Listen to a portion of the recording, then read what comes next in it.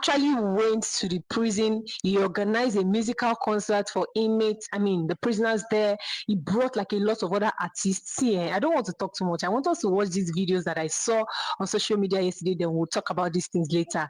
Also, we'll talk about Lagos traffic. Hey, see, I need to keep you guys updated on what is going on in Lagos right now. So watch this video to the end, okay?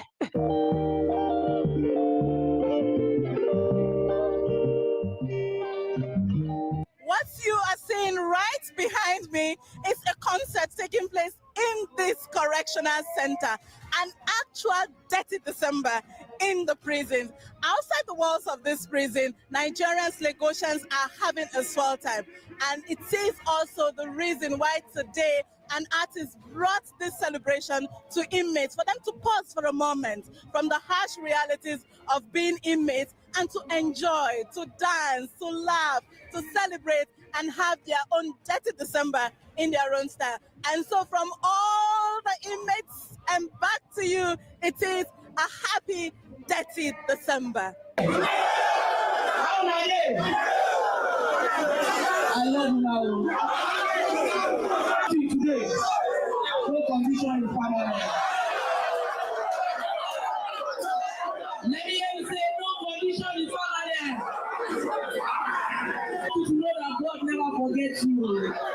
If you behave well, you don't say you become a yes, and you don't say you still become somebody, sir. Say you don't say I should play like this to be somebody, sir. Say you don't say president will come up for yes, sir. You don't say governor will come up for yes. You don't say billionaire will come up for yes. You don't say millionaire will come up for yes. You don't say for yes. You don't say doctor will come up for yes. I believe in you. I believe in you. I believe in you. Do you believe in yourself? Me, I come out of my house to come support you for you today. If you don't say you are special. If you don't say you are special. The world never forgets you. Your family never forgets you. And you are not rejected. Are you ready? If you are ready, let me hear you say. Ladies and gentlemen, welcome to December. Nigerians, let me tell you something. I'll be joining you in this traffic every December, every year from now on. The way I enjoyed Lagos, I said,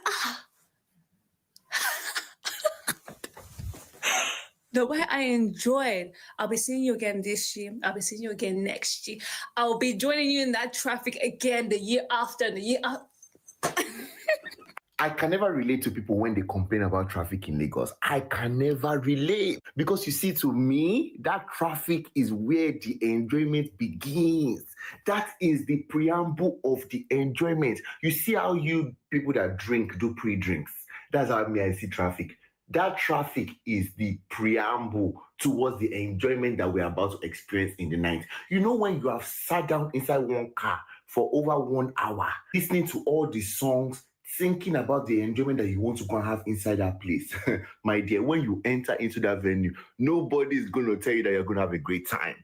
I just heard that if you go for Dirty December in Nigeria, you will not pay for your food expenses. If you go out now, guys will be the ones paying for the girls. They basically split the bill among themselves.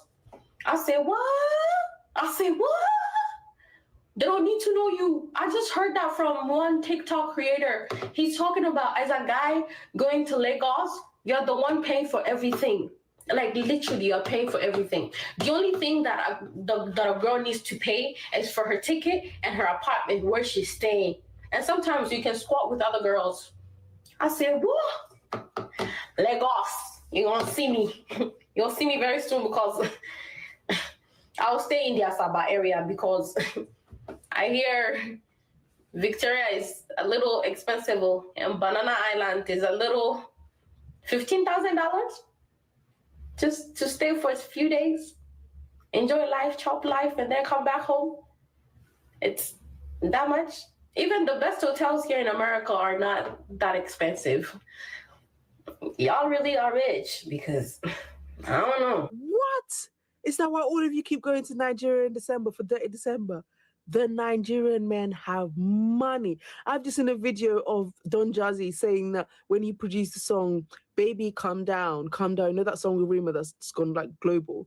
When he produced it, he spent like $5 million promoting it. A song like Calm Down now, we probably spent close to $4 or $5 million to get it to where it is. Guess how much he got back? 500 million. He made 500 million in profits from one song. Is that why all of you are going to the nightclubs in Nigeria to meet the producers? I get it now. Do you, girl? Get it how you can. Get it how you can. Girl, go and collect the coins. I applaud it. I welcome it. Go and get the money. 400 million for one song. Is that why everybody's going home? Ha, ha, ha, ha, ha. I never understood the link between Naomi Campbell and Wizkid back in the day when I saw them hanging around together. I think it was like 4 or 5 years ago, and I was confused because I was like, they're too far apart in age. They're not in the same circles and all of this stuff. Naomi goes where the money's at. Do you remember the Blood Diamonds? Naomi was there. Do you remember all the controversies over the years with the presidents and stuff? Naomi was there. Naomi's only where the money is. Now I get it. I get it. There's money in Nigeria, not salaried money, real income. Girls, if you're going home, get as much as you can. Make me proud. Woo! Yeah. Guys, I just can't believe it. Like, Nigeria has to be the best holiday I've ever been on. And bear in mind, I've been to Miami Spring Break. I've been to Dubai in September. I've been to all these party holidays, DLT Malta, the list goes on. But nothing comes close to Nigeria. And that's me being honest. Because I'm thinking to myself, why has every country I've been to not given me this sort of experience? Someone needs to answer that question for me. Because I'm thinking to myself, this place is not a real place. Like, if you come for a week, I promise you'll leave, in that week, you'll leave satisfied. You'll leave thinking that you've done a holiday. You don't even need to travel anymore. The day of December has to be the best place. Lagos, I promise you right now, you need to start making this a bigger place. Because the amount of traffic there is, I'm not even surprised. Everyone wants to come right now to Lagos, Nigeria, because we're #1 trending when it comes to the holidays. #1. People, I think, might as well just move here right now. People might as well experience this type of life all year round. Because I can't just be here for day of December and then go back to UK and then that's it. I need to make this an actual permanent stay. Because day of December, as I've said, you owe me nothing. Despite the rough start to Dirty December, I'm so happy that people are having fun and still posting their content. Because for me, I'm still living through y'all content. Like, I'm enjoying it. I'm happy to see people happy. Lani Olatono has assured Nigerians that the new federal tax law, scheduled to take effect in January, is designed to...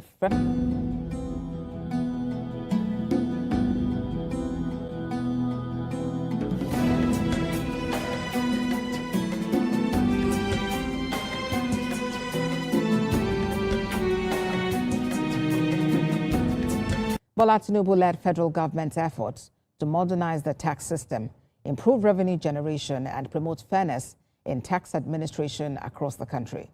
Mr. Olatono allayed fears among members of the public that the new tax law would lead to arbitrary deductions from personal bank accounts, stressing that the law does not grant tax authorities the power to withdraw funds from individuals' account without due process. The EKIRS chairman also dismissed rumors suggesting that Nigerians without tax identification number TIN would be penalized or have their account frozen under the new tax reform. We have to agree on some of the sharing mechanisms so that they won't feel cheated in one way or the other. So once that law now comes into effect, it's hopeful that some of these menaces will reduce. They are also looking for a way of making more money, but again, many of the local government or SCPAs they don't have professionals managing their revenue services. There is not supposed to be any blockage of any road by anybody, nothing like enforcement of stickers by anybody. And law enforcement agents have been called upon to arrest anybody that is fan of that.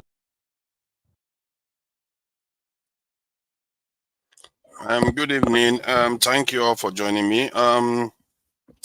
Merry Christmas, everyone. Anybody that is actually celebrating Christmas, Merry Christmas to you. I hope you celebrate and get what you wish out of it. I'm sure presents are exchanging hands and family members are getting reacquainted with their cousins and distant family members. And yeah, the food is also, you know, in Nigeria, they really do celebrate Christmas. Yeah, you really get the Christmas feeling in Nigeria because they really do like to party and have that festive atmosphere. Here in the UK, it's mostly about family. People go and see their family members and exchange gifts and spend the day watching movies and, you know, just spending time with family. And this live stream is just meant to cover some of the positive things that are happening, you know, towards Christmas and towards the end of the year, because this is what we, you know, is going to be, we are going to be covering more and more, trying to cover the events of the year, the highlights, in how some people will put it, of the year. But this one is focusing on the positives, and I'm not going to be, you know, I've talked about the negatives yesterday. So, like some of the positive is a tax reform bill. Some people may not see it exactly the same way, but I think overall, it's a good thing that Nigeria is able to collect its tax efficiently. I'm not going to talk about the negative things. We know there are negative stuff, so we're not going to talk about that today. That is not for it today. So I'm going to go now to showing this other video so that we'll cover another positive that happened for the year 2025. Let me get the video on now. Just a few years ago, he made a shocking attention when he told Nigerians and indeed the world that he will be building the world's largest single-train refinery in Lagos. Today, right at the outskirts of town, columns, complex instrumentations, boilers, control room, and many other infrastructure now stand well in place, functioning and delivering refined petroleum products. This is the abridged story of what we have today at the Dangote refinery, plus a petrochemical plant, all in one complex, set to be 7 times the size of Victoria Island. The key announcement today is that we're expanding the Dangote refinery. We're announcing it officially. We're expanding the Dangote refinery from 650,000 barrels per day to 1.4 million barrels per day. Just when it did appear a perfect time to take a breather, the man behind this massive infrastructure shakes himself up and says it's time to get back to more work. This time it will be more than twice. This will make it the largest refinery in the world ever. That is surpassing the Jamnagar Reliance refinery in India. This expansion reflects our confidence in Nigeria's future, our belief in Africa's potential, and our commitment to building energy independence for our continent and the world. He's quick to heap the inspiration of his expansion drive on President Tinubu's energy policies. Of course, it is the dream of Mr. President Bola Ahmed Tinubu, GCFR, for Nigeria to emerge as one of the major suppliers of petroleum products in Africa and part of the world. And with his strong backing through previous stated policies, we are now taking this challenge to make this happen. The refinery's polypropylene production capacity will also be increased by 900,000 metric tons annually, boosting the supply of raw materials. The refinery facility will produce Euro 6 standards fuel, meeting the highest global environmental benchmark. And according to him, over 85% of the workforce will be Nigerians. The expansion is expected to create 65,000 jobs during construction, attract major investment in crude sourcing and financing, and further strengthen Nigeria's energy security. Olu Phillips, Channels Television News. Represented by AIG Victor Laya, the passing out parade of 370 constables in Mina. The IDP revealed that 70% of the new recruits will be deployed to Niger State to boost security across a large territory. He also reaffirmed President Tinubu's commitment to addressing security challenges by providing manpower and logistic support to security agencies nationwide. So that is the 30,000 extra police officers that are due to be recruited into the police force.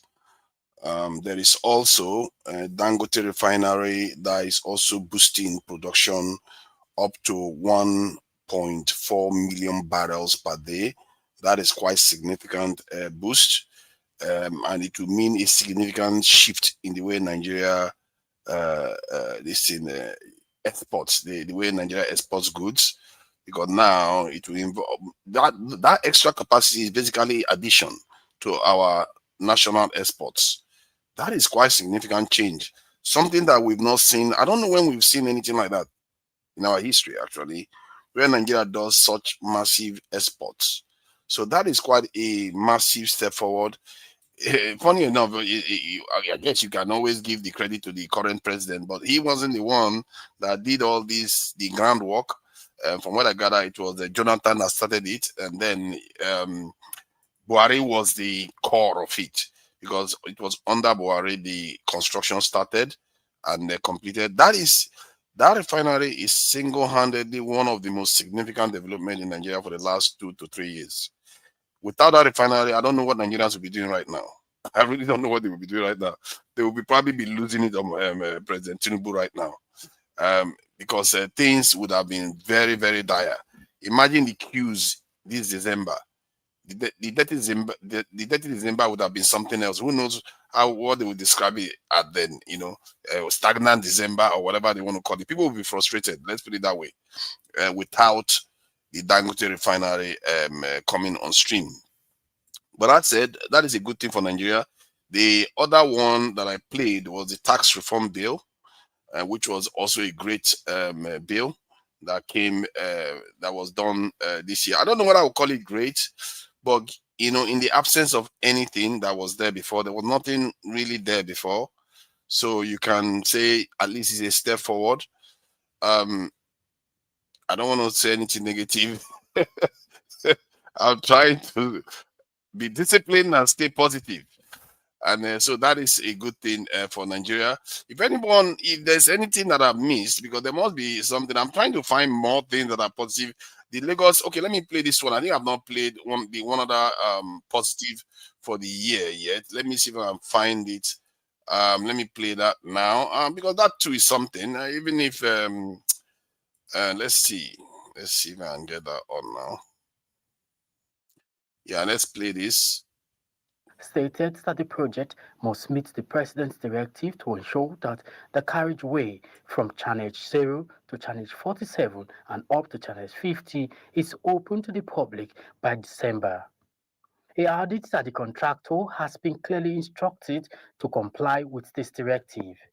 The minister further explained that the opening of the first section of the road will not disrupt ongoing construction. He noted that April next year has been set as the target for completing Section 1.5 of Section 2 full commissioning, excluding the bridges which form part of Section 2 contract. I've always been imagining from Channel 0 to Channel 750, and we have this kind of route. That would be a revolution in terms of, the economic growth in this country. Not to talk about 1,068 kilometers of, Sokoto Badagry. Not to talk about 465 of the Trans-Sahara from Calabar to Ebonyi down to Abuja. Not to talk about 439, of Akwanga, Jos, Bauchi Gombe. The newly appointed Federal Controller of Works for Lagos State, Engineer Olufemi Dari, commended the minister and President Bola Tinubu for the attention given to the coastal highway and other road and bridge projects across the state. Speaking on the prolonged dispute involving Win Homes, Engineer Umahi clarified that the Federal High Court ruled that Mrs. Okeum and Win Homes Global Services Limited lacked the local standing to initiate the legal action, having admitted through their court filings that they no longer possesses any proprietary interest in the land. Where is the investment of 250 million US dollars? How did they pay? Where is the bank account? Where did you keep the money? So it's a fraud. From Lagos, Agbuji Korea, ITV News.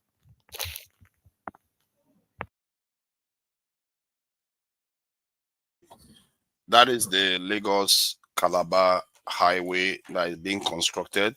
That is wholly a project of this government. If it succeeds, the government will be given credit for it, and if it fails, the government will be blamed for it. So that's one of the few things one can say totally belongs to this government. The tax reform bill is that of this government. The Lagos Calabar highway is that of this government, and the tuition fees is that of this government. And it's funny because nobody talks a lot about the tuition fees anymore.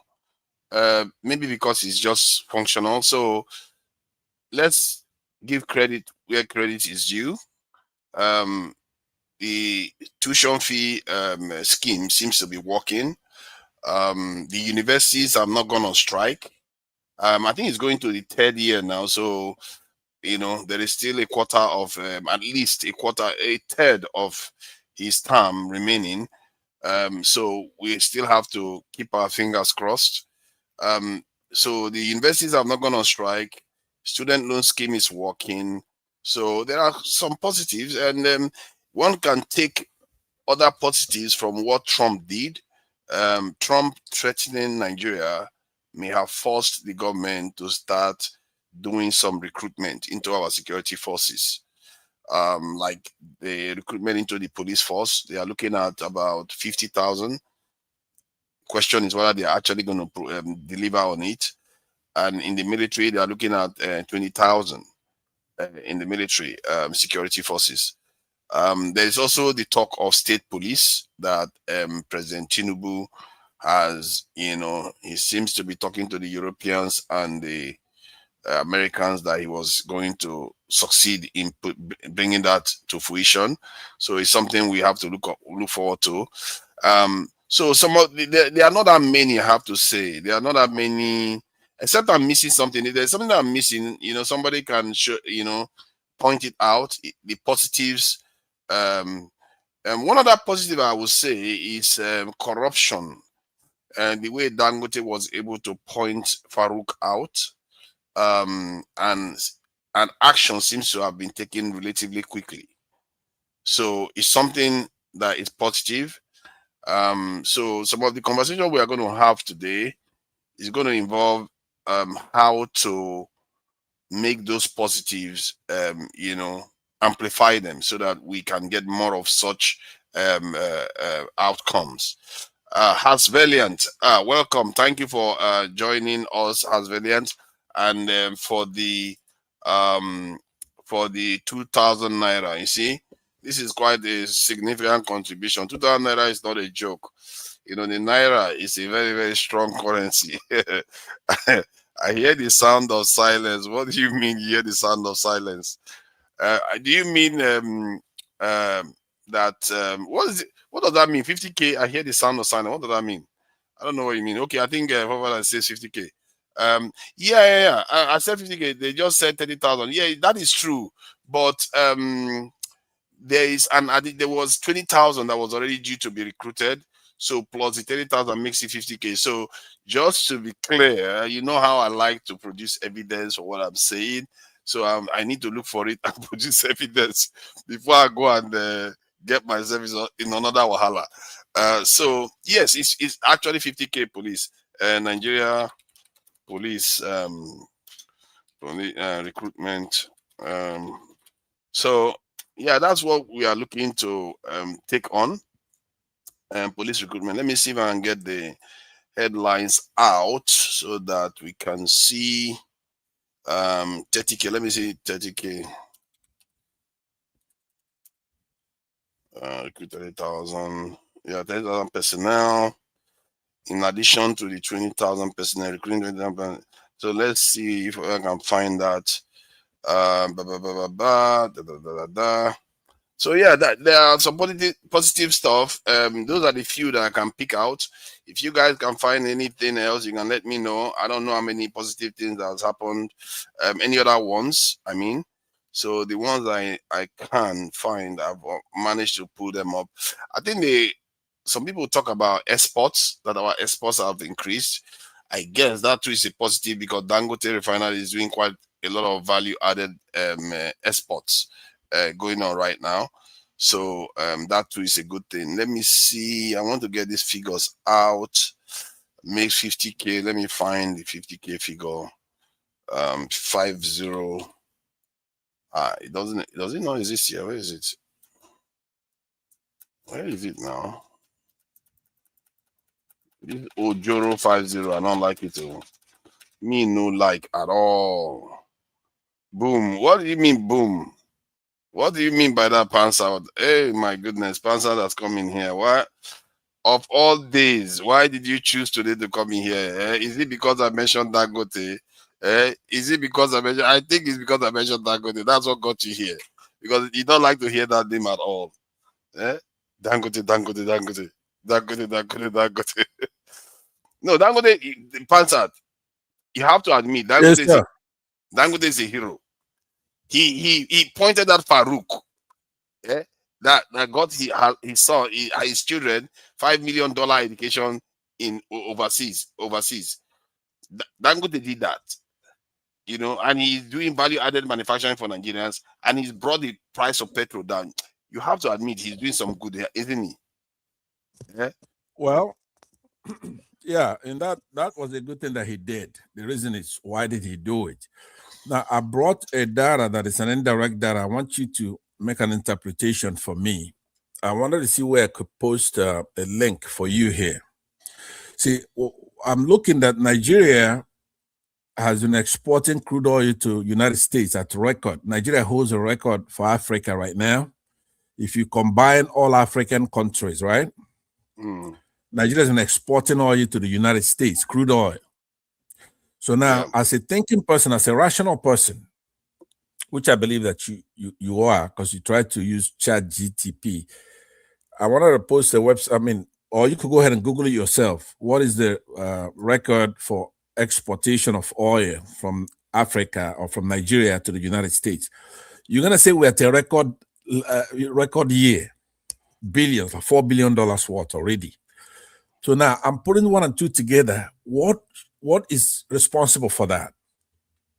What I'm thinking, right, is that instead of refining crude oil, Dangote is exporting crude oil and maybe getting back refined petroleum to Nigeria. Because it shouldn't be that you have the same thing happening at the same time. Where we are, we have a big refinery, the capacity of, say, 650,000 or even half of that. Because I know he lies a lot, this Dangote. When you have billions of dollars for people who worship money, you get away with lying. But with somebody who doesn't care about money like myself, I have my own. I have to hold you accountable. How can you be refining that much crude oil, have that kind of capacity, and then that's when we are exporting a lot, right? You chose your location to where you're outside of Nigeria pretty much. It's like Lekki.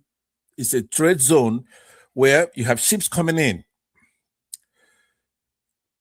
To me, now, because I put the onus now on him to show why I'm wrong. I believe that he's exporting oil and he's having a fight with our regulators and removing them. He's removed two now who are supposed to regulate him, right? So a guy like you who like to kiss ass, right? You're impressed with whatever Dangote does, such as removing this regulator, even if you accuse somebody of corruption. That's what military people did. In essence, when Buhari did a military coup, he would say corruption. The first military coup in Nigeria that led to the war is corruption. So Nigerians are wired to be against corruption. So once you accuse somebody of corruption, your audio has gone away. And you want, right? So what I want you to do now, you use your own, because you like to talk about this stuff. Tell me why Nigeria built one of the largest refineries, but then we have a record year of exporting our crude to United States, and then Dangote claims that he imports crude from the United States, right? That the Nigerian government is not giving me enough. Because of that, he slashed our equity from 20% to 7.2%. You follow me? Yes. So I've given you the data. So now try to let me understand, how is that possible? I think if it was clear that there was an agreement with the Nigerian government to supply crude, I think of the value of about $1 billion, and the government didn't supply it when it was due, and Dangote needed that crude to be able to produce petroleum. In other words, get the refinery working. Okay, hold on there. Let's just do a dialogue, and AY could come in. When you go into an agreement with a second party or a third party, but especially with a government, and the government does not fulfill an obligation, what you have to do, first of all, you're smaller than the government. Somebody could come in tomorrow and take over that government. If you had an agreement, let's say with Nigeria or your Dangote, they're supposed to fund you or give you whatever to get 20% equity, and they fail on their side to meet an obligation. The first thing you will do then is to go to court. Right? You cannot, because government is stronger than you. You cannot on your own, use the tail to start wagging the dog. In essence, you cannot say to the government, I'm going to cut you down from 20% to 7.2%. The first thing you do when there's a breach of a contract is you go to court. And then you first of all, you're going to try to get the government to meet their obligation, right? Because they've already given you $1 billion in cash. So you're going to go to court, and then that court it's an arbiter is going to enforce the law and say, hey, look, government, you made this arrangement, you have to fulfill that obligation, pay that money. It's when the government fails to do that, then the court would give a judgment. And it's not automatic. That's the first thing the court would do, is to give you the judgment. Say, okay, did you you won. know that though? Then you're going to go to collect. That'll be where But did you let know me that just round up with that sentence, then you continue, because okay, it's good for me to be short, but I want you to be short. So if then the government, you receive a judgment from the, can you hear me now? Can you hear me? A little bit delayed, but I think it's fine. Go ahead. I will let you Can finish. you hear me? Yes. Okay, I'll finish with one sentence. So it's after you get a judgment, it's not automatic. Then you go back and get the writ of execution to where you can then have the courts aid you. You cannot tell the government, I'm going to cut you down from 20% to 7.2%. That's illegal. That's fraud. We're Nigeria, so that it's a tripartite thing. You have our regulators, you have the government, then you have the people who own those oil, those resources. Then you have Dangote. Dangote cannot go and collude with the government like Buhari when they're leaving and say, okay, you know what, once you leave, I'm going to take a lot of that percentage, maybe give to your family. So because then it costs to have the Nigerian people. So that's what I want to tell you. But more importantly to me, though, is how can we be exporting record crude oil to the United States and then have Dangote import some of that crude back to Nigeria? Thank you. Thank you for that. I think some of the points you made, especially regarding the equity reduction, from what Dangote said, that it was the Nigerian government that opted for it, that they probably sold fuel to the IOCs, so they didn't have crude oil to IOC, so they didn't have crude oil to supply to Dangote, so they opted to renege on that obligation, or even giving Dangote the money to go and get the crude oil himself. They didn't do that. And to be fair, Tinubu had the funds. Tinubu was borrowing a lot of money during that time, billions upon billions of dollars. He could have just borrowed $1.something billion and given it to Dangote, and Nigeria would be 20% equity holder in the refinery now. And now the refinery is also looking to even go to 1.4 million barrels per day. That is a lot of money that Nigeria could have been making. But Tinubu went and this is positive day. It turns out you want to make me become a little bit negative. This is positive. No. Dangote is doing very well. No. What Pastor said, probably this is the first time I'm gonna I agree with Passat. Congratulations, Passat. What Passat said is true. I agree with him. I think the deal was not transparent enough. The manner in which Dangote actually announced the end of that deal, I think it was really, really bad. I think Dangote was not smart about that deal as well. If I were Dangote, I would make sure government have percentage of that refinery. That would also protect that refinery. At least 20% was a good number. But when it came up, I said, you know what? The government have reneged, blah, blah, blah. They don't have any part of the refinery again. That was really surprising, you know. What Mr. Passat said, the right way to go about that was to go to court. Go to court. I said they've defaulted on the agreement. For this reason, there are terms of agreement, right? Probably if they can't make so amount of payment by so time, then we're gonna cut them off from the refinery. It make a very, very strong point. So I think the first time was reduction of the 20% to whatever percent. Then finally, I think there were some foul play there. I think these are kind of stuff like the people need to start up for, you know. If ordinary people can sue Dangote for that. The other thing is, like you rightly said, for what reason, even if Buhari is not there, Tinubu cannot make sure he retain that deal because it's for the benefit of Nigeria as well. So it's win-win for both sides. Dangote benefited from Nigeria as regards refinery. Exactly. You cannot deny it. Yeah. I think Buhari and Emefiele, they help him a lot in building that refinery in terms of currency and other stuff. I think it's just right for him to do his part and make sure he give what belongs to Nigeria to Nigeria. Yeah, I think. But there's a reason why. But don't you ask yourself? There's a reason why the Nigerian government went to court, because the Nigerian government are the one that pulled out from during that time when it was happening. What I was reading, it was that the Nigerian government were the one that pulled out. It wasn't him that chased them. If Nigerian government are pulling out, you ask yourself, for what reason? Why are they pulling out? Just like you said, I don't know. Tinubu government have borrowed a lot of money. The other thing I wanted to tackle you for was the issue of student loan. You are praising Tinubu for student loan. That student loan is a scam. It's evil. So you don't know how these people operate. Why I'm saying it's evil, it's a scam. Who is benefiting from student loan? How are they awarding the student? You can't even award student loan. How are they awarding? They just get some student and say, take the money. If that's what are they going, how do you identify those from poor background? The parent cannot pay their school fee. The parent cannot take care of their school.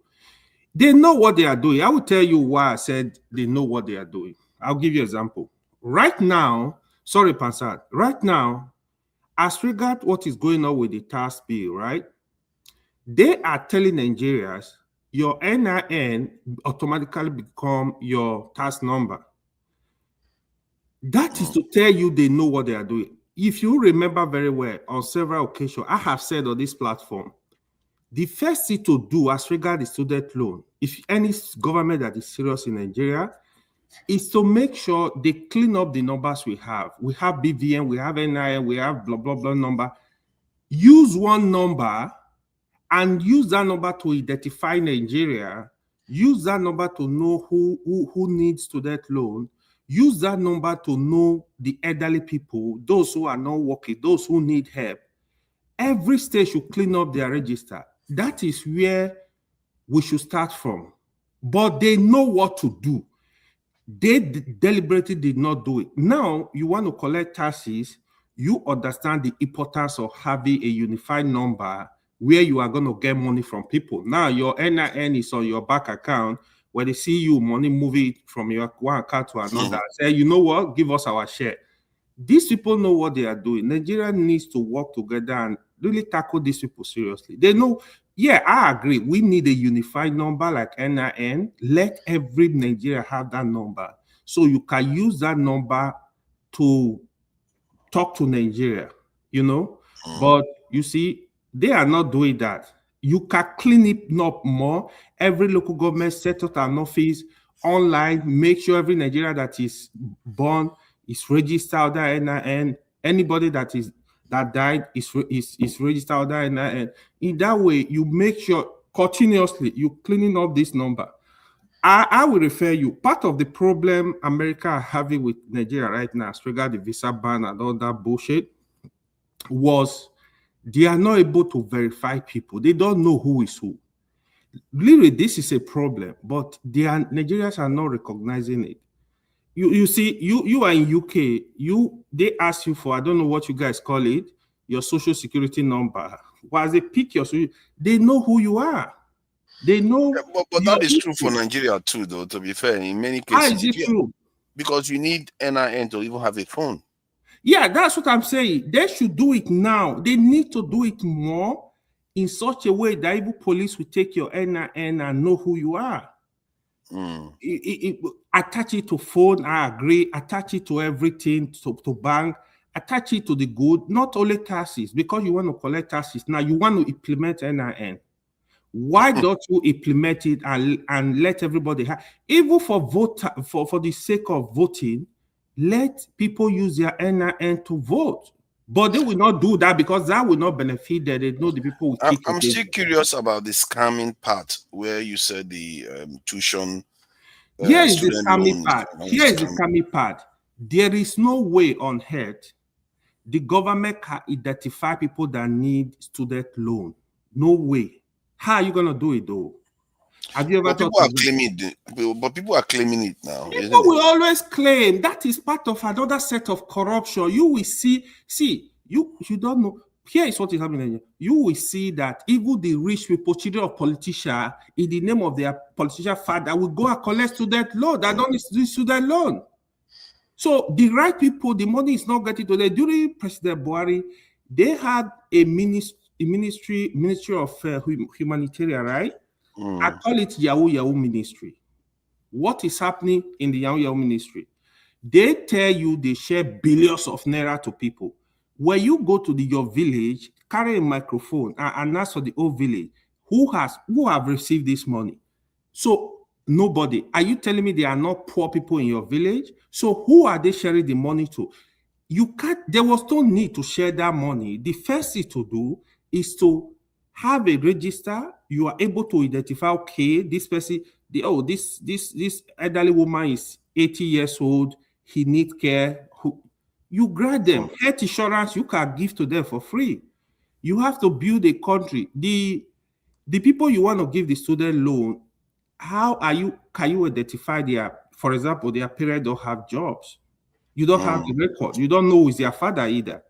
You don't know. How do you know they need? So that's what I'm saying. You are so negative. It's not negative. No. All these are leaders that try that. You're so negative. I want the government to be genuine with Nigeria.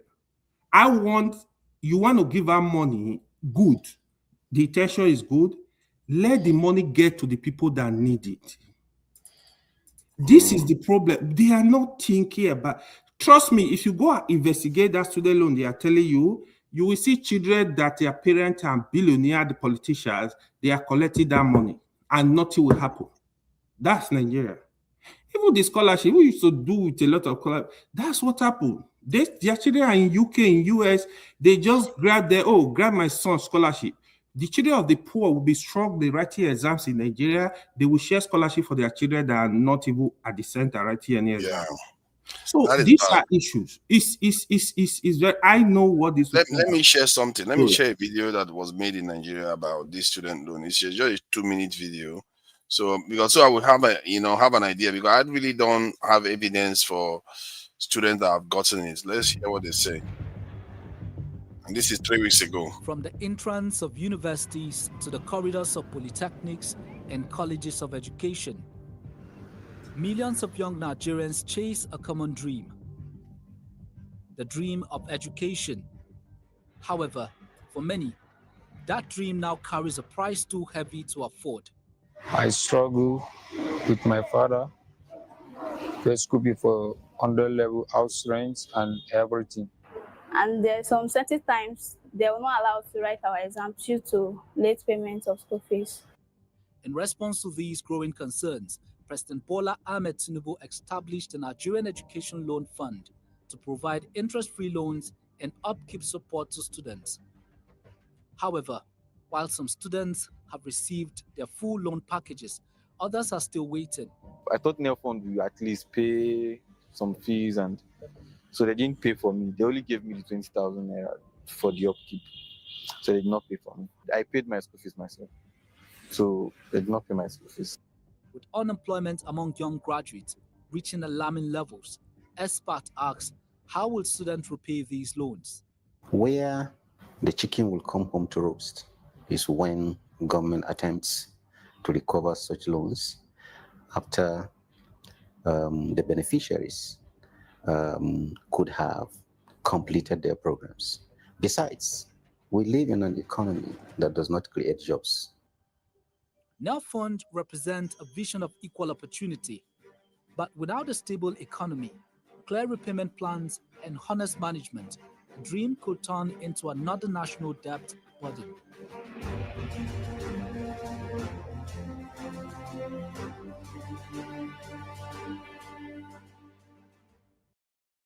Nel Fund represents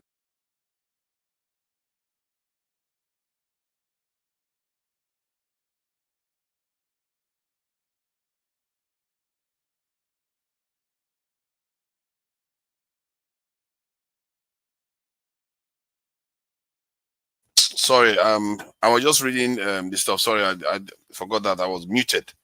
The Nel Fund, if it is true that 500,000 got it, that is not nothing. That might be quite significant money. Father, sorry to cut you short. You hear what that man said. One thing here, right? First of all, government cannot even collect this money because they don't even know the people that are collected. There is no... See, if I were the president, now you want to implement new tax system, the best thing to do for Nigeria, why don't you make, even if it's first or second year in university, free for everybody? Why don't you do that? Make it free. You can go to the people, you said now you want to collect taxes. Okay, collect taxes. Start working on the NIN number, develop that number in such a way that you can look at in Nigeria, what is your NIN number? You know what the person is doing, you have more information about the person. You are able to identify who need this money. If anybody is working in government, in private sector, you make sure they implement their NIN so that can actually pop up in the database. We don't have database. You can't trace anybody. Police cannot trace anybody. Nobody. It's just a jamboree. Like the student loan is trash. Why do we say we don't have database? We have NIN database. If I enter it now, database, first of all, you are talking of the fidelity of the database. One, we have NIN, we have BVN, we have, I think we have some other number. Why, if you are serious government, why do you need all this number? You need to unify the number. You were able to unify the currency, right? You need to unify this number, clean it up. You unify, you clean up. The cleanup process takes time. So that is really, we really need to clean it up. Clean it up in the sense that make sure, let BVN go away. NIN should stay, in my opinion.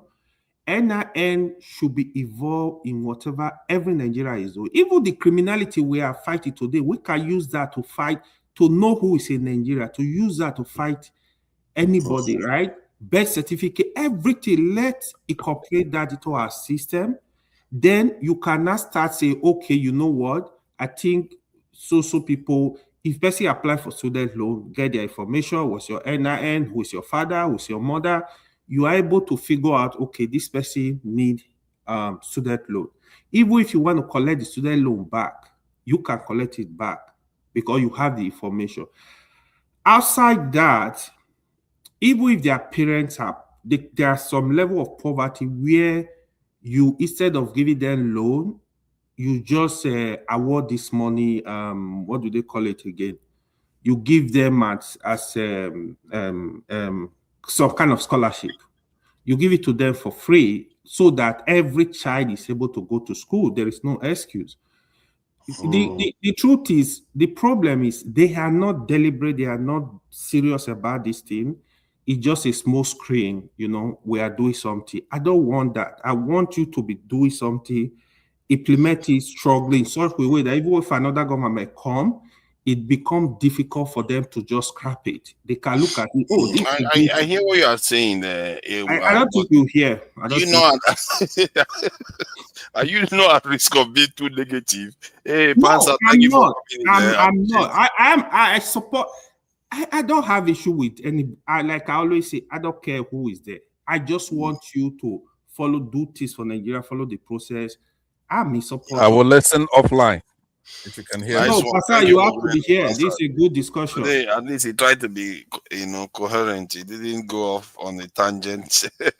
he didn't veer off any rail, so he wasn't like on the case. Deal with the data that I sent. I want you to talk about the data that I sent you, forefathers. How can we be exporting more crude oil when Dangote is coming online? I really want you to answer that, because my suspicion is that he's the one exporting that oil. What is happening is that Nigerian government sold oil into the future. So even if they have more oil, but they've already taken loans for them. So Dangote didn't get the crude oil. And that is, for me, it's a tragedy that Nigerians don't hold the president accountable. How can we have 20% share of such a company and we gave it up? I don't understand how the Nigerian government did that. If I was the Nigerians, I would like, pay me my money back, man. That was a good investment. You took us out of it. You have to pay damages to the citizens, because if Dangote starts exporting 1.4 million barrels a day, you know how much money Nigeria has lost because of the Tinubu decided to pull Nigeria out of it, and now it's remaining only 7.8%. So, but let's not be negative. Was it Tinubu that pushed Nigeria out of it, or is before Tinubu got it? No, Tinubu was the one that pulled it out. Oh, yeah? So Tinubu, yeah, it was under his government. Dangote came out and complained about it, that the government is not supplying what they're living by their obligation, and they chose to pull back. So, but you know, it's all good. Dangote, there's another thing Dangote did again that I will have to also acknowledge. You know, the guy seems to be the only good news we see in Nigeria these days. I don't understand it. You know, No matter what you got to give it to Dangote, but you should not rob Nigeria. I don't want him. That's where that's what is scaring me. It's like, what is behind all this? You know, I support him, but if he rob Nigeria, I'm gonna go after his neck. Don't rob Nigeria. Yeah, Dangote. Yeah, give it to him. He has done a lot. You know. Yeah. Let me share one of these video again. This was about giving money for education. Let's see. Annual education support initiative.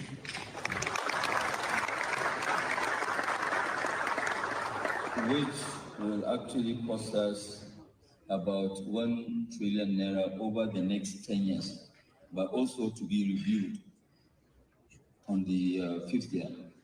Beginning in January 2026, this initiative will 100 billion annual. Okay, so that's another about $100 million, 100 billion naira. 100 billion naira every year. 100 billion naira every year. Yeah, that's actually more accurate. That's a good thing. Yeah, we can have more of that, right? So Dangote is trying on this, so right. We appreciate it. But even that money, I don't know what the money is specifically meant for, but we have a lot of work to do at least in our federal university. Make this university to standard.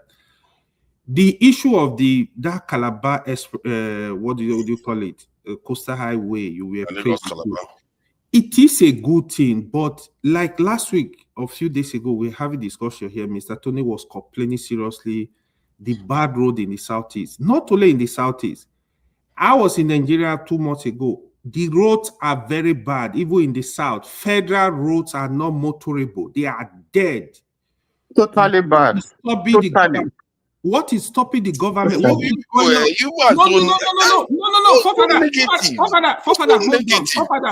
bad. Hold on. No, it's bad. Forefathers is bad. Hold on. Mr. Tony. It's bad. I know It's of bad. a road. I know of a road, express road, that takes usually supposed to be 3 hours. People are spending close to 24 hours on that road. Where is Okpawolo? He knows. I'm telling you, you know, I don't blow any false alarm. I'm telling you the plain truth. The Nigeria roads are horrible. When I went to Nigeria, I was able at least to travel from Benin by from Kaduna by road. I went to Kaduna. I traveled by road. I from Kaduna down to Abuja. I traveled to Benin by road. These roads are all they are dead. So come on, man. I'm telling you, people are listening. No. This Hold is a on. positive show. What kind of This negativity is is not this? issue of positive. We have to say the way it is. This is supposed to be a People, positive hold narrative. on. Father, you are in UK. People are suffering traveling on this road. Father, the roads are bad, though. They are That bad. is why the They are bad. kidnappers are having a field day. They are bad. So when Mr. Tony was coming, like I know what he was talking about. I witnessed this road. Like when I travel, the body pain from the hold up, gallop, everything, it's insane. So I don't see the excess. Yes, it's good to have a coastal highway. Perfect. I don't want to be the bad guy. But why don't you focus on this eternal road, the federal road, interstate road? What are you doing about it? That's why when this admission came in, when we were discussing the ministerial appointment, if I were the president, I know we have problem with our roads. I don't mind. I will still say it. I don't mind having 6 ministers in each zone, Minister of Works.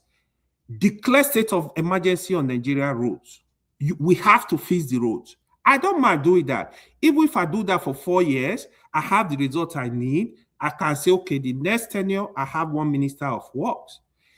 There is nothing wrong. Nigeria don't take outside the board. There is nothing wrong having 6 ministers of work in each zone. Make sure you have 1 minister. We need the roads to be fixed. You pop money, you open up a black check for coastal highway because your children will benefit, the people close to you will benefit. It's unacceptable. Nigeria, these are small one. I'm telling you what is going on. I passed through all these roads. Asaba Expressway, one of Nigeria's most important highways, Yeah, was completely broken down just days before Christmas, leaving thousands of travelers stranded in hours-long and even days-long traffic gridlock. This is just a day or so ago. My name is Wama Emmanuel Chisom. Can you imagine that we left since yesterday? We're supposed to arrive in Abia State by 10 o'clock this morning, but we are still on the road. This particular road now is leading to Enugu, Onitsha, Anambra business road, but it's not good at all. Any car that passes through this road must have one fault or the other. It's not good. This is rubbish. Because the government is not helping us in any way. They are not helping us in any form of any way. Okay, imagine, can you see a project that they started for how many months? Just look at a project that they started for how many months? They just abandoned everything like this, as if it doesn't mean anything to anybody. They abandoned everything. And only the poor are suffering. Only the poor. When you see a politician, he's working with escorts. This is rubbish.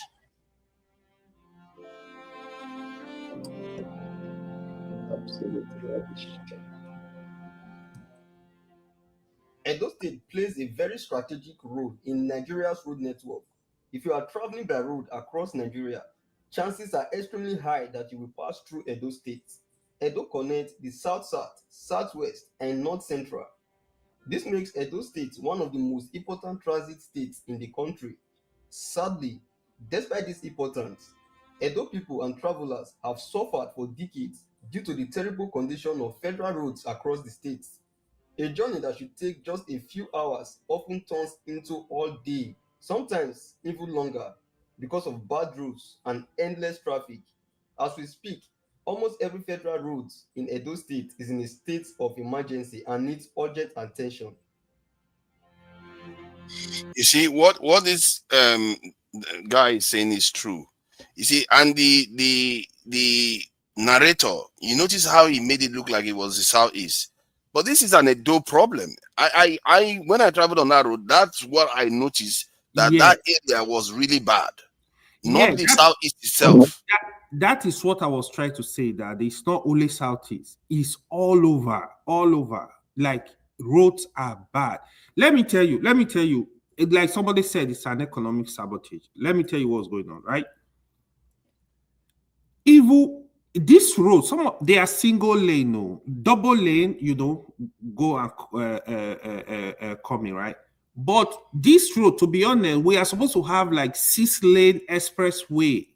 This is what we are supposed to have by now, because they were not taking care of the population. I have repeatedly said, in year 2000, Nigeria population was 120 million.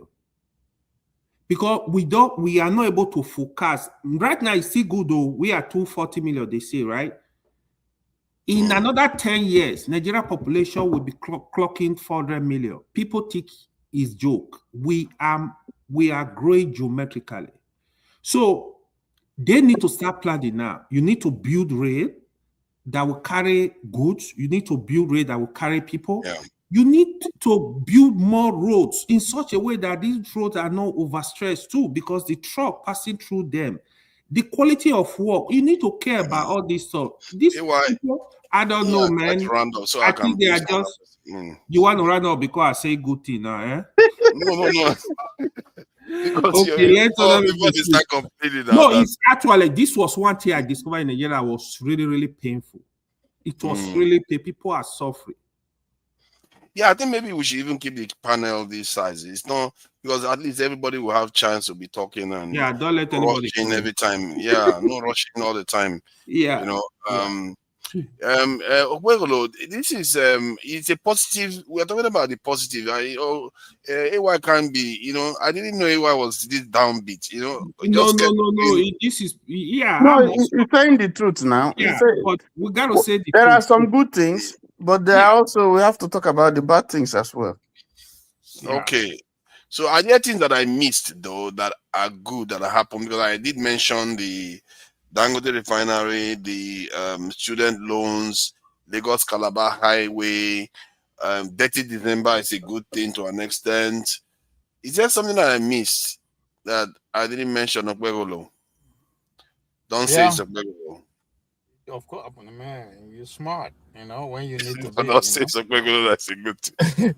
You are smart where you need to be. You just said it. Pablo is another. At least to the constituency that he represents. We are all smiling. So it's but I don't know why. On one hand, you want to be positive. You decide to show dead federal road in order to point it on my. No, it's enemies of progress that keep talking about it. So I just thought I should show you. I just want to point it to my. I had to show you. They are the ones that would let me go positive. They kept dragging me back. He's just telling the truth. That's federal government problem. What am I supposed to do? That's not Okpaholo's problem. That's federal government's problem. So you guys should try again. Even Okwebolo enter inside the gutter within the entourage in one of his state tours. It's under federal. Okpaholo is under federal government, so it's not. That's an embarrassment too. Okpaholo is not above federal government. Is it above federal government? All of us are under federal government, so it's subjected to that too. That's where we are. To be positive, but it's hard. It's hard to be positive. Positive. I don't think. First of all, I don't know. Pansat is not there. Pansat don't know what they talk about. You see. I have no idea what he's talking about.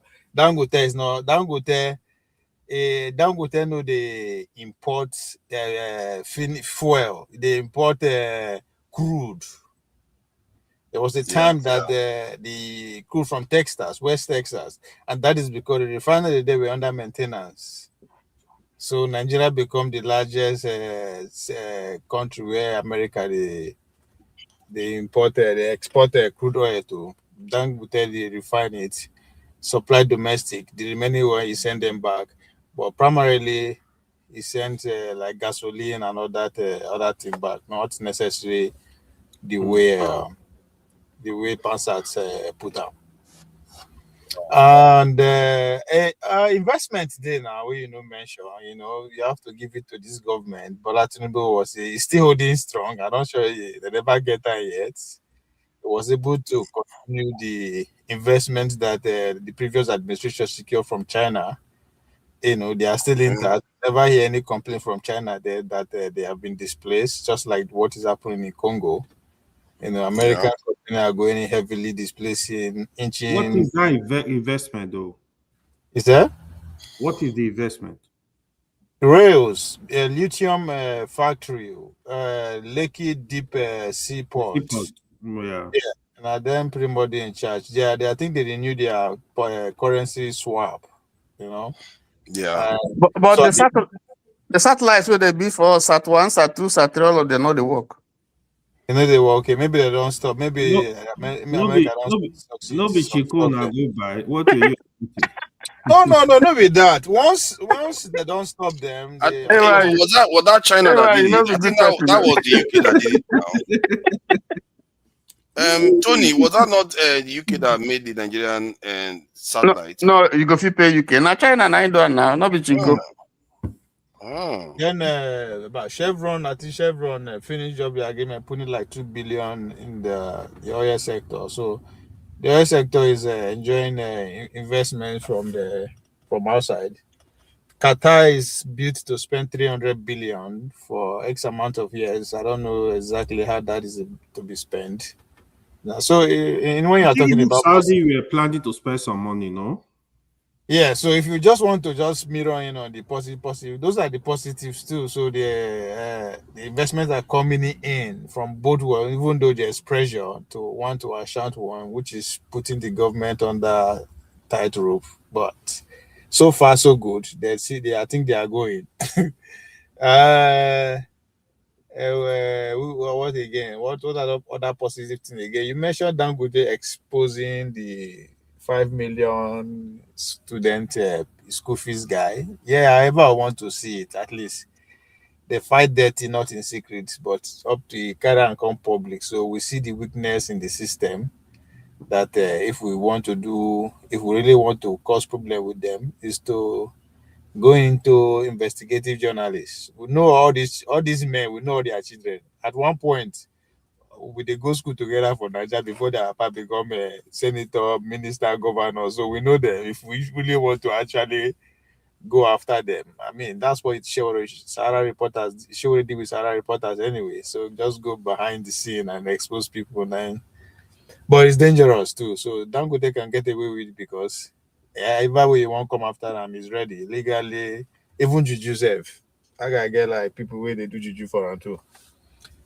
So yeah, I think the positives are if you already want to stick with that. Those are things so far that I have seen.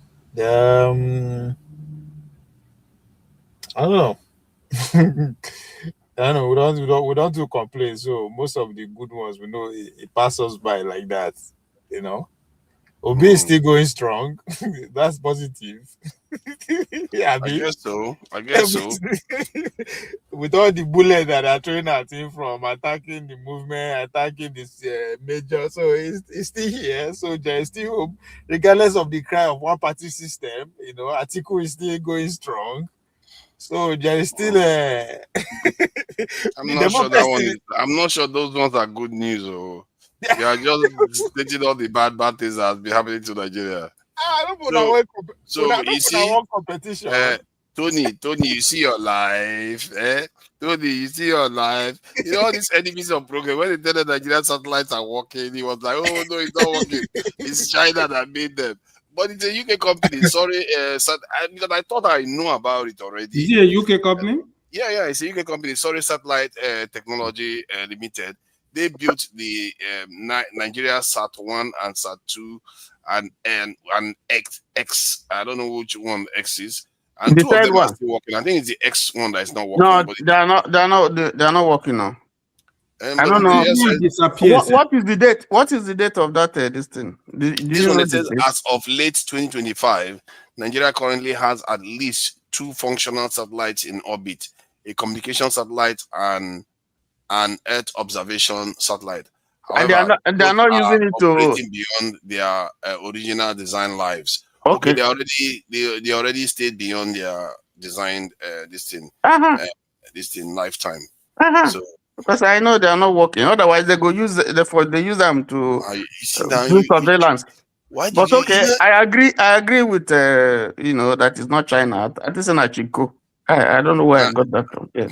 Look at that. You You call them. see this, UK go collect the Is it contract. what you call Chinese people just now? Is it what you call Chinese people just now? You know, this kind of attitude, this kind of attitude is not helping. Let's drag them into this, trying to soil their good name. What's the difference between UK and China, though? Even you see the internet is not working, it's struggling. Oh, they don't. UK is not. They see they call them Great Britain. They call them Great Britain again. They look we shouldn't have used UK. Forefathers, for the fact that a UK company handled it doesn't mean that the technology was from UK. That's another point. Even if it's an American company, it may not necessarily be that the technology is from America. You see, that's another side to it. Oh, look at that. That's an intelligent one. China. You see that? They want to see through it on China. Well, we know that. Let's exonerate business angle is always different from technology angle. It could be, but it may not necessarily be. That's what I'm saying. I'm not just trying to dispute. I don't know where I read that it's China. You know what? Anyway, I think satellite technology is very sensitive, and generally, as some of our even building drones, they try to avoid Chinese companies as much as they can, except it's on passive components that can't talk. They just do their stuff. They can use Chinese component, but if it's a serious stuff, they will avoid Chinese DC products for especially space missions. Otherwise, why Nigeria might as well go to China now and get itself sorted out. But that said, so it looks like none of you want to say all the positive things that's happening. No, I can. I have some positive. If you allow me. I have some too. Okay, great. Let's bring. You see all the negative-minded people. Let's put them out there. Please go ahead, Tony. No, we're not criticizing because we love to criticize. When we see some positive, for instance, there's been in the foreign exchange market, there's been some macro economic stability. The naira has been relatively stable, floating over 1,400 and something, less than 1,500. Is that the best that we can have? No. But, the area where today is 1,005, 1,006, 7, 8, almost 200 and down and so on. So you can't plan. That has been a problem. But now at least there's some measure of planning that you can do because this stability has remained for quite some time. True. But the government still needs to do more. We see fuel prices coming down. Is it the best that can be? No, but it's dropping. It's coming down. I think Dangote is 600 and something. Some private people are saying 700 and something. But at least that's some relief for travelers, and we haven't seen significant impact in terms of the products in the market. In Nigeria, anything that goes up hardly comes down. No, there is drop in the price. Yeah, they say rice, for instance, has come down to 50 something. Even pepper, a lot of things, to be honest. Okay, so there is some progress. If you go to security, we see the cooperation between Nigeria and America is yielding some results. Now it looks like the government has woken up from its slumber. They have done some mapping, geomappings. American planes coming to Nigerian space with support of the Nigerian government, and they are doing some surveillance and passing some information, intel to Nigeria as to how to deal with those, security issues that we have.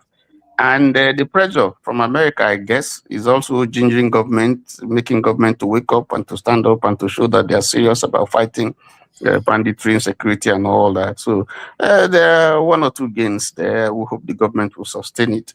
And then if you go to, rail lines in some areas, apart from the southeast, we see some progress being made. But what other areas? The only problem, some of the problems that we have is that government has not been transparent.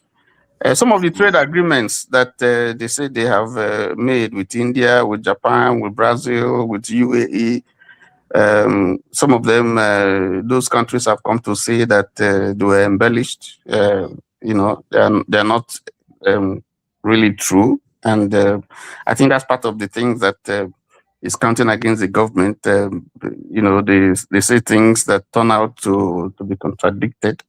The attitude of government to what's it?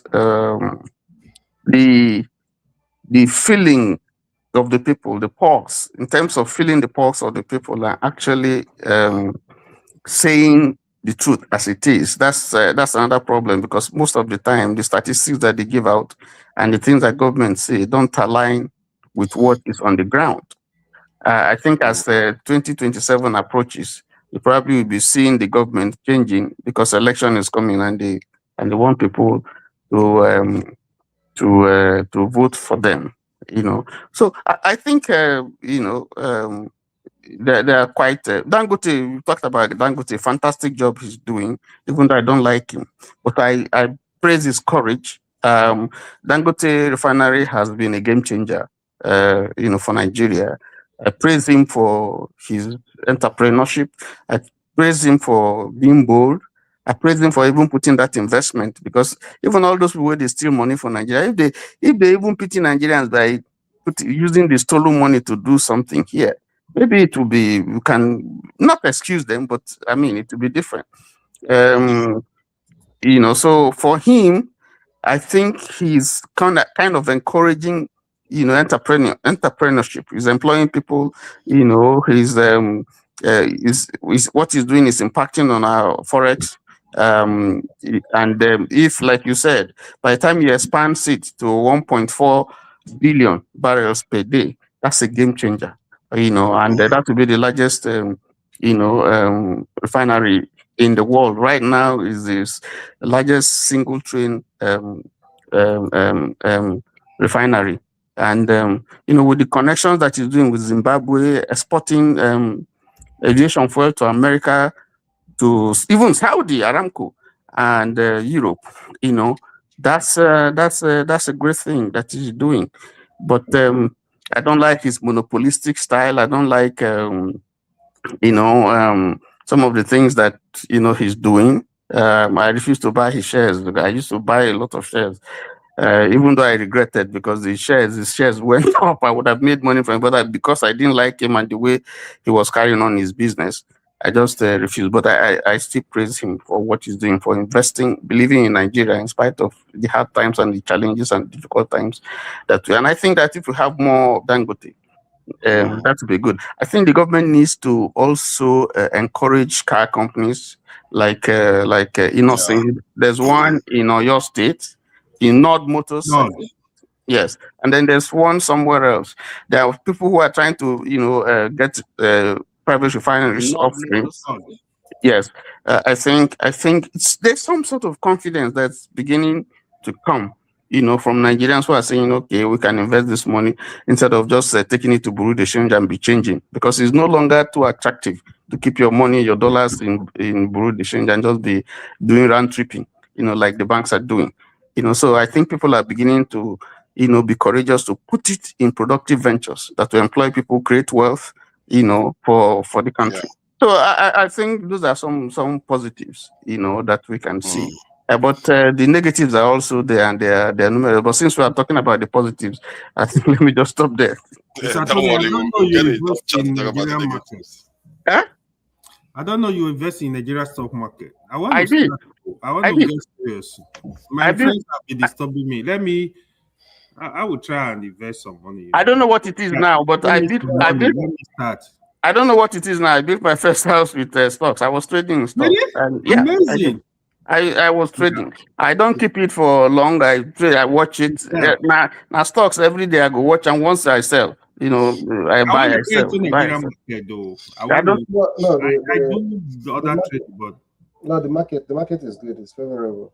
Okay. Yeah, Nigeria market. I think if you know what you're doing, you can make quite a lot of money from it. Yeah, you could. Yeah, but, at the same time, it has its own risk, multiple risk factors, because for some people that sent some dollars within the period this administration came in to buy stocks, it also hurt them.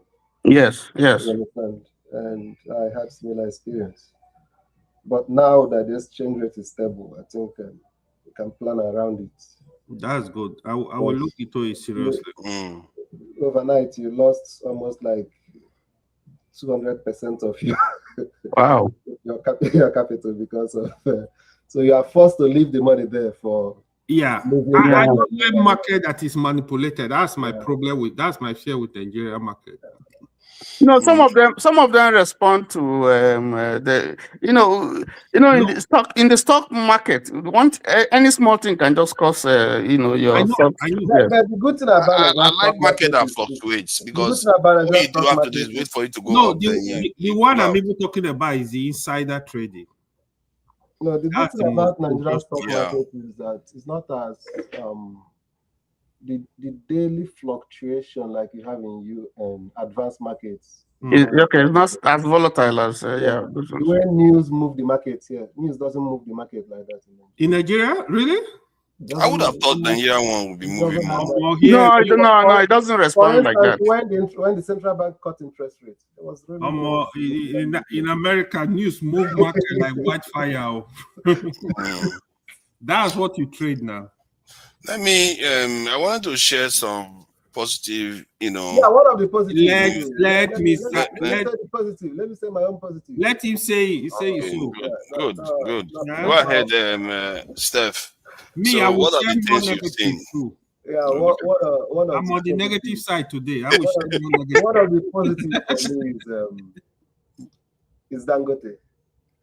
Yeah. But as I'm emphasizing on it, I'm also using the opportunity to also ask the government not to relent in regulating or monitoring any private business that has a kind of monopoly outlook.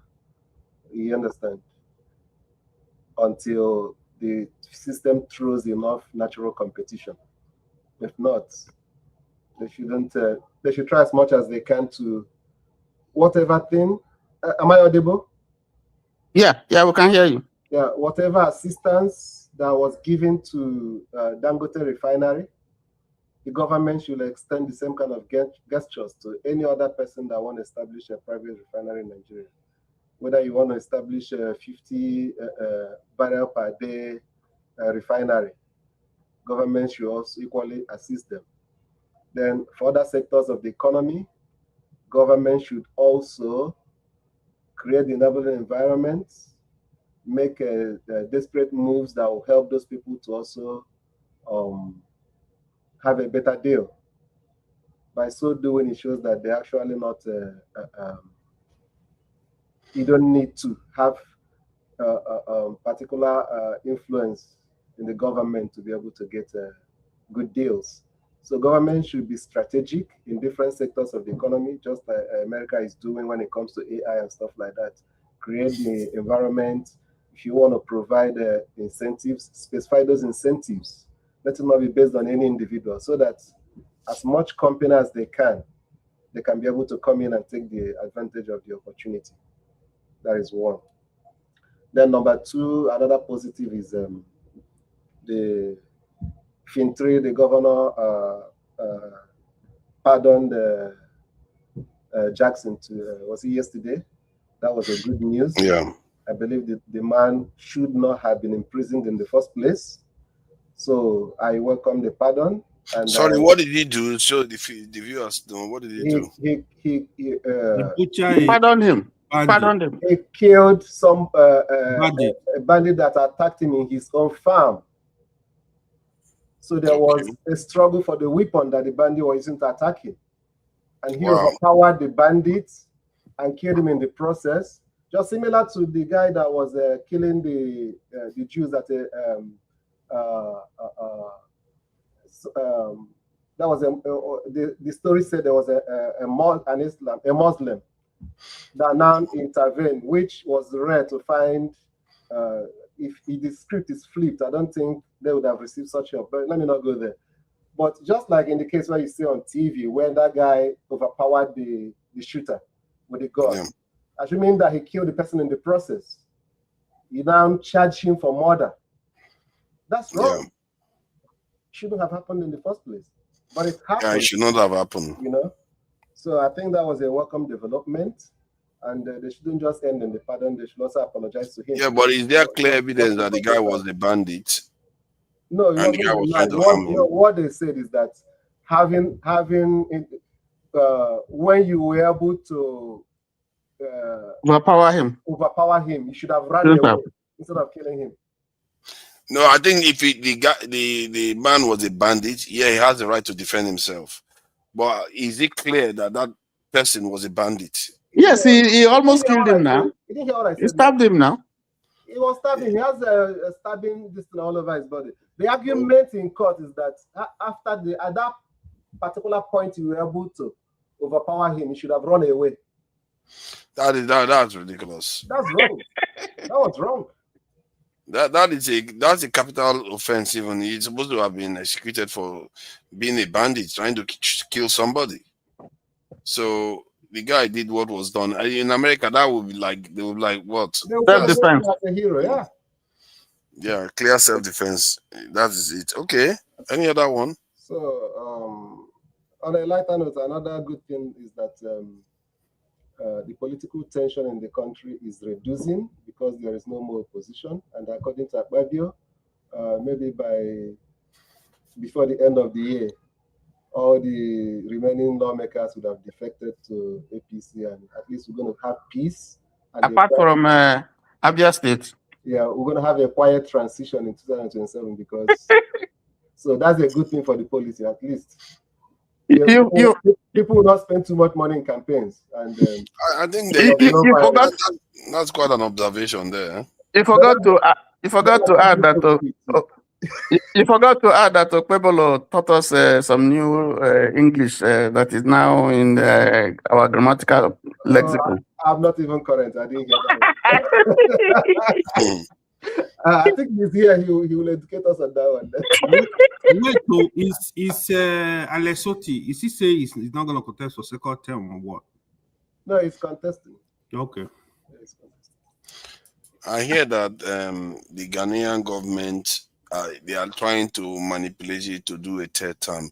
I don't know what is it with politicians. They try to change the system so that they can I think the biggest one is the visa ban. At least our elite go rest. They'll focus on Nigeria. Oh, I think that's another They didn't ban all of them now. Is it all of them? Their children will go to the same school with our children. Maybe they there. No, not to be honest, it's not affecting the government. That's the issue. No, not be the government. Now the people will gain position to put pressure on government in their affect. People like Una will get more money. Forefathers, you see, the government is failing in that respect. A small country like Antigua and Barbuda, they were also affected. I don't know whether full ban or partial ban. I think it's partial ban, like Nigeria. What they did was that they engaged the American government to the extent that they now agreed that for those two countries, if you have already been issued visas for school or for business or for whatever, this thing will not affect you up till the 31st of December. But Tony, you know what? Do you know what they are asking for from our own government? Do you know what they want to use, but what they ask for? We don't know. So can you imagine somebody who don't pay? Can you imagine somebody who don't pay school fees to come to America? They don't forward, they don't get an admission, and then you put this thing. Sorry. Majority, 99% of my village people don't know what they call visa ban, so you know concern us. So it good now as on a Okpebolo, you know, now English. English is true, even for your own village. Now English goes the way. Hold on, if you have, let me correct something. You know, people are watching. Let me correct something. If you have visa already, you are not banned. You can come into America before January 1st. Okay. Yeah, everything has been January 1st now. Everything take effect. Yeah, everything is January 1st. Even after January 1st, you have this already. You can come in, but it's gonna be a bit risky. But you can come in. But now us we get money to organize people. We can't use that they send our children go school for abroad. Now they affair. So we will focus on mingle with the blacks, the poor, so that we fit take over government or put them under pressure instead of importing out the money. But did they actually say the reason why they are banning them? Why they are what? The government know. They don't want to tell us. They know. No, it's well stated. They stated the America stated it. One, data problem, overstay. That's what I was explaining to forefather. Data overstay and then insecurity. falsification of document too. Okay, Yes. I've heard that data thing before. Not with Nigeria. I heard of countries that have a seamless visa arrangement with America, usually based on the data. Yeah, There's more to I it. get a feeling that America is just looking for people to pound right now, and Tinubu has gotten into his crosshairs, and Tinubu, being a smart man, is trying to play along, hoping that he's going to get bored and move on to somewhere else. But this thing that they are scanning Nigeria, I don't know whether it's a good the thing. rate at which China in getting invested in Nigeria, the goal of America be say, if anything that will make my enemy progress is not supposed to exist, we go destroy am if we no fit get them. So that's why I say in Nigeria this year alone, that's why I say Tinubu actually held all the investments that came from China. They never lose anyone yet. So those are the pressure. If in Congo today, almost American company in food there now as we speak. But those resources you're talking about, does China have everything? China is also doing a lot of damage. What do you mean? to our economy. What do you mean have everything? Sorry. What I'm saying is that we have a lot to give. Yeah. The thing about China is that when they look at it this they way. do it by offering something. They're not just doing it like the way Western people do it, like by just taking your money and putting it inside their countries. They sell you rice. And sorry, the Chinese, they sell you rice. It's going to damage your local farmers, but they'll give you cheap price. They will buy your raw materials, even if there is little children that are digging it out from the ground. They don't care. They will take the raw materials and go away, but they will pay them money. So the Chinese, that's the kind of business they do. But the West, they will just come take, and then they will still make you export crude oil to them. Then they will sell the petrol to you, so that you even lose double. It's like the greed is just out of this world. The other side we will now they consider these people are not fighting for immediate and resources they go use now. They are bargaining for 2040, 2050, 2070 because now resources that will power the current. So what the fight we did now between where Nigeria they cross section. Now let's say me and you sorry if I destroy your name. Let's say me and you they fight, right? Me and you they fight. And to Nigeria they supply you ammunition to feed they fight me, right? Even though I don't need Nigeria ammunition, my goal is to make sure to stop Nigeria from supplying you the ammunition. Yeah. You understand? So that's where Nigerian come in. Not that America actually need Nigerian resources now, but the fact that it's helping China is unacceptable to them. I understand you, but if you need my opinion in any of those things, it's not really. I'm not really about whether it's China or America, whether head or tail. I think we are losing. My anger all the time is some of these things that we are, rejoicing that okay, Russia is getting it, China is no more getting it, or China is getting it. I don't think anybody is rejoicing. Let's be clear. I don't know. We can start, no matter how little we want to start utilizing these things by ourselves. We have the capacity. No, that's where I stand too. That's my position. The point that you made is what I said, where you say I don't change mouth. America is looking for influence because Chinese commercial interest is growing in Nigeria. So America is looking for interest, is looking for influence. If it can influence the Nigerian government to be able to curtail this thing.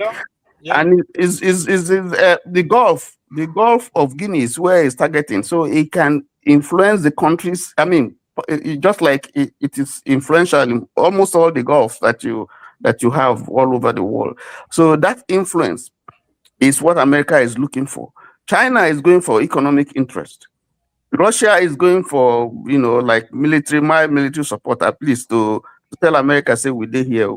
Even though I know, say, they can never, ever get to a fight.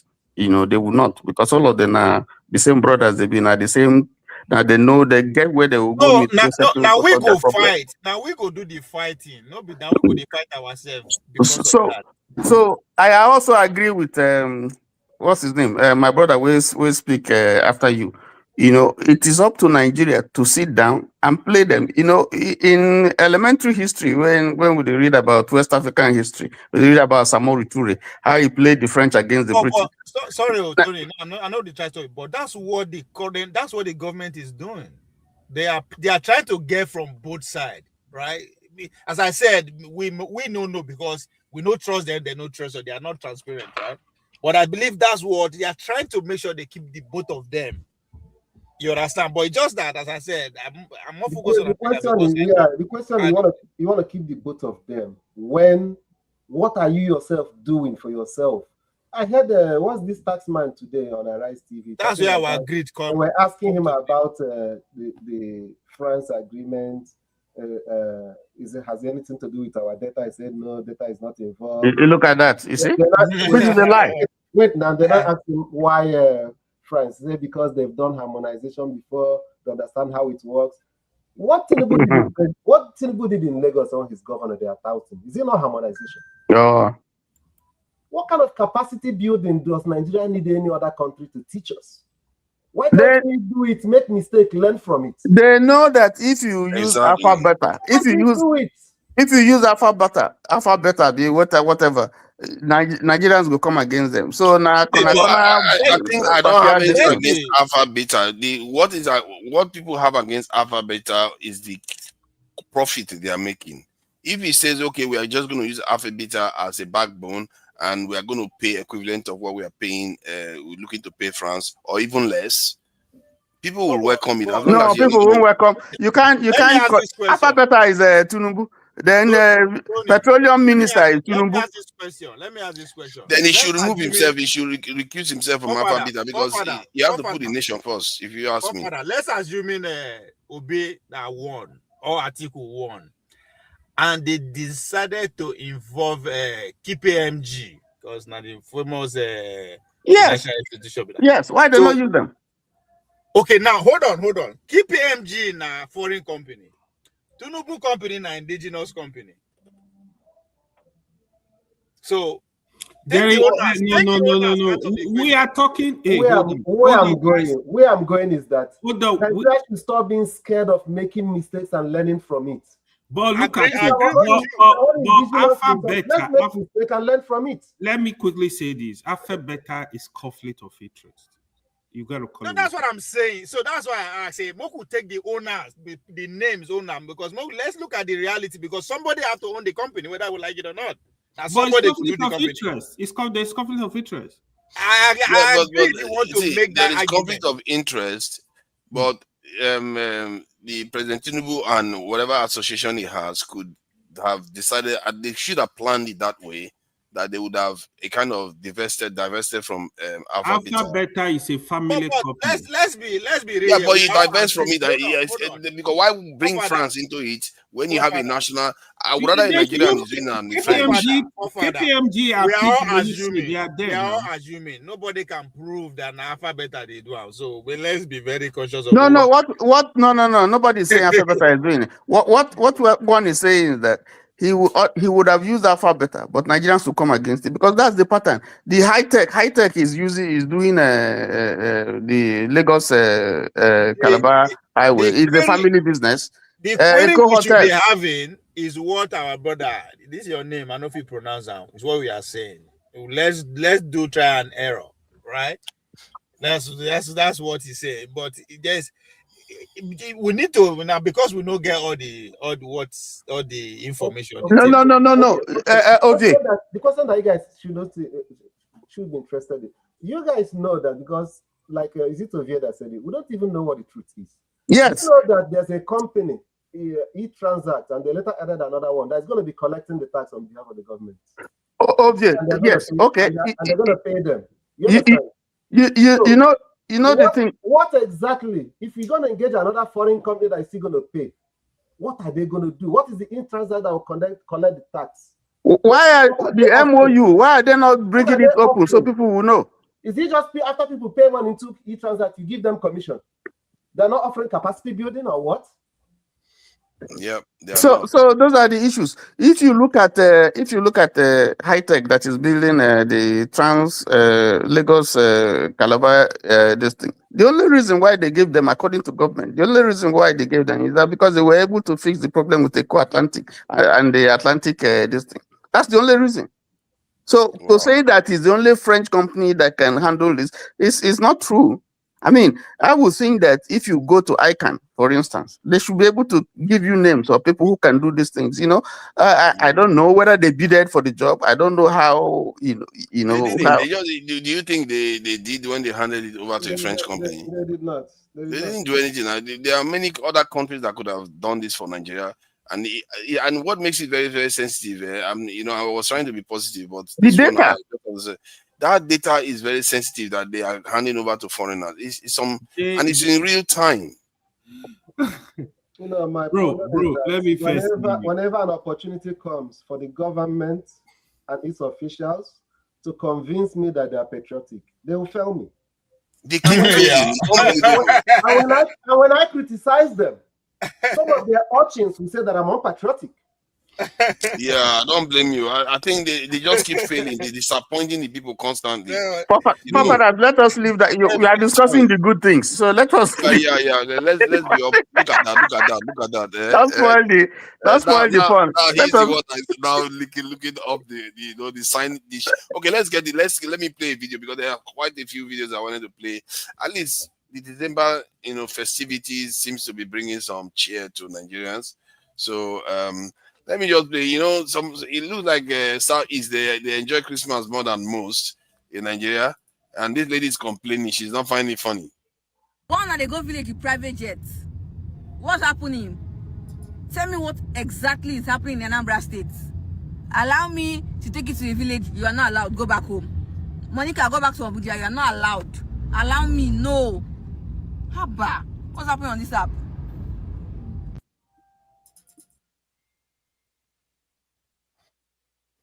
Years old. You were named by outsiders, carved by strangers, abused, drained, disrespected. If you were a person, Nigeria, you'd be healing from trauma, neglect, gaslighting, because you were told so many times that you were nothing, to the point that even your own children have started to believe it.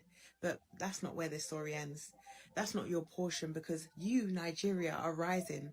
Your people are multiplying and our eyes are opening. Your voice is getting louder and the world is watching, whether they admit it or not. Listen. Before I picked up a mic to start recording content, I was watching money move in boardrooms, venture deals. I saw millions wired into Ukraine literally while bombs were falling. And in that same breath, that same conference, they told me Africa was too risky. Nigeria was definitely too risky. And it was at that exact moment that I knew that I couldn't stay quiet for much longer. Not because I'm special, quite the contrary. I'm just a ratchet kid with a Badbury past from the hood, right? With nothing to lose. And I've seen too much to pretend that I didn't. Nigeria, I'm speaking to you like I would speak to a child who survived too much. I love you. I believe in you. But I won't romanticize what's ahead. Your path is not going to be easy. Some of your own have betrayed you, turned their backs, but your restoration is loading. There's a reason why the world fears your name. Because when your people move, they move with power, whether it's in tech, music, medicine, sport, even crime. Because even your bad is done so well, too well. And that's the paradox, right? But it's also the potential. And when that precision is used for good, nobody can touch you. Nigeria, we talk like corruption is something that's only in government. But what if it starts with your people, your civilians, the Ocado rider who doubles prices at nighttime, the mechanic who breaks the things that he should be fixing, the landlord who hikes rent 4 times in dirty December, the student who charges classmates to help, the club that sells 10k tables in a country which earns less than £2 a day. We talk like corruption only exists in Aso Rock alone. But what if it lives on every street? This is definitely not an excuse for the failures of leadership. I repeat, for the people at the back who don't like to listen, this is not an excuse for the failures of leadership. But politicians were civilians first. If the top is broken, maybe the bottom is shattered. You are rich, Nigeria, not just in oil or gold, but in people with great minds and kind hearts. But survival mode has made your people forget that we were born to thrive. But I see it, I feel it. And I know I'm not alone. We are your children, and we don't just need working roads and working lights.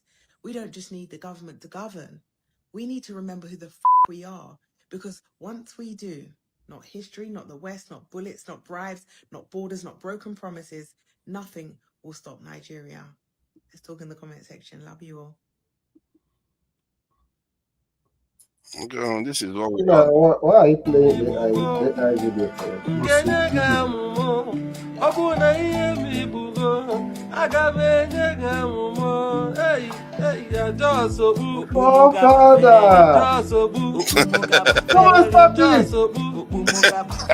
jọsogbu These are Nigerians enjoying themselves now. My kids are watching. Come on, stop. What is wrong with it?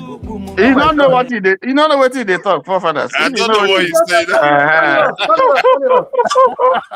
Positivity, If they speak positivity. in it English, then YouTube will flag it. Oh my God. Oh my God! Steph went DEFCON 1 immediately. Oh my God. forefathers, no, they play anything where you. I didn't know what he was saying, though. I don't know what he was saying. I thought I knew. Because I do hear a bit of Igbo, so I thought I knew what he was saying, but I did. Oh, Father, KJ is on the back seat. Bring KJ to give us the positive about Nigeria. Is he on the backstage? Where did you get him backstage? I see him here now, Abi. He's not on camera. So, you know, when we talk He's not on about camera. some Okay. missed opportunities that Let's see. our government usually have. You know, when this man came in, when he started this tax reform, the thing appealed a lot to me, and I was looking forward to it because it's one of the policy directions that I've been looking at for decades in Nigeria, which I believe, not for the reason why they're implementing it to raise revenue, right? But that's not the reason why I've been looking forward to tax reform in Nigeria. Which one, Steph? Tax reform. Okay. The reason why I've been looking forward to it for so many decades ago is that I believe that when you begin to associate citizens directly to the money that the government is wasting, over time, it will make them to start having that sense of ownership, that government are not just, presently they say, let them steal the money and that's their business. God will punish them. You understand? But over time, they begin to associate that money to their own sweat directly. You understand? That's how it sticks. And that's how they begin to ask questions. Because where you are, you hear people say, what are you doing with my tax money? Not with our resources. In Nigeria, what they say, what are you doing with our resources? You understand? So when you see that you have a stake, that this money, maybe you finish doing business in a year and you pay like 500,000 or 1 million naira, man, you're gonna be next time you want to be interested in what government is doing with the money they're spending. I don't know if you know what I'm saying. Yeah, that's correct. That's correct. So that's the reason why I've been looking forward to it. And when they started it, it was making sense. But you then ask yourself, why can't government, when you even look up to them, give them that benefit of the doubt, to do something without blemish? This is a government that controls the National Assembly, which is, for administrative purpose, is a good thing for the president, even if it's not a good thing for the whole of the nation. But it makes it easier for him to pass his policy, his reforms, and whatever electoral promises that he made. It happens everywhere.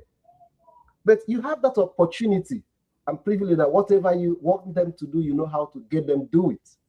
How do we come at the eve of implementation? How do we come to a situation where we begin to hear something was added, something was not added? Even after you signed it, you discover you want to add another A or change B to C.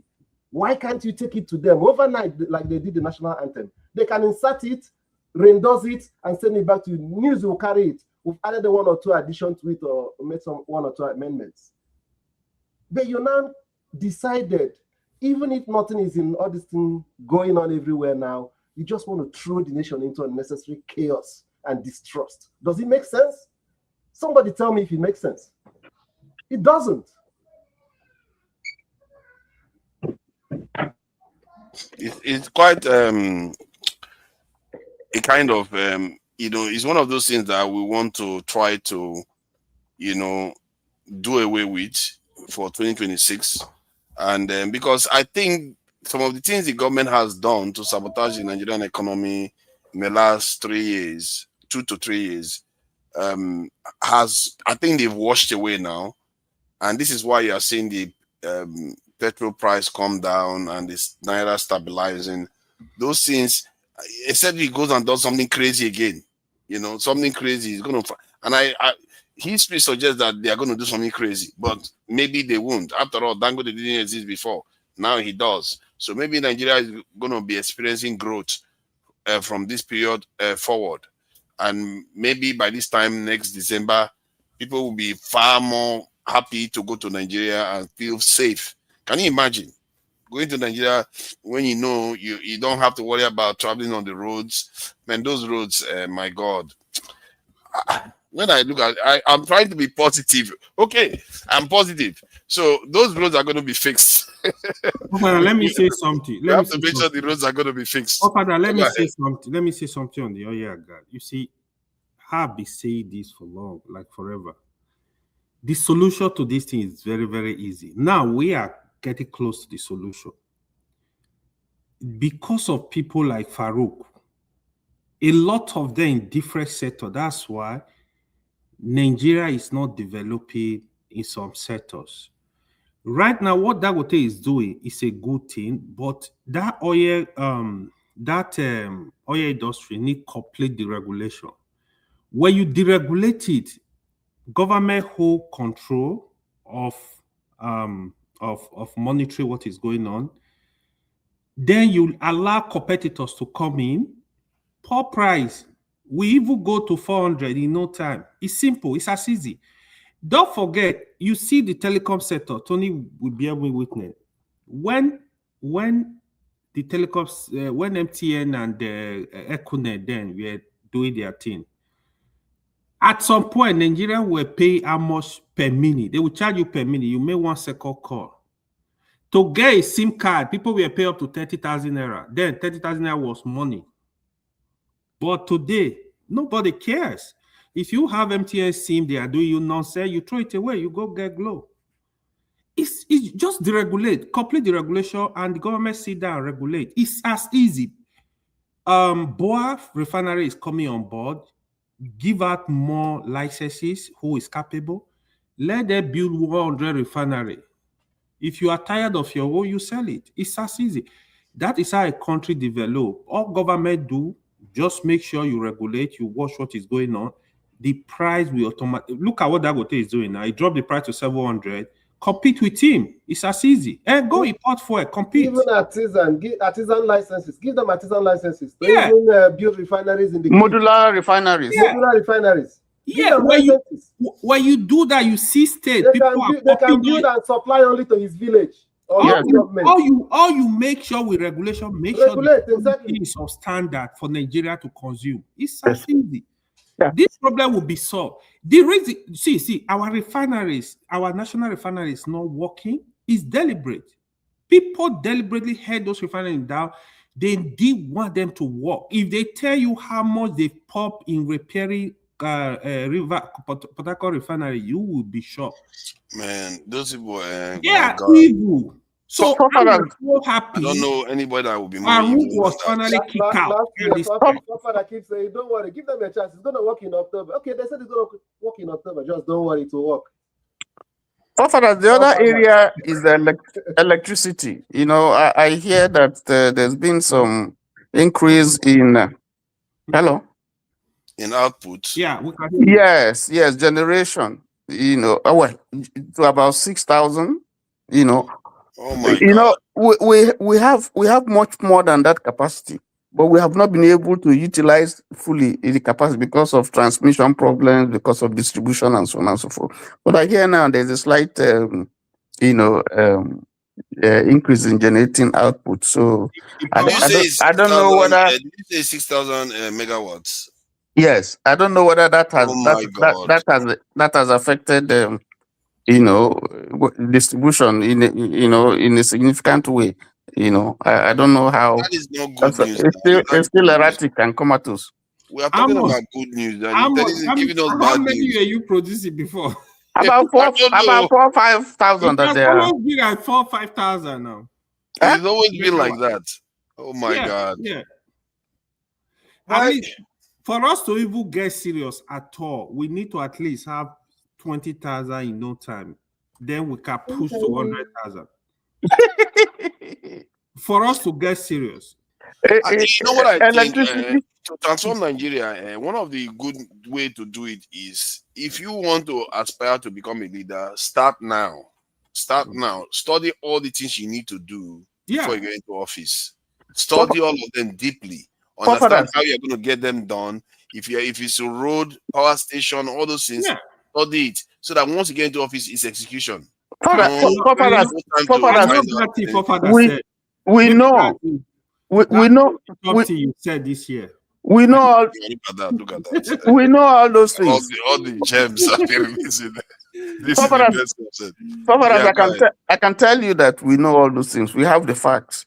The point is that in each of those critical sectors, there are cabals that are holding it down because they're benefiting. That's Whether what it's you power, plan for now. You plan for whether it's petroleum industry, power, what other areas? Security, even your ports, because our ports can be more competitive, more cost effective than that of Benin. It can, but there are bottlenecks that they're putting. Singapore is making a lot of money from his port reforms and from this thing. There's so much that we can get from ports. There are so many ways. There's so many ways to finish off that Benin Republic. First of all, you build your own port, you make it tax free, and then so that you drag the traffic to that area. Even if it's for 2, 3, 5 years, you drag all the traffic to the Nigerian port because once they use and diversify. Make all the other ports, exactly. Various other parts. And they will see the benefit of coming to Nigeria because Nigeria joins to Cameroon, joins to West Africa. So they will see the benefit of operating from Nigeria. I really think there are ways to do these things, and that's why you need to plan first. Not all these leaders that get into office, then they start coming up with their plans or during campaigns. That's when they come up with their manifesto. You plan how you're going to do this thing, not just plan it on paper. Look out for the people that you're going to use. The companies that are going to produce all those things. From the get-go. Timeline, all those things you want to know. Have a manifesto is a key. That one, you don't even need to release it publicly. That's something you know that you can do. So that once you get in there, you just let me emphasize on that point you said. You see, a lot of these governors we have, I can tell you, more than half of our governors, they don't even understand the issues. They don't even know what to do. That's not their intention. They are just there to grab whatever they can grab. Yeah. They don't even understand what is going on.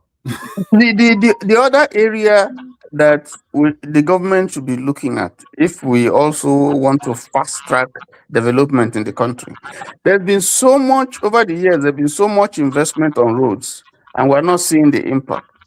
If we can invest a lot on the railways and our waterways, it will relieve the pressure on air and on road. Yeah. And then we won't have these roads damaged, bad all over the place because the pressure is so much. Yeah. And we keep building roads. Instead of us to be doing, we don't build train lines. It's crazy. Most nations, they invest heavily in train lines. Yeah, because they move a lot more people and goods than going by road. So you see that point right now, right? So that's why when we discuss all this regional issue. See, any government that is serious, you want prosperity of Nigeria. I want to build a rail line, for example, cargo rail line. It's so easy. Look at the commercial city, or look at all the zones. From Kano, move to, you have one in Onitsha, you have one in Lagos, you have one in Port Harcourt, you have one in Benin. Strategic location, doing it's it crazy. Like it's crazy that there's no train line between Lagos and Port Harcourt. They don't think that's the problem because all this strategic area, because if you feed Onitsha, for example, it will feed the whole of Southeast. So they cannot move their goods. Who is going to Enugu should move his goods. Who is going to Imo to move his goods. You do it that way. You make politically, they don't forget hold on. You start from there. You make those ones very strong and intact. That's the first phase. Do you think there is any Do you think there's any political incentive to do what you're saying? I mean, Sam, this is about the people. Who are you governing? That's what it's supposed to be. Forget about the sentiment. It's about the reality is different. You know, but the thinking is not there. That's why the place you talk about. No, they think they know. The place you talk about when they want to build rail lines, for instance, what they check is the road network. Which one has more pressure? Which one has more traffic? Yeah, you look at it genuinely. Which rails are we going to do that is going to return the money on investment faster? Those are the things you consider. You understand? You don't just wake up and just do it because, okay, let me do this one for my people. Let me do it for my people. It doesn't work that way. When it's a goat and animal that live there. All right, let's bring in the new joiners. The idea was to try to keep it small, but some people joined later. And it's not going to be a very long session because it turns out that talking about positive things about Nigeria is not always a very long discussion because there's not that many positives to talk about. But it is. People talk about something that's also not going well in that particular area. So I think it's all positive so far. Okay. Yeah. What do you make of? Yeah. Join. Go ahead. Then Sendika will go. Okay. You see why you are struggling with the positives is because it reflects perfectly reality. It is very difficult to do, but very easy to destroy. And unfortunately, we are a people who have normalized destruction. Destruction through corruption, through bureaucracy. What is that noise? What is that noise coming? There's something like in a is it like a bucket? What is going on with the bucket around you? It's not a bucket, it's a speaker. Let me get it. Yeah, it just sounds like a bucket kind of. Okay. All right. It looks like the noise is gone. I think it's from Hassan. It's from him. Yeah, unmute yourself. Unmute yourself. Trying to say is that perfect. What we are discussing reflects perfectly reality. It's very, very difficult to build and very easy to destroy. And unfortunately, we are a country that have normalized destruction through corruption, through immorality, through lack of accountability, no transparency in government. In fact, the things that worries me more about the government in itself is the fact that they do not take it as something very necessary and strategic to communicate their policies to, the citizens, and to communicate it in such a way that the citizens understand that it is in their interest that such policies are being made. Most of the time, they do things behind closed doors and they keep mum. Even this thing that is happening with the National Assembly about the tax that somebody is padding and changing, there's a lot of distrust around the country. But let me not talk about that one. Let me talk about the good thing that I observe and I want to talk about. Okay, so I want to focus.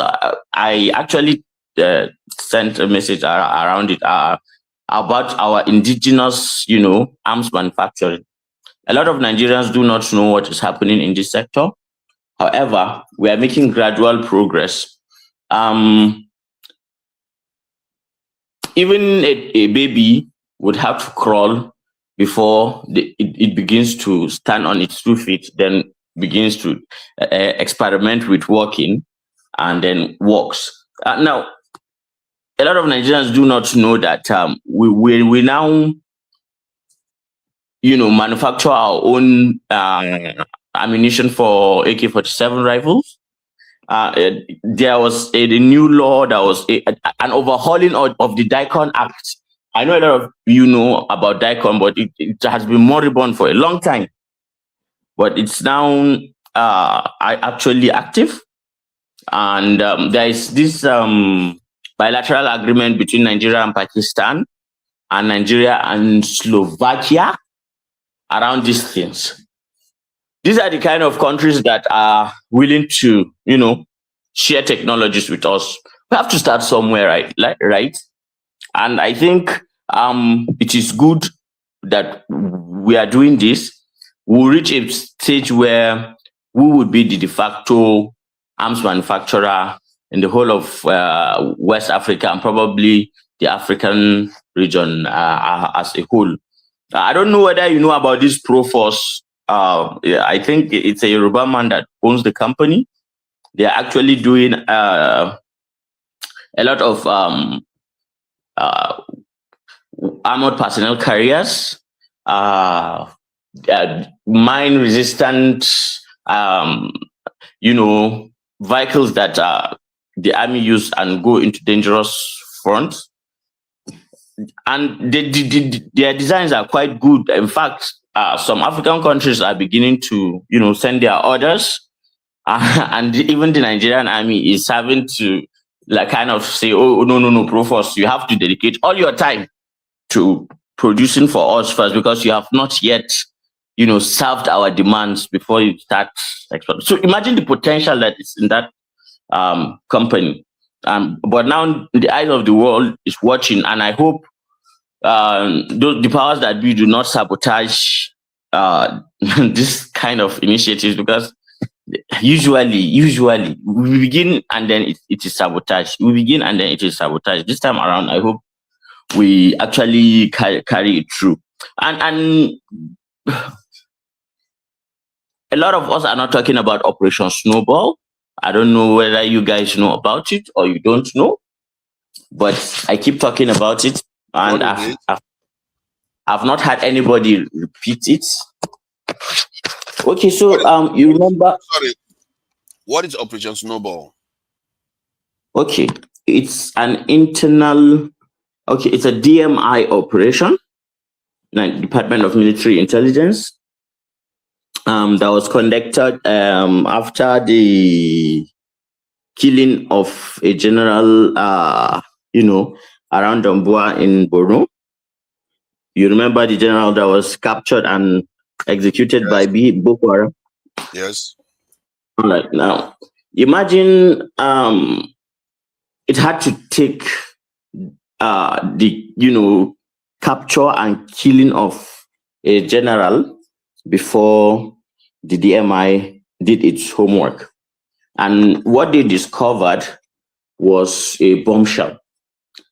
Let me divulge this to you if you don't know. More than 35 arrests were made within the Nigerian army alone. And what surprised not even us civilians, the military investigators that were doing that actually did the operation, was the fact that a lot of police officers were involved. 35 army, that is to include Air Force, Navy, and land army, and then 22 police officers. These 22 cut across normal police and mobile police. Now, what will interest you guys is that of all these guys that were caught sabotaging the efforts of the institution that they swore to protect, and even the lives of their fellow brothers at arms, is the fact that most of them are junior officers, constables, privates. I think the person with the highest rank was a major in the army. That's the person that was, caught with the. And do you know what they had in common, all of them? Most of them had one thing to do or the other to do with the armory. So what was essentially happening was that the people who are in charge of these armories are actually taking from the stockpile and pushing it into the black market. Imagine a country like Nigeria spending billions of naira every year to buy this and produce these arms and ammunition to provide security for Nigeria. But these same arms and ammunition are becoming a source of insecurity to Nigeria. A fundamental flaw in the way in which we audit and store and account for these arms and ammunition, and the fact that I don't want to blame it on low wages and all that, because at the end of the day, if you swear an oath, to do a job, you should keep to your oath no matter the circumstances. So it was simple the way they were caught. One Sergeant James, operating in Giwa Barracks, Sergeant James was caught with a balance of 2,500 naira in his account. But what gave him out was the fact that he had a transaction of more than 45 million naira within the space of 7 months within his accounts. And it coincided with one thing: his deployment as one of the officers guarding the armory. This sparked alarm bells, and when further investigation were made, it was then discovered that it was not only in theaters like Borno that these arms and ammunitions are being stolen away by the same servicemen and sold in the black market. It's all over the country. So arrests were made in more than 22 states and Abuja. And even though the military wants to keep it mum, the reality is that they have found, a very big hole. And how to close that hole now is going to be a very big challenge. Usually you don't keep officers as people who stand guard in armories. Usually they are low-ranking officers. And if those low-ranking officers are paid pittance and they feel as if they are not being remunerated enough, you can see how it can be easy for somebody who is not morally upright to see the opportunity to make a quick buck. Now, they were not only making quick bucks. The person that was found with the least amount of money was 25 million naira. This is something that they will not get even if they were, working for more than 10 years. So the investigation is still ongoing, but the DMI made some press releases. You can search it online and see. But where is the good news there now? You are telling us now bad news. I thought we were talking about good news. It's good news now. It's good finding a problem and the beginning of. That's a good news. It's good news. Yes, now you get HIV, you get HIV, or you don't know, you will die now. But if you know in time and begin to take retroviral drugs, you will survive. Okay, that's anti-corruption kind of, isn't it? Yeah. When people, take and the sensitivity of some places that corruption can penetrate. Corruption is just an evil thing that just consumes everything. Okay. Any other positive from you before we go to Central Gas? Yeah, the positive is that hopefully the coming back of the now Honorable Minister of Defense, General Christopher Musa, is a good thing. And the reason why I say that is because right after he came back was when we got, he actually instituted the investigation before he was sacked. And then, nothing was heard of it. Immediately he came back as Minister of Defense. The results of the investigation now had to come out. You get what I mean? So that's good. One. Two, is the fact that I know a lot of Nigerians see his suggestion of fencing Nigeria's borders as something that is too radical or is not practical or anything like that. But as someone who stays on a border state, I support it 100%, 1000%. Yeah, makes sense. That I think most Nigerians will support that one. God bless you, my brother Valhalla. God bless you. Okay, let's bring extended cards in. I'm sorry, I'm taking a little time. I've always argued that fencing the border, no matter the cost, doesn't mean that you are cutting the border communities from associating with their relatives or friends across the border. No, when you fence it, there'll still be a manned gate, where people will do clearance before they come in and go out. It's just for accountability. It's self-preservation first. We have to self-preserve.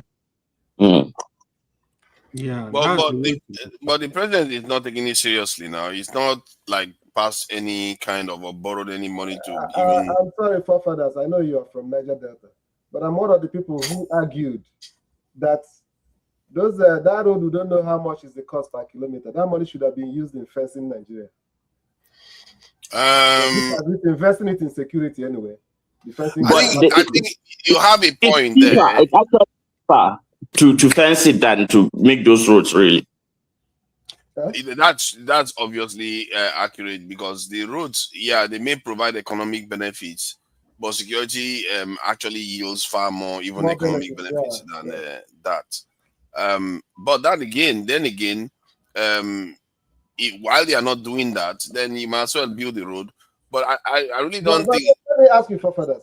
Do you think that when Tinubu came in, when he started that road, that he came up with a security policy that is going to take that same amount or even more than it, and people will start shouting as usual?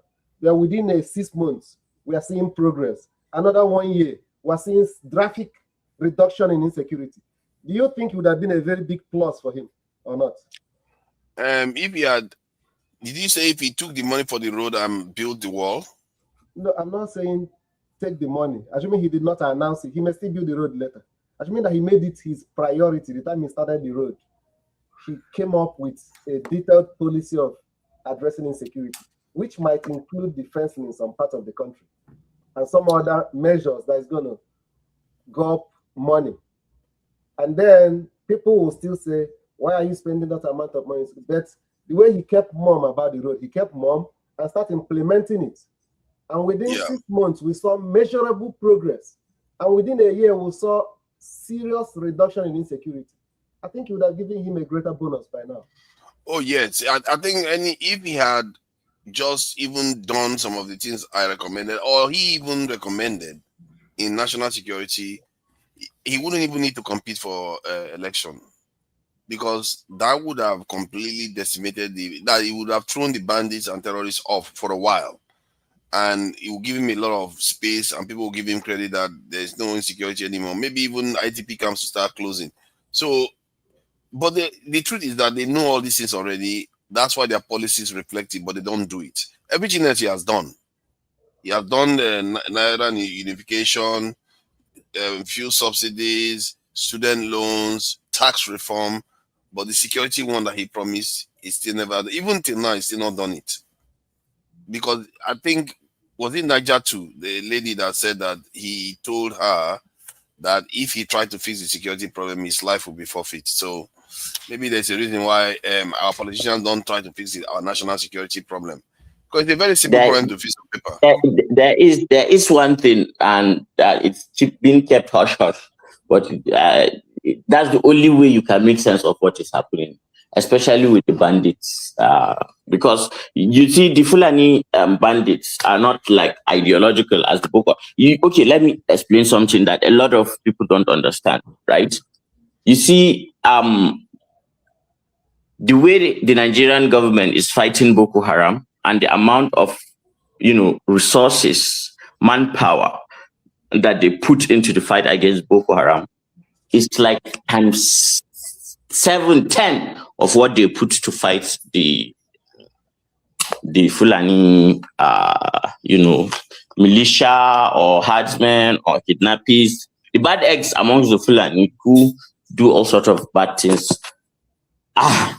And one thing that is happening around that axis, which has made that axis so like ungovernable, like a jungle, but has created a lucrative market in Far East where whole streets and neighborhoods are dealing in a specific commodity, which even buyers all across the world, when they come, they are looking for that Nigeria standard.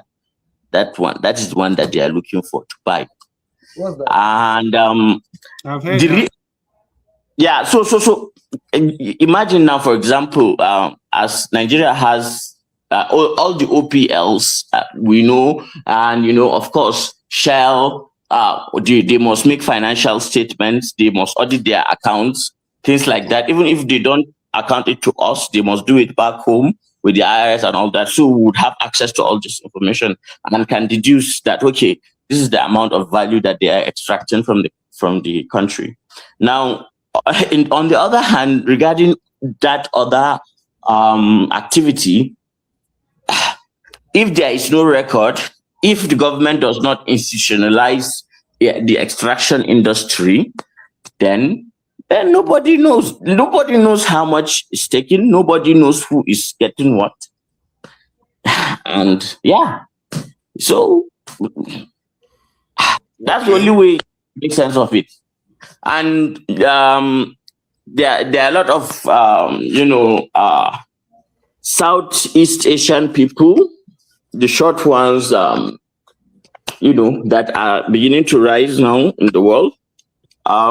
They go around in that part of Nigeria so freely. You see them. They have escorts, mobile police escort. Yes.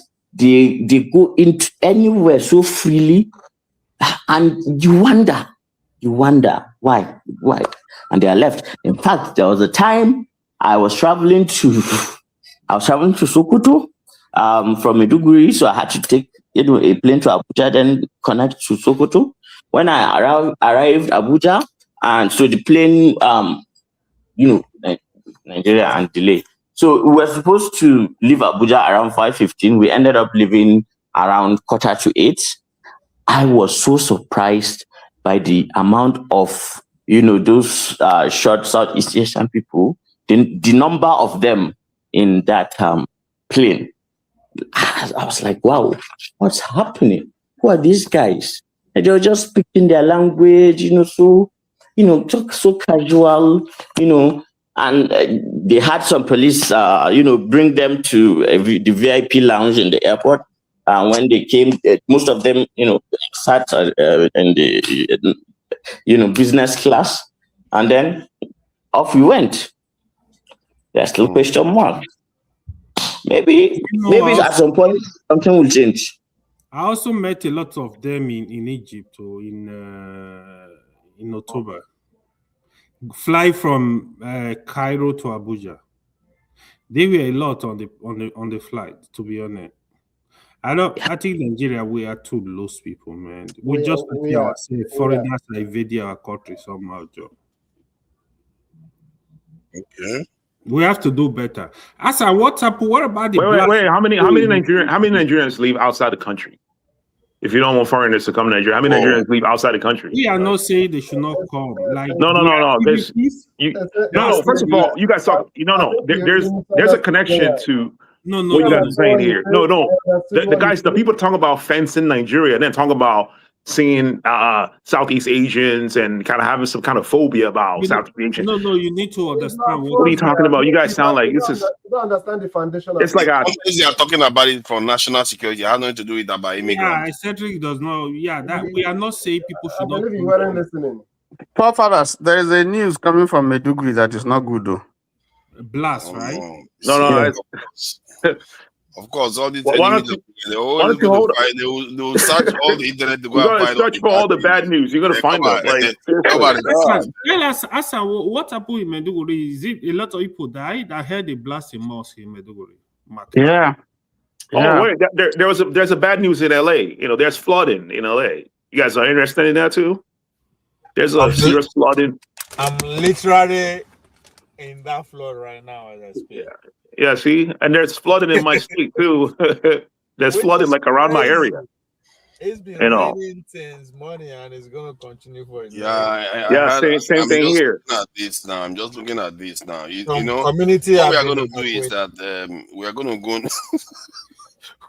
We'll go a little bit more. I will not call it negative. We're going to go and cover that bombing. In the last maybe 30 minutes of the show. But let me ask Hassan though: is there any positive that you've noticed? Around the areas. Let's say in the north. In terms of the way they approach Nigeria politics for this year, or it's just the same? You're muted.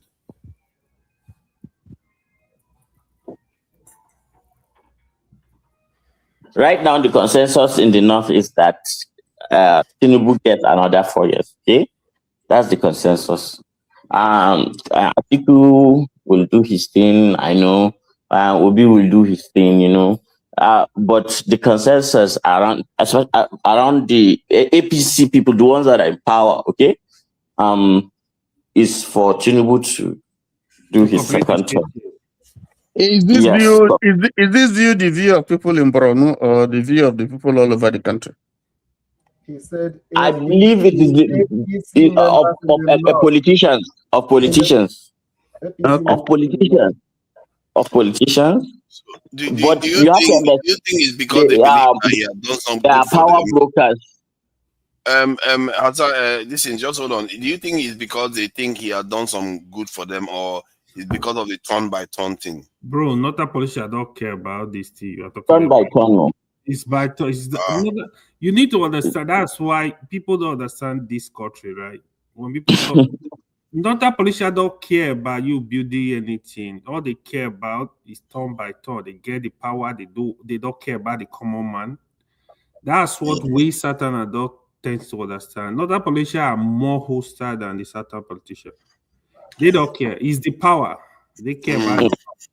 Yes, but they are. I guess the question I'm asking, in a way, that's what I'm asking you, Valhalla. That the northern streets do you sense any form of awareness that they are beginning to feel like their elites are not on their side? You know how the southerners feel somehow that the elites are not on their side.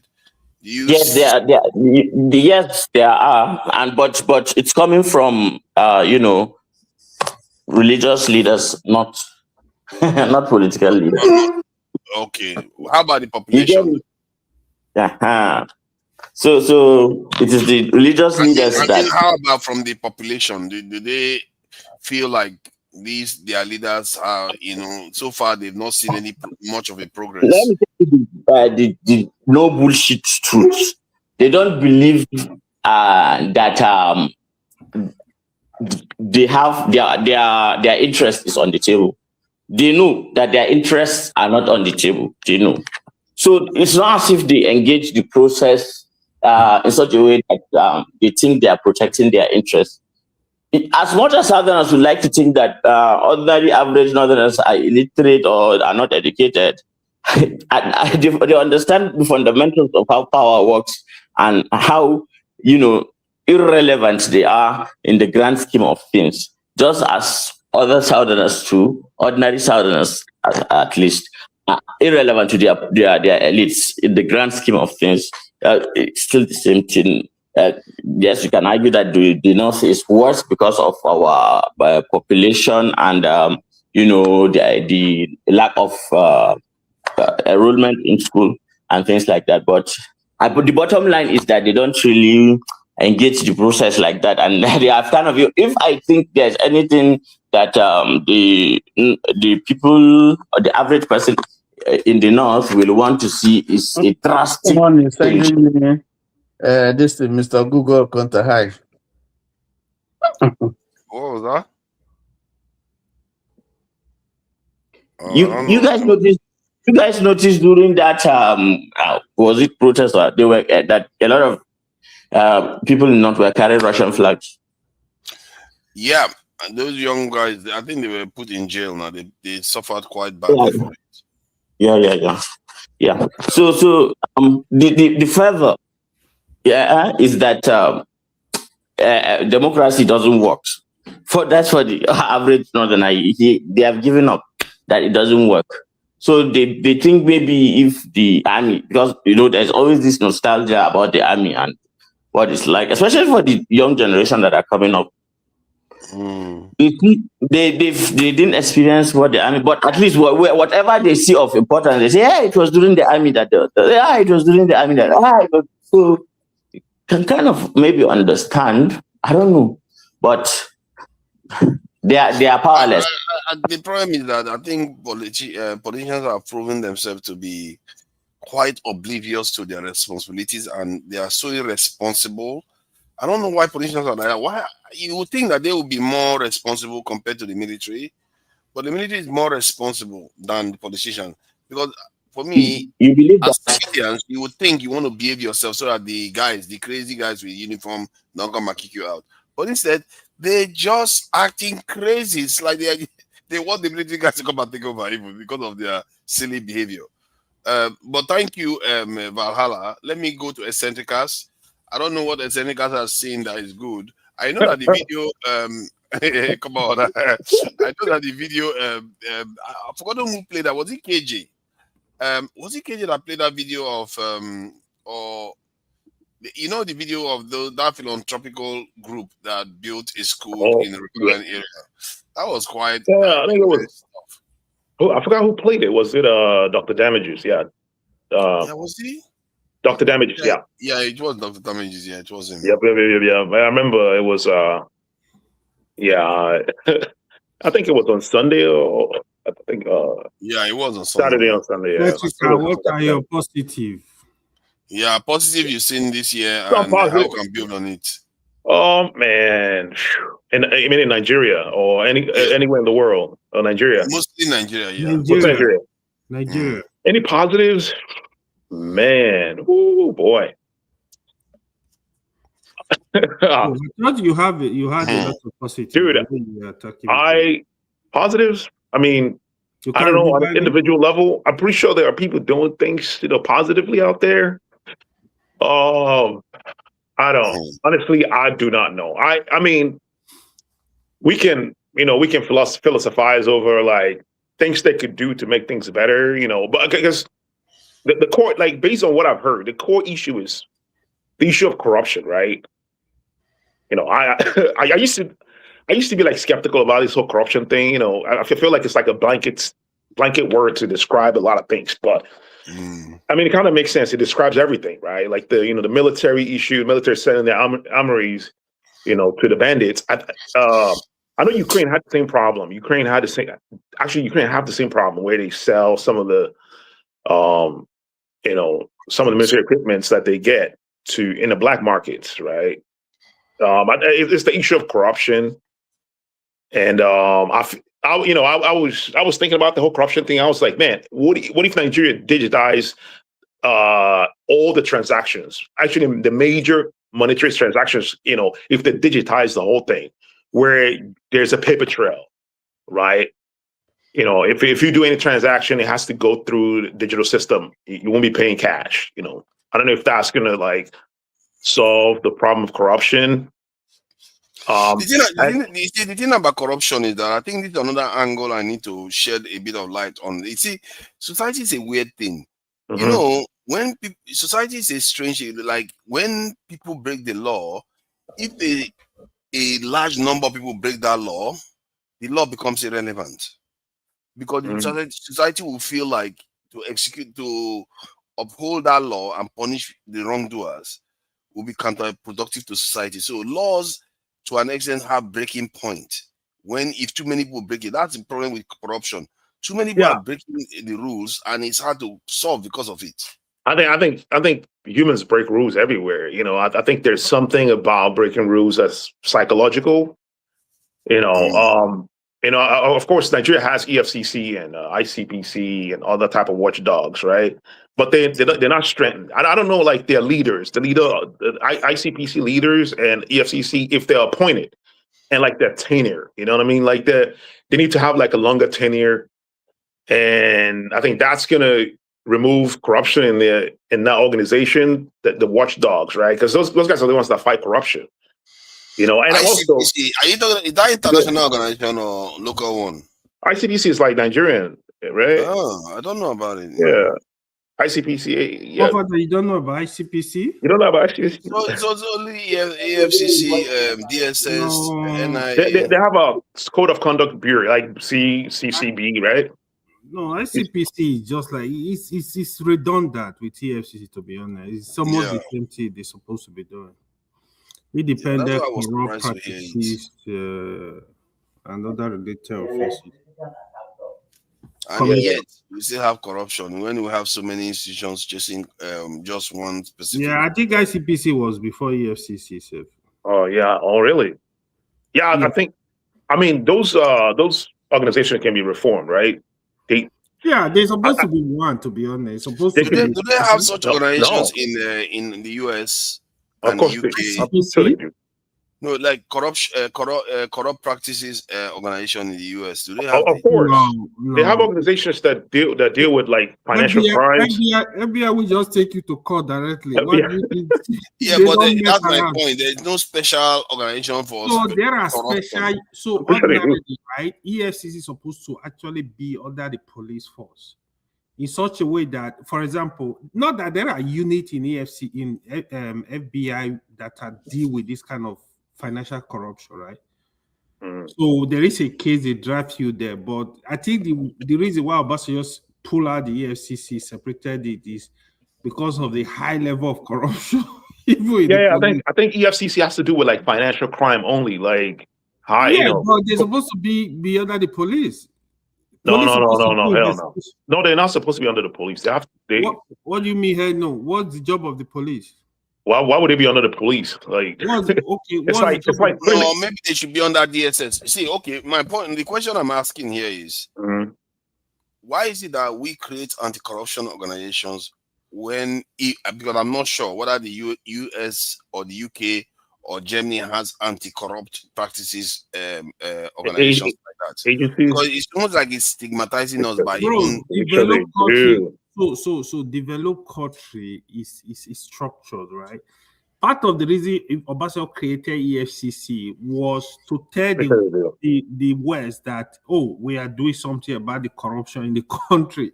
It was political. Yeah, but by doing that, are you not kind of flagging the country as we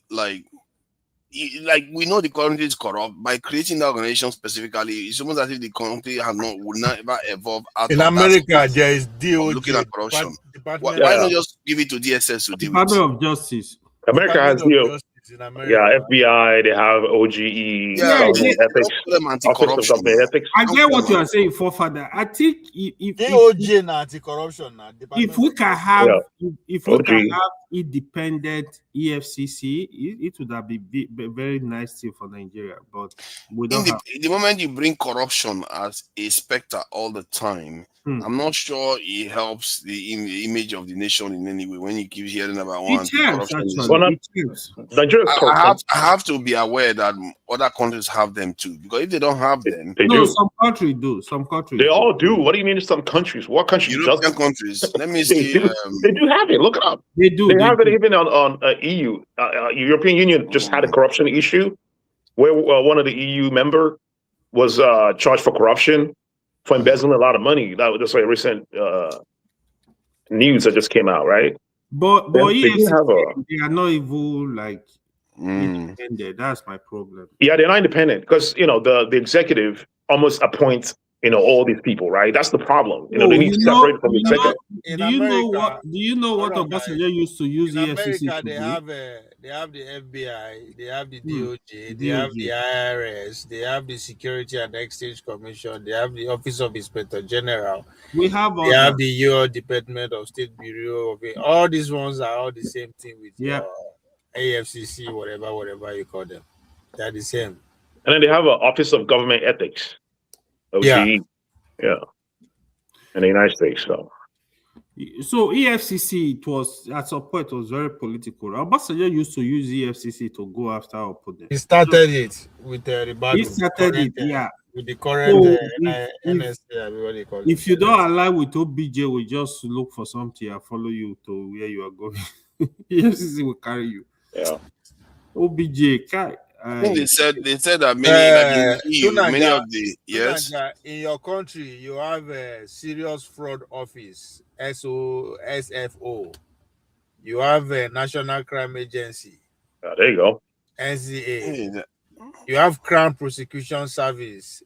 There you go. Yes. Crown Prosecution Service is not anti-corruption. What I mean is that corruption is in their name.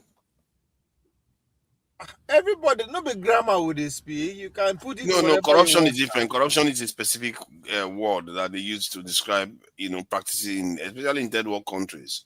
You see what I mean? So, corruption. What is corruption? Corruption is using funds that are not meant for the purpose for other reasons. So now only poor people they do that one, but rich people know they do that. No, I get where you are coming from, but I'm trying to say that why is it okay? Do they because they are checking some of the list now? Do they have on that list some of them that are actually called corruption organizations? Corruption is not only financial. The name be your problem.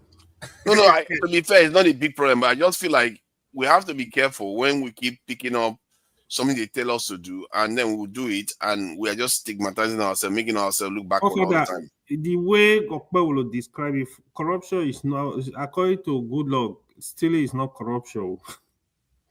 Definitely you are concerned about how the day reflects. Yes, I'm concerned how it reflects, so that in case we are we are speaking English now. No, when are they talk say Mogo no they speak English again? Not is that because myself knows I be speaking. Which language you go speak? We don't understand the functionality of the words that we use. Language is a weapon. In case you don't we don't understand that. Language is a weapon. What it make the human race more superior than every other animal on the planet is because we can understand ourselves. We can come together and speak one commanding language to take advantage of anything. I think it's more like we can write. We can write things down and pass it on and improve on it. We're writing with the language now. Of course, yeah. Write that down. It's the language. Right. But we did not manufacture the language we were speaking. So anything, Tunanja or someone you are saying, anything we then give us, we just eat them. We just use them as and give us. We don't say come. Is actually in what way is it benefiting us? But it's a product. Language is a product. The one who they speak, this English is a product. You guys think like digitizing the financial transactions, all financial transactions in Nigeria, like can reduce corruption? It's not Omega now. Digitization. I think it can reduce corruption because it leaves paper trail, right? Like if you want to investigate anything, like let's say the government passed budget, it should be digitized. People should be able to see their budget and see how, because the problem is when government passes budget, right, and sends funds to the states, they don't know how those funds are allocated by the states, right? Because there's no paper trail on the transactions. We don't even know how the fund is generated in the first place. So, we don't know how much is generated. We don't know how much we collect. So, the spending should not be the problem. Now, when you know how much I collect, how much I earn, then you now tell you how That's much why if you digitize the process, right, it leaves a paper trail. You know what I mean? Where even if it's not investigated today, maybe in the next 10 years, someone can go and investigate and look up the whole transaction and find out what happened and kind of, pluck those holes from there or prosecute whoever needs to be prosecuted. They should start with the oil.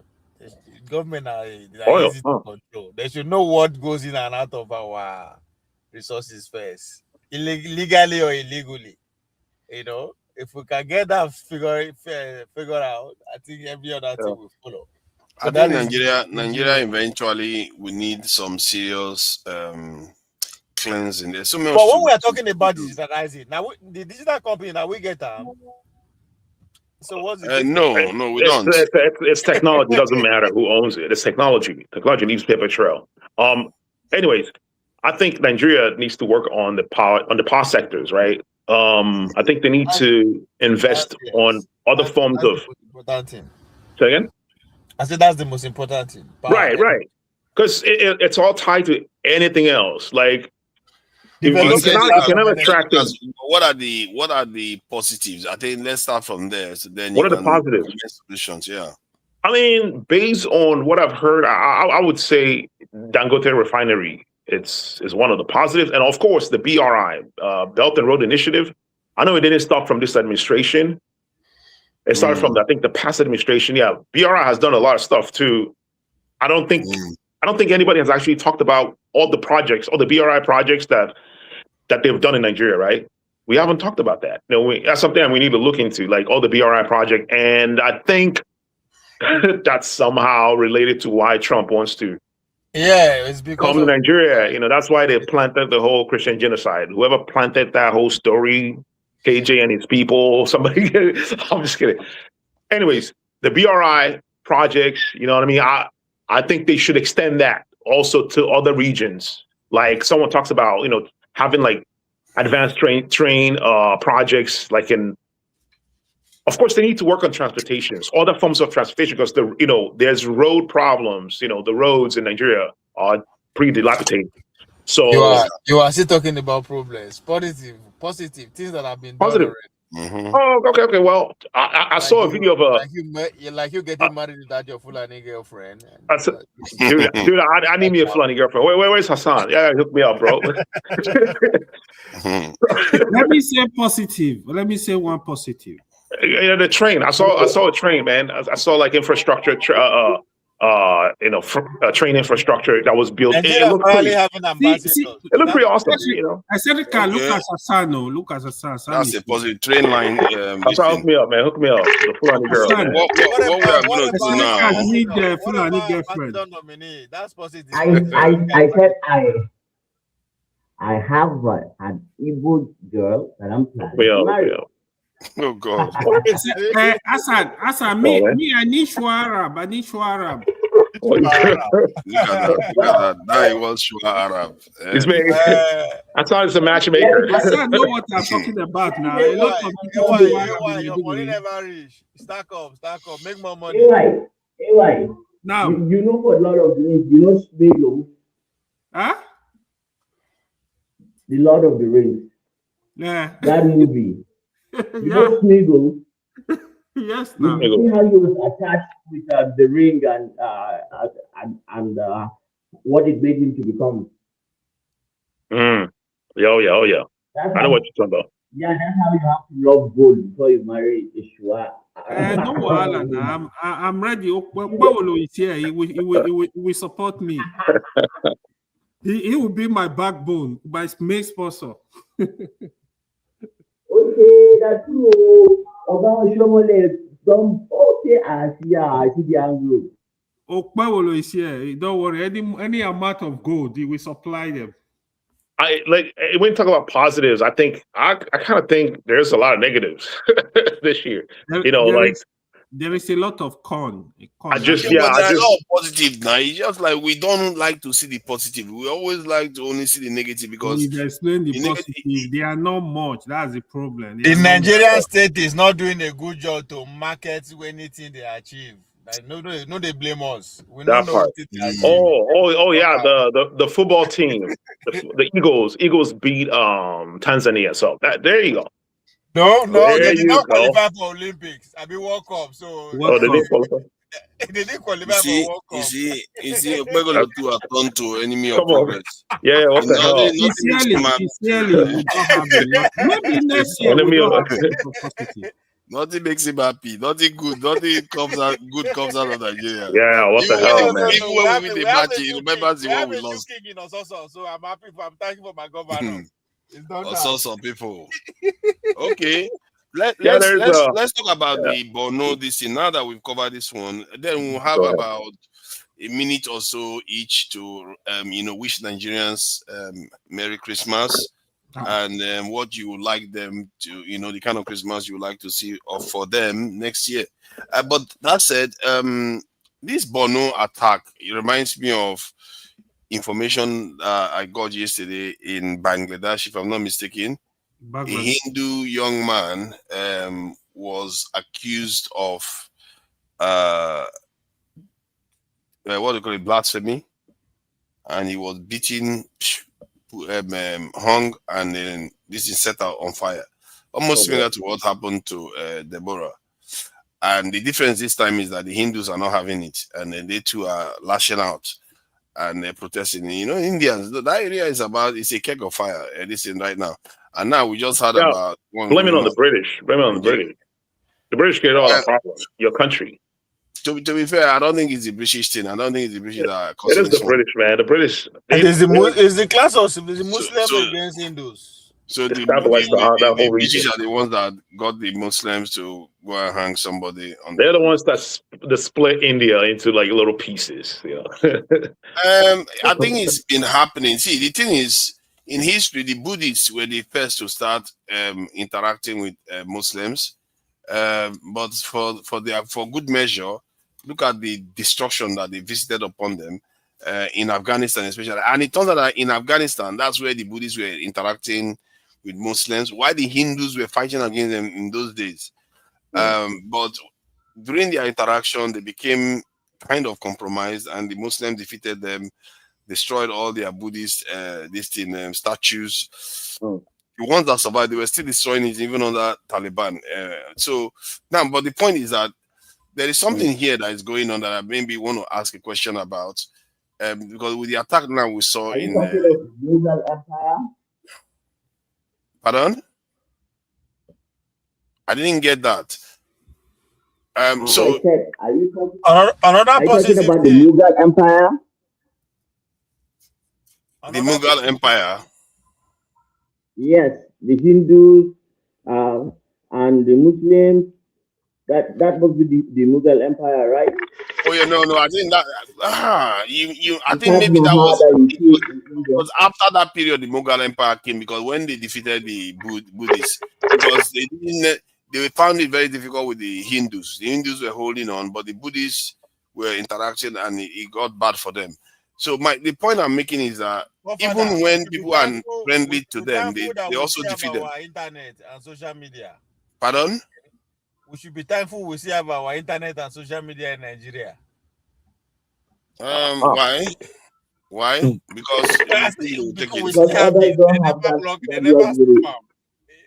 You say why? Okay. Why would they block you? I don't know why.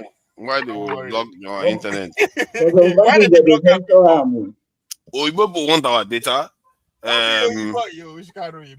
the Muslims they use the internet too. When they block Twitter now, you go blocker. No be government, no be like Mohammed said they made the blocker. At this stage, I don't mind if Tinubu blocks it. Actually, I don't mind.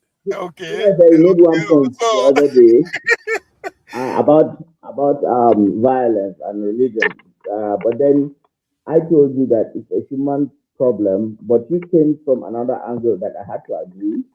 That you said the Abrahamic religion are the most violent one, something like that. Yeah, I think there is only as much explanation one can give it to a human issue. As a matter of fact, based on my analysis this week, because sometimes some of these thoughts come into my head and I start to do a bit of analysis on it. Like I try to find out in the world as we exist now for the last 5 years, which religions are responsible. There are people that practice these religions that are responsible for most casualties in the world. 5 years. Why don't you start from European War I, European War II? No. I'm not. I was looking at it from the point of view of religion. Now I wasn't looking at it from the point of this thing. And it turned out that the Abrahamic religions, by far, like 80% of casualties in the world today are fought by people of Abrahamic religion, while they are actually about 50% of the population. They are the majority. Yeah, they are just about 50% of the population of the world, but they generate about 80% of the casualties of conflicts. The answer is simple. Because they are still competing within themselves. One has to. No. What you have to understand, right? Uh, Oye, is look at the origins of the religion, the Middle East.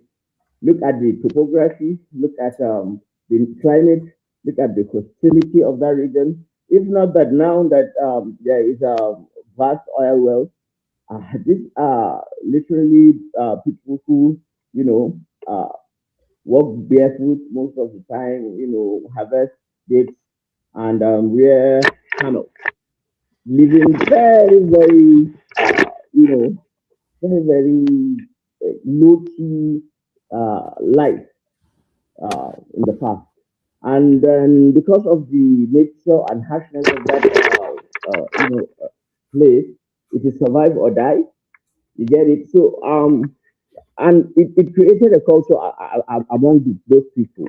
Now, if God sends a prophet amongst those people to guide them, no matter how that guidance comes, since fundamentally we humans learn from other humans, and in as much as we like to tell ourselves that, like now, I will tell you something about an idea or something, but we do not actually learn from, actually talking, we imitate. So it is the imitation, even a baby, even children, because it's human thing. It is through imitation that we learn.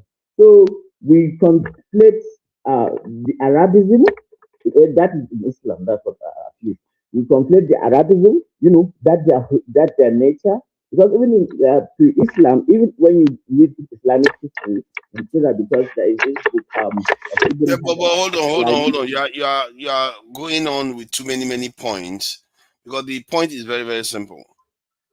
I talked about the Abrahamic religions that are responsible for disproportionate amount of casualties in conflicts around the world. That people that practice them, their nations tend to be responsible for most of these conflicts.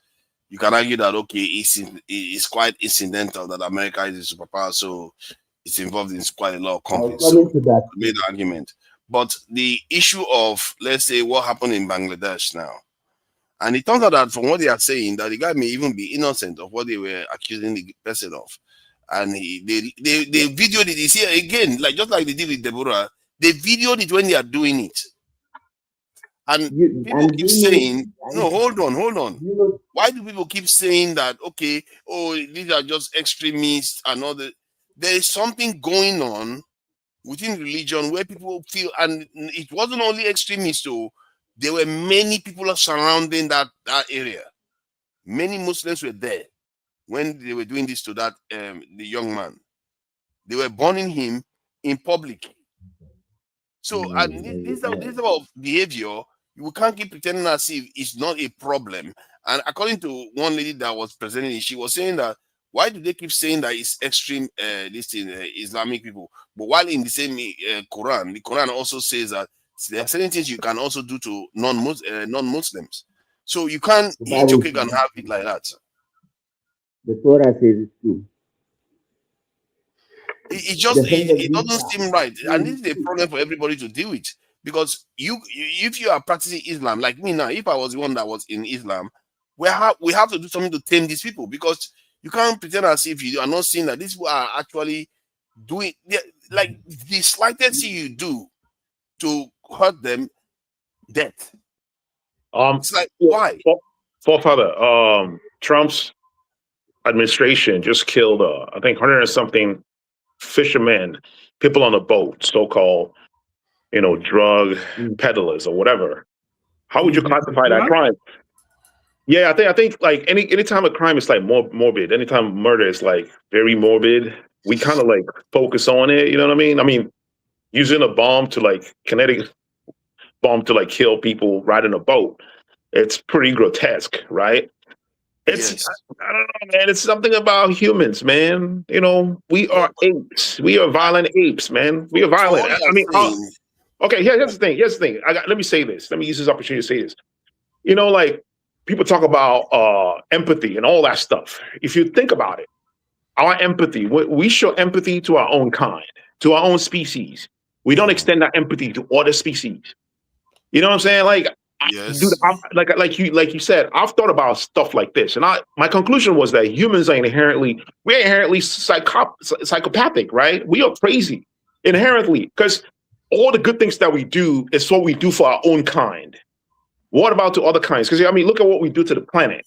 All the stuff that we do to the planet. I mean, in order, if I see a house, if I see like a fruit fly, I will kill it without even thinking. You know, like at some point, I started to think, wait, this fruit fly is a very complex organism with so many mechanisms inside of it that's working, and it has life. I'm like thinking that fruit fly actually has a purpose. It wants to procreate and live its life. I don't know how many hours or how many days, but you know, something in me triggers me to just smack it, boom, and it just dies. Like, you see what I'm saying? Like, I don't know. Maybe it's something about nature. Nature is kind of. I think what you are ascribing, what you are describing, is not necessarily the same as this action. I know human beings are, you know, they can be very, very bloody and everything, but that is the act of a nation against another. But in terms of because we know we have Hindus, and Hindus have their own dark side too. I mean, when I kill a fruit fly, what? Okay, why is it different? No, it's not the same thing. Hold on. Let me see, because the context is different. Why is it different? Because you have to listen. Because let's say if you kill a fruit fly in this town, a Hindu kills a fruit fly, a Buddhist kills a fruit fly. The context is the same for all of them. But what we are talking about is when they are killing human beings. Now that's okay. I'm not when human beings are involved. That's when the context we are talking about. Like Hindus, they have their own dark side. Let me see what my point. The Hindus, they have their own dark side too, but it doesn't manifest itself like this in the face of like where they will just, if somebody steps out of line, then the person ends up being burnt. You haven't researched it. What about I know about the Hindu one. I know about the Hindu one. Hindu are very brutal. You don't know against pretty brutal. Yeah, against Muslims or against Google right now against Muslim media. Just Google and see how many incidents.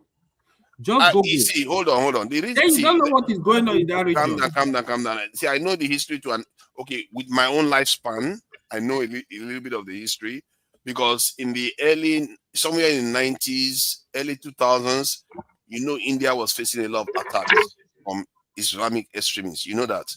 India didn't have a nationalist president then, like Prodi as they have now. That is what created Prodi. That when Prodi came in now, he gave the Hindus a reason to be proud of what they are, and now they started going after the Muslims. But you know yourself, if you go through history, there are various cases where I don't know why actually. Maybe it's due to Kashmir, Islamic militants. Yeah, that Kashmir was the big problem in that region. They kept attacking India, and that's what triggered the nationalistic drive of the Hindus at the moment. But the Hindus are not the one in Nigeria losing their temper and taking out these Nigerians. Generally, Muslims do these things, and that is what we find. That's what people find very objectionable. These are all labels, right? Before pre-colonialism, right? I think Arochukwu people were doing human sacrifice. Like you can find a record online. Yeah, but that's not what we are doing. You are conflating the issues. They were killing people. About people that get crossed. There were invasions. There were communities invading other communities. There were the Zulus invading other communities. Like, come on, man, violence. Come on, you have to put this in context. Even in Chicago, gangs kick people. We are talking about this based on a specific context. When people make a mistake and you just pick them up and burn them alive. Well, so here's the thing. I think that question is a psychological question, right? If we have a professional psychologist here, they might be able to answer that and explain why. You know, like what creates this kind of cognitive dissonance. You know, right? Like for instance, most of the Abrahamic religion have a passage that says killing is forbidden. It's like in their commandment, right? It's like in the 10 Commandments, murder is forbidden. But then there's an internal contradiction. If you go further, you see they were killing people in their religious textbooks, in their religious text. So that's that internal contradiction, and you know what I mean. It's inbuilt in the system, right? Also, the reason why they kill, I don't think it has anything to do necessarily with the religion. It could have something to do with cognitive dissonance, right? Like if someone believes something so much, and then the person comes in contact with a contradicting information, do you know the kind of violence reaction that goes within you? Like, people feel ashamed and they want to go to war, they want to fight. You know what I'm saying? It's though in religion, like someone could say, "Oh, you say something about my prophet Muhammad," and then so they kind of create justification to remove cognitive dissonance. They say, "Okay, you say something against Muhammad, it's worth me harming you, causing harm on you." You know what I mean? So people do that cognitive dissonance thing in so many in gangs. It could be just stepping on someone's shoes, and then the person just goes off and just shoot up the club. You know what I'm saying? It's something inherently with humans. You know what I'm saying? Like, I think, General, I hear what you are saying. I think you really touched on something there with that cognitive dissonance. I think what came to my mind was that a religion can come across so peaceful in so many ways. Okay, yeah. Like Islam now, if you look at Islam in many ways, the people that adherents practice it sounds so peaceful and everything until you see this part. No, and so this part is very violent. So there's this duality that exists in us, right? Think about it. Most of the pastors that preach against homosexuality engage in homosexuality themselves. There's this duality that exists inside of us, right? A part of our brain that talks, that thinks intellectually, is different from the part of our brain that's emotional, that thinks about violence and want to harm people, that want to break something, that there's this, contradiction that exists within us. You know what I'm saying? And it's like there's a part of us, some religious people can say lower part of our flesh, that animal part of us, right? When it gets triggered, it does animalistic things. Like if you see someone do something evil, later you hear them trying to explain or kind of show remorse. They're remorseful, and you're like, did this person actually do that? You know what I'm saying? So there's that contradiction. There's something in us that's always a battle. I think it's psychological. You know what I'm saying? It's I psychological. understand how you are going on the psychological level. I'm not sure I can compete with you on that front. You seem to understand the idea, but I used to dabble in psychology before, not anymore. I feel like there's going to be a backlash against Muslims if this does not stop, because you're going to get a kind of Christian, Hindu, and Buddhist alliance. Right. Because you can't. Because Christians are not doing it anymore. Christians used to be like that. Let me. No, do you know about the? Do you know about the? Have you heard about the? Let me answer for father. No. Have you heard about the KKK though?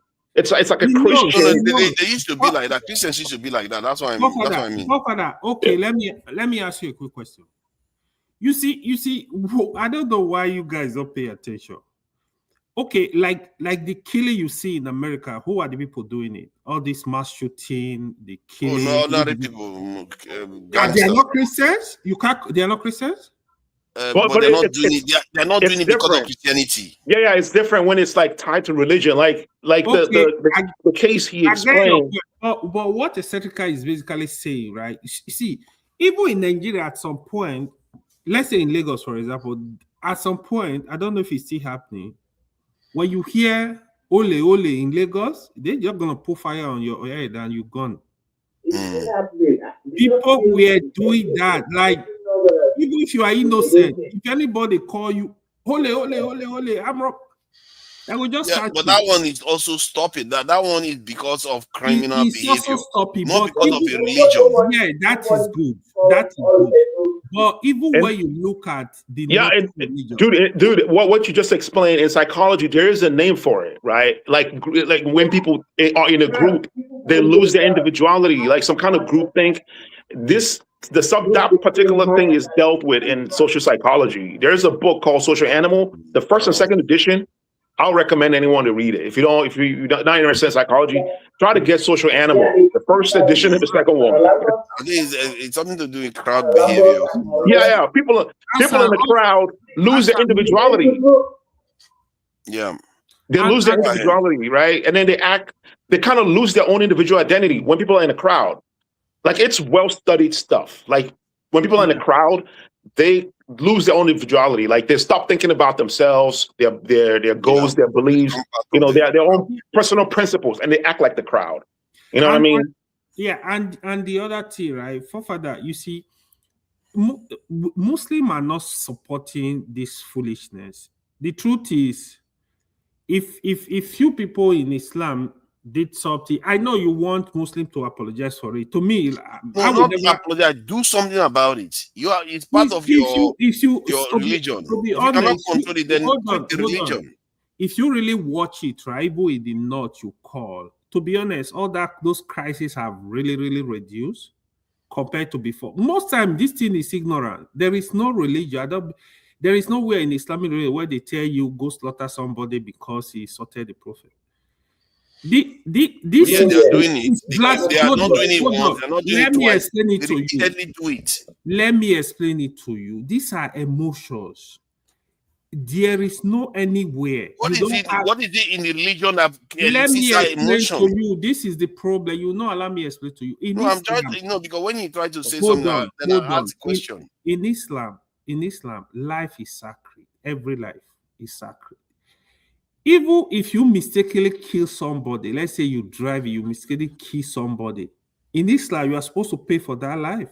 Wait, okay. So, okay, hold the Hassan, check your message, Hassan. So, when it comes to cognitive dissonance, right? Like you place values on things, right? Okay, what kind of value do you like? For instance, let's say stealing something, right, is wrong.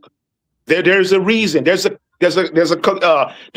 cognition that's dissonance to that, right? So, but if you look at it in a religion, the belief in like a supreme being or a prophet, right? We place so much value in that we are willing to sacrifice other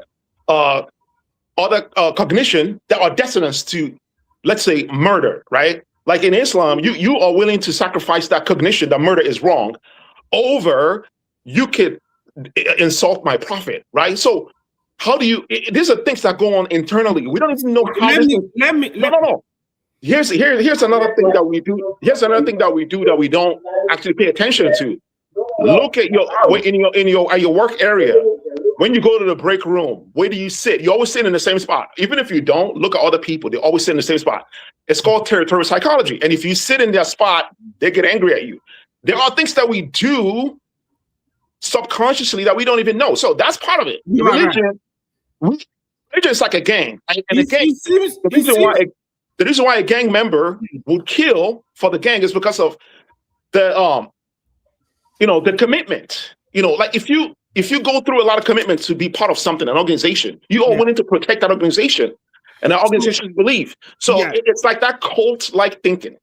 You find it in religion. That's why people in religion are willing to do extreme things for their religion. Even though there's nowhere, I believe you, there's nowhere in Quran where it says you should murder people. We are on the same part. Let me add something to what you are saying. Eccentrica, actually, I don't know if you are a psychologist. You seem to understand a lot of aspects of psychology. The thing is, Muslims love their prophet quite all right. You have to know if you are close to a Muslim, they cannot compromise their prophet. They love their prophet. There you go. So that is a point. You are very right?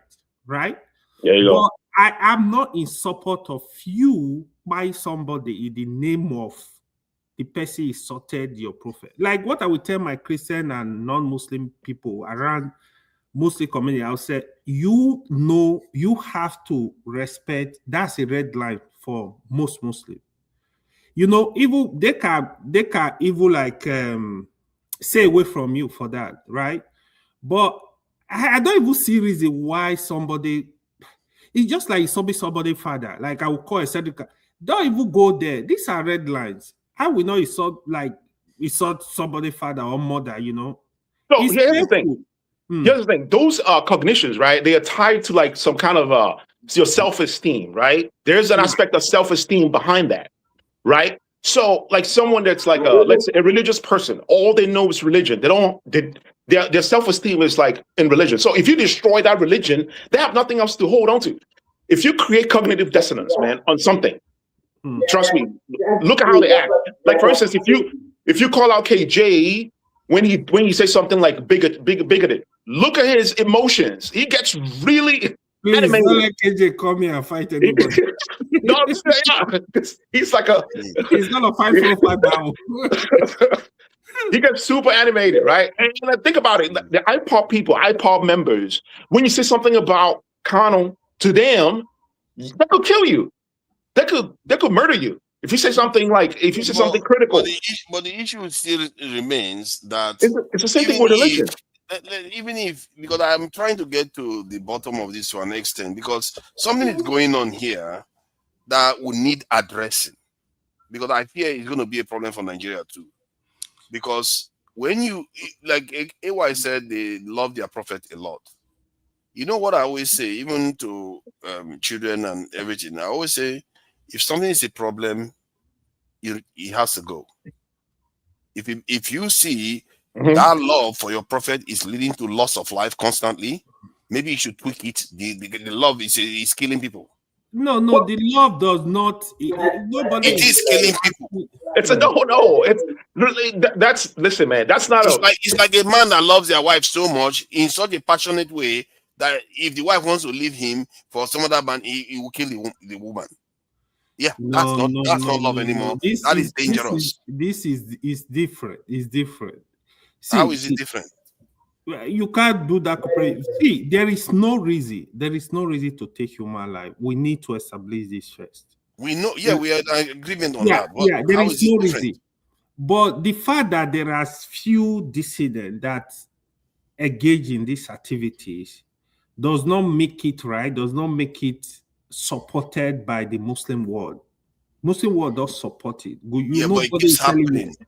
This is just one step. The one that happened, if it happened in Bangladesh, I'm not aware, but yeah, it can happen, but it does not make it right. That's what I'm basically saying. So you can't hold on because of one person, you can't call out 2 billion people for it. It's not the business of the 2 billion. It's not one person. That's the thing I keep telling you. It's not. You know what happened in Nigeria? How many? I'm telling you, if you go to different parts of the world, you're going to see similar events. The Deborah case, don't forget again, it was few students that engaged in these activities. What the country needs to have, you need to have laws. I have canvassed for laws that protect human life, that protect that is against hate. You know, what's it called? Your thing is, these people, they are doing it on behalf of your religion. Something that other religions they are doing it on behalf of their stupidity, not see. Okay, if that was the case, if you take general population from other groups to other religions, you will see the same behavior. It must. The only thing that is missing, that is different with this one, is the religion. Because if you will be, otherwise you'll be seeing Hindus do it, you'll be seeing Christians do it, you'll be seeing Buddhists do it. No, but we have to recognize that there's something in there that is triggering. What really happened in Bangladesh? Do you know? They said, all I know was that they said he blasphemed. The same thing as this is it Rebecca in Nigeria or Deborah in Nigeria. They say he blasphemed, and from what I gather, evidence is showing that he didn't even do that. First, they beat him up, like so many people gathered around him. They beat him up. I think they even beat him to death. Then hung him. Then before they bumped him on top of. This was in public, and they were videoing it. Go to Twitter, you see it, or X, you see it there. They were videoing it, showing people what they are doing, like they are trying to terrify people. This is the kind of behavior you see repeatedly in different scenarios around the world. They even do it to Muslims sometimes. They do it to fellow Muslims when the fellow Muslims say something wrong. I think every country should have laws that way, because somebody will not do. Countries should have laws that protect citizens. You know, like they have laws. How many laws can you have? You got to implement. When the problem with that is that you are okay. Let me put it this way: what you are seeing there is just the surface. Before somebody gets hung, it's just the surface. It tells you that before they get there, something that they have so many things that they used to push back that you can't debate with. There's a streak of almost unquestioning loyalty to religion that is going on that doesn't seem right. That You is are what right. I find disturbing. It's not right. Just So like Cedrica explained it, it's yeah, not right. That's evil, no matter how. religion is like a cult, right? It's like a cult. It's like a cult. It has the cult tendencies. You know, when it creates cognitive dissonance, that people don't know how to deal with it. I think that's why education. See, listen, I used to be a Christian. Right? I experienced a lot of cognitive dissonance as a Now Christian. you are Juju worshiper like forefather. I'm a Juju worship. Yes, I worship Ane. Ane. I don't care if you say anything against Ane. I don't care. I do not care. Sincerely, I don't have problem with whatever you do. And the thing I is, worship truth more like I don't worship no, any. forefather is a Christian. Forefather is only I protected. just worship truth. That's what I worship. well, yeah. The thing is, like look, Seneca is a good person now, so I will not use religion to even judge a Seneca. Me, I don't judge people like that. You and Sedicats fall in the median of It's population. You are not irrational based on listen, religion. Irrational. Listen, it's not just religion. It's not just religion. I mean, if you remember, there were some people that were caught by FBI. It kind of looked like a case of an entrapment. You know, they were trying to, do something in a Christmas celebration or whatever. Any ideology can lead people to do something extreme. It's humanity. Like, you need to come to a point where you do not hold any belief, right? Like, so much where if you see any counter belief, it will create issues with you, right? Or have any belief that will make you go to the extreme of violence, right? But it's not just religion. It happens, man. During the Bolsheviks, of course, the Bolsheviks, did it for good reason. Of course, there were the czars. There were a lot of murder. People kill people based on ideology. Abrahamic religion, they are by far the most violent. That three group of religion, they are by far the most violent religion. What I'm going to say with what Cedrica said, right? Yeah. I think no matter the religion you believe, no matter what you believe in, I think we all know what is right and wrong, to be honest. Ordinarily, we're supposed to know, like, okay, this thing is wrong, this thing is right. Even if your pastor or your imam or whoever is telling you KJ, be able to identify that. I forgot the initial. AY.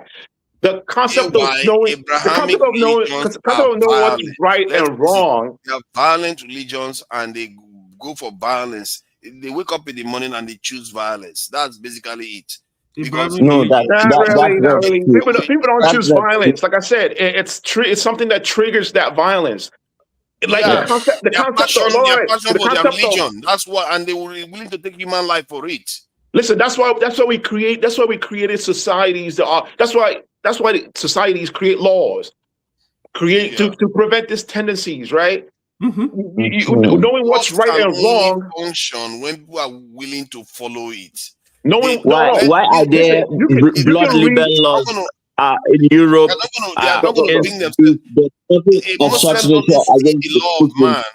Muslims generally, and even Christians too, most religions will don't see the law of man as something that they should obey.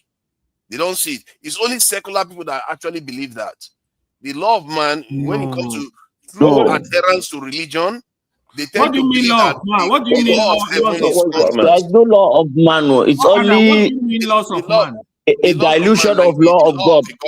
The law of a government. And corruption of law of God. Okay, hold on. Fafa, that's not correct. Like in Islam, you are supposed to obey the laws of the land. Yes. What if he contradicts your faith? It doesn't. No. If the law of the land say they should go and draw the picture of Muhammad, would you obey? You will not obey it. No, you there put are your religion laws first. now. No. Hold on. What you see, you don't understand the concept of Uzma. So when you say law of man, law of his state, you have to obey it. It's not like that is unreasonable when you telling somebody go draw the picture. Why are you telling somebody to draw a picture of man? What kind of stupid law is that? Because they want, that's my point. The point I'm making no, is you that can't do that. You don't hold people have certain rules that they put above the state. See, you have to admit that. Would you let me just make one point? Just one point. See, if you don't agree. But let me just make this point.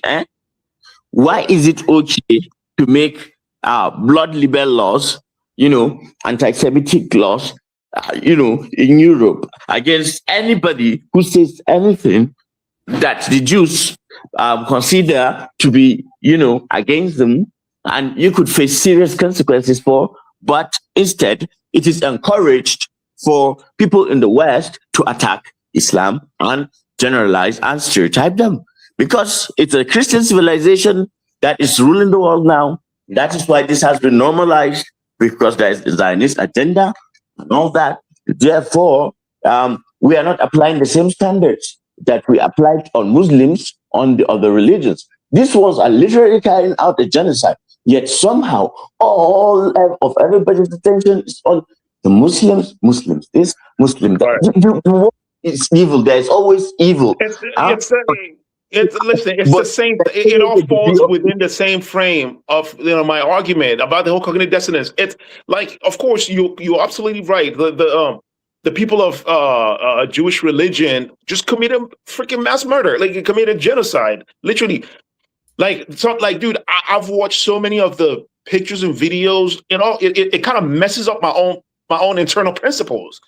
It messes up something within me. It created a cognitive dissonance within me. So I got to a point where I was like, maybe nature is inherently violent. Because if you look at the Big Bang, how stars are formed, it's also a violent process. And humans exhibit that same violence. Nature itself is violent. If there's look at the earthquake in Japan that destroyed Japan, right? Atom bomb, all that type of stuff. We understand that nature and humans are violent. It's inherently violent, but it's where it's been deployed, because we are just hearing that in Maiduguri again, there has been an attack in a mosque, if I'm not mistaken. I think it's in a mosque, actually.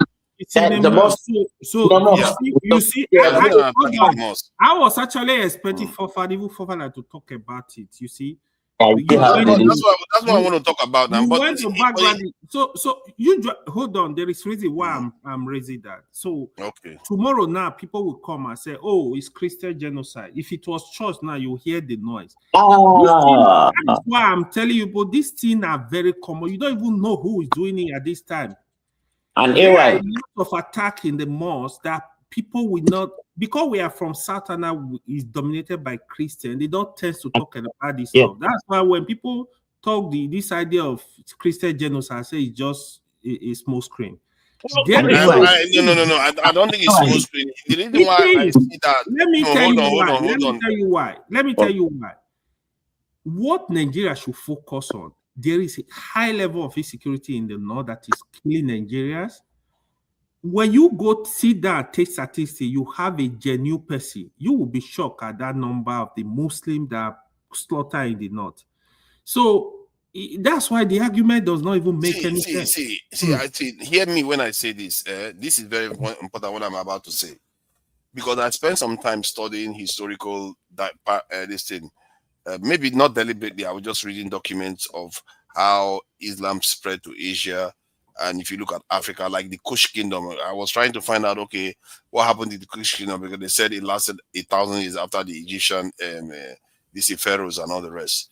So how it ended, because they were Christians first, even the Sudanese, they were Christians. But what Muslims were doing was that when Islam rose, they will come there, they keep giving them slaves. In the end, they too were defeated again. Even when they fed them slaves for centuries, they too were defeated and converted to Islam. So in other words, they do exactly similar stuff that the Europeans do in the Americas.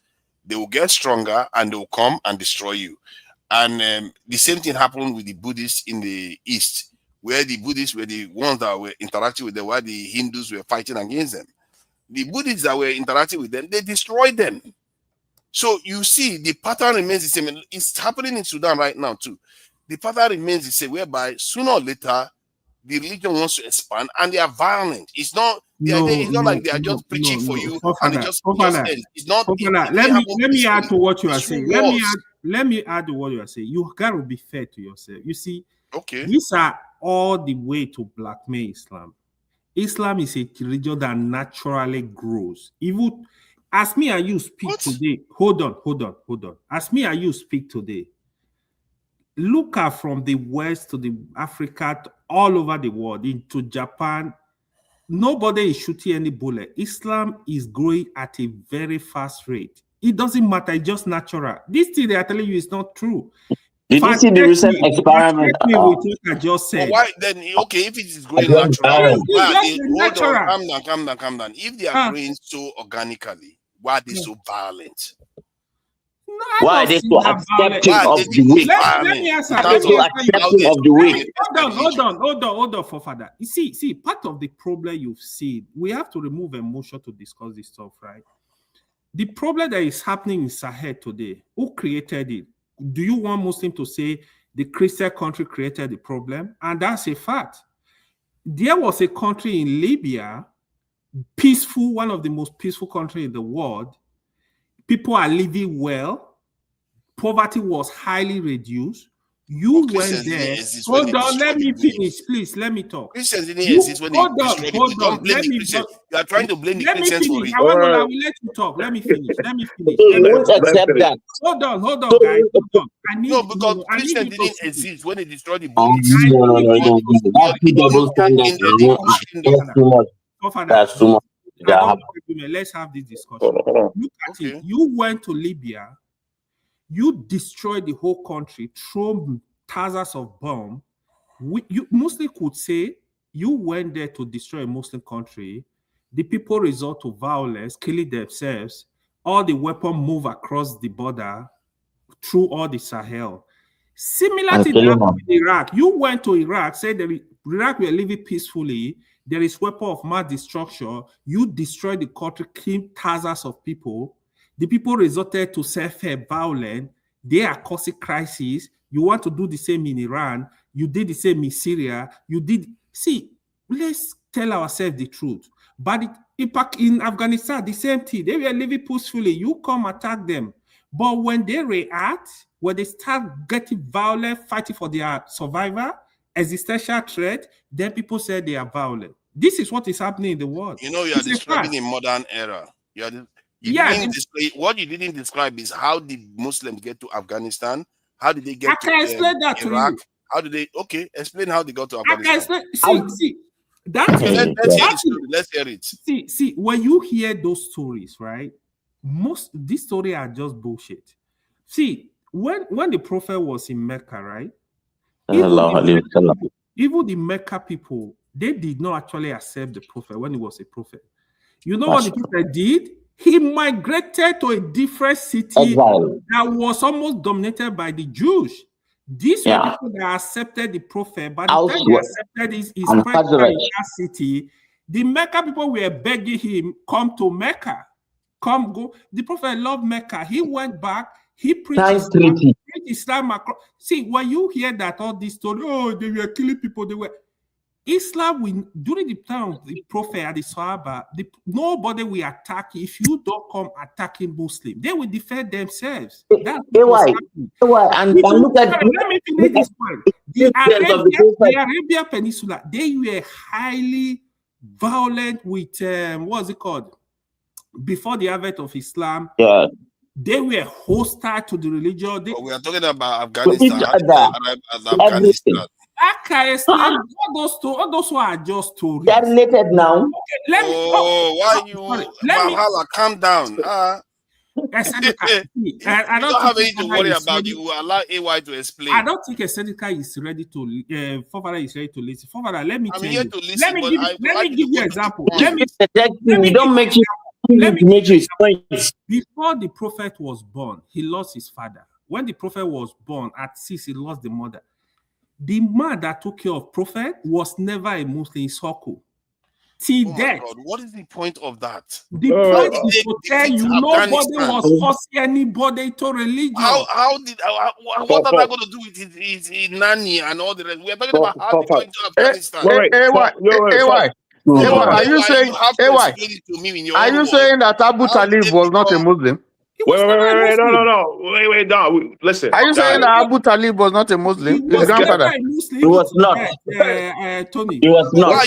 Even on his deathbed. No, let him Abu Talib. Let him engage. Oh my God! You see the tactics that they use. Hold on. This is why you're not doing a very good representation of here, because What they ask you is different question. You're answering totally something else. And you know Tonight, what was? Hold on, please don't stop me. This is how they get away. No, Because no, you have to pin the don't question. do that. No, this is how they get away. Because how can somebody ask a question? The question is not answered. Some other person wants to stop them from asking the question. I asked you a straight question. How? Because you told me it wasn't by violence they took over Afghanistan. Then how did they get there? Tell me if I'm wrong. See. The question you were asking, there was no place on earth Islam went to with violence. Okay. See, this was because of goodwill from the preaching of the Sahaba, from the movement of people preaching, admonishing people based on what God wants, the God religion. It was based on preaching, peaceful movement. Again, I will tell you. The battle of Aqaba, the battle of the camel. They basically came in there with war. Yeah, yes. Let me certainly speak. Civil war. Let me just acknowledge something, please. A lot of people. So anyway, let me just say this so that maybe to put it in context. A lot of people don't understand that we only recognize 4 caliphs in the history of Islam. Okay, that is Muhammad, Abu Bakr, Uthman, and Ali ibn Abi Talib. Now, after these 4, what happened was it split, which became like a civil war. Now, the successive just let me listen. The successive leaders in Islam, just like any other leader, whether in the Catholic Church or whatever, who has a lot of people under his command and has political power, as a human, he can use that resources because he can use it to wage war. He can use it to do good. He can use it to do bad. It lies. Hassan. Look at nobody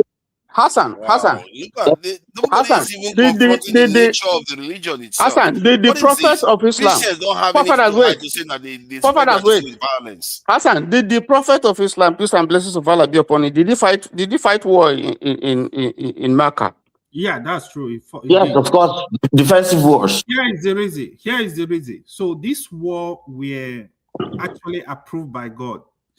When you attack the Muslim, there was no place Muslim went to attack the Kuffar in Mecca. Only do defense. They were of defensive part. They defend themselves. Even the people that were fighting the Muslims then, they all converted to Islam in the end. Majority of them, because they see that there is no way out.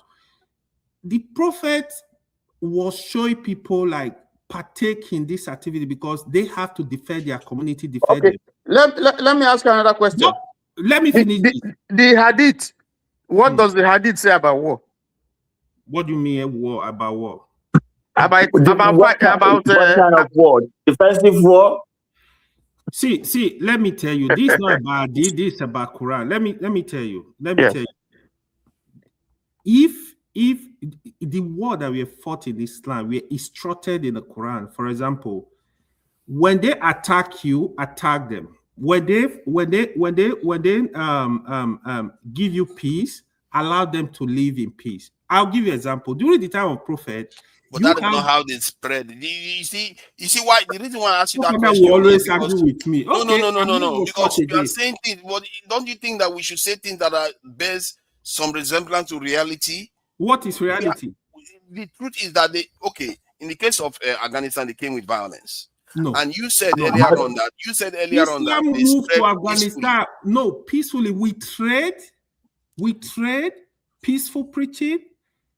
Sent letters and emissaries to the kings. There was no violence. You can hear conquest. When you hear conquest, it's not only violent.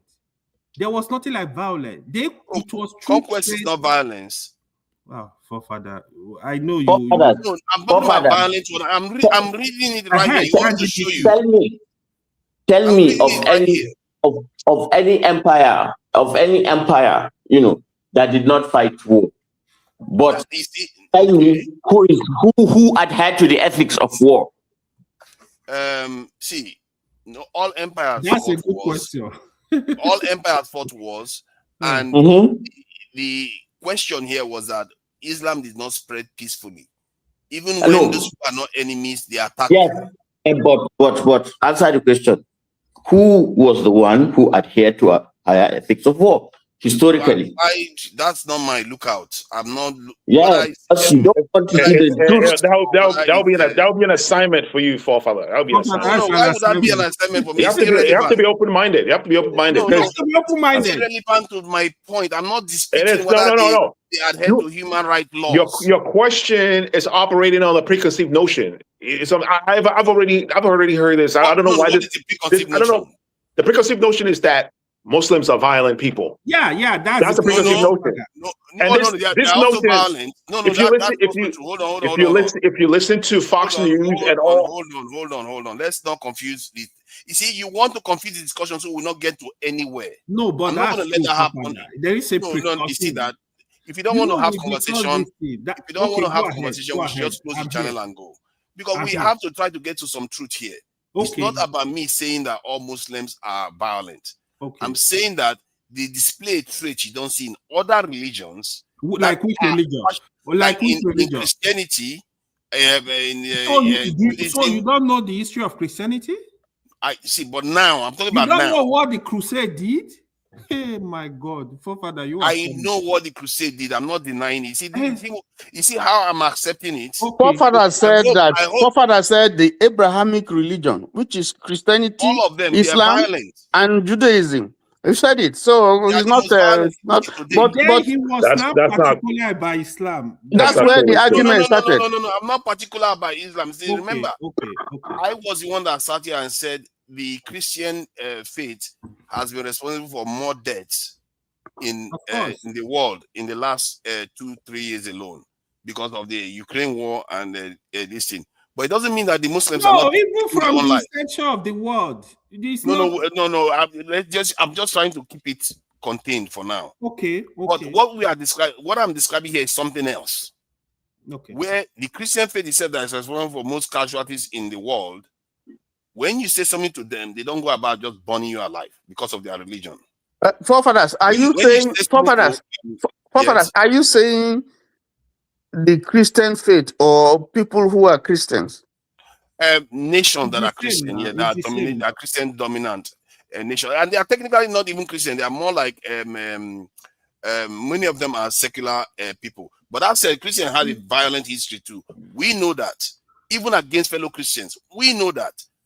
I'm not excusing that, but I'm saying today, the state they are all in today, at least they can live in this world that we are in today without triggering unnecessary violence amongst each other, because they can tolerate people saying things about them.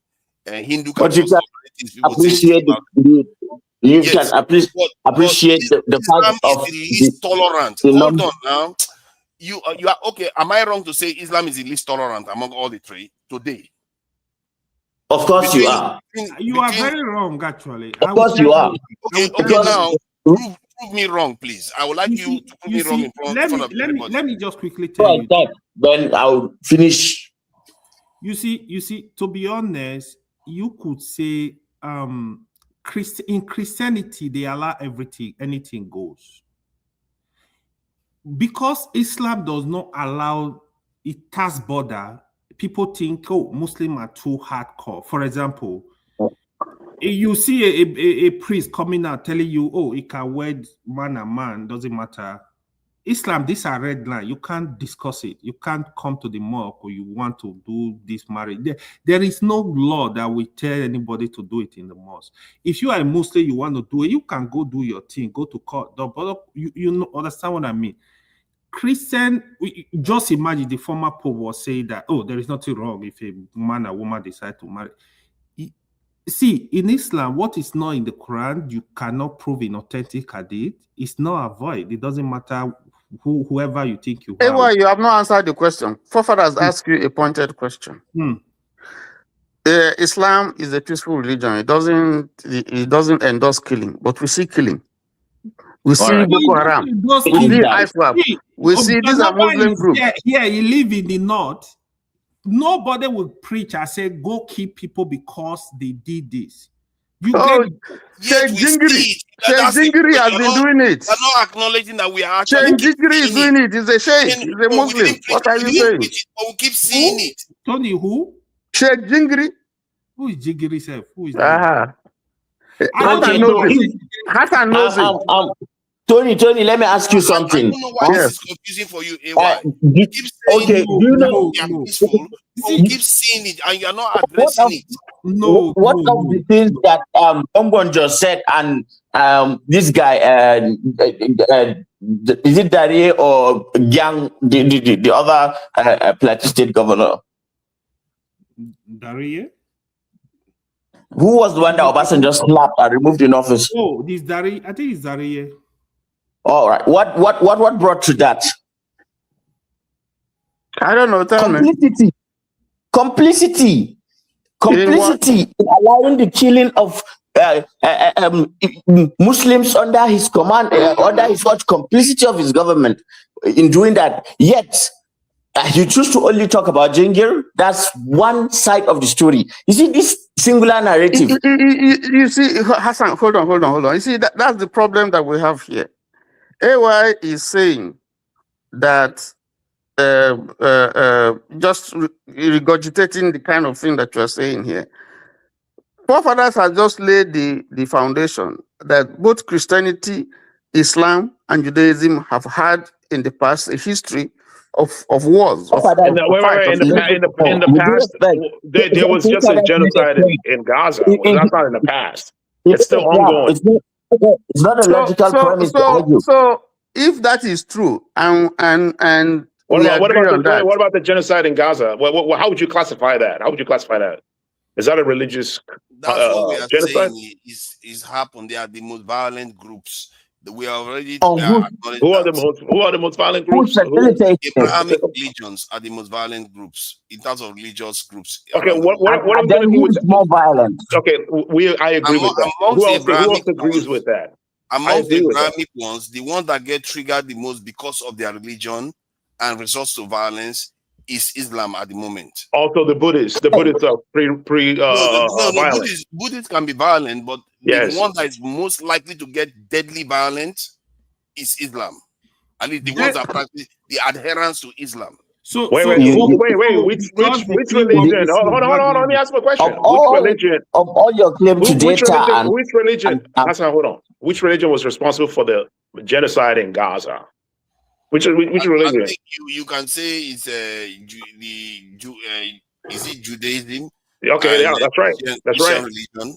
That's right, Judaism. Yeah. How many people were killed? How many people do you think? Like, what's the number?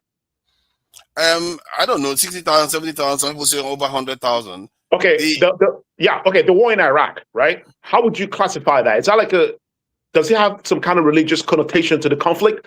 Here, the reason why I'm asking you, because there's actual evidence that Bush called Chirac, which was, like you said, the Prime Minister of France or whatever, and told him that this was predicted in Ezekiel. He was using religion as a justification for the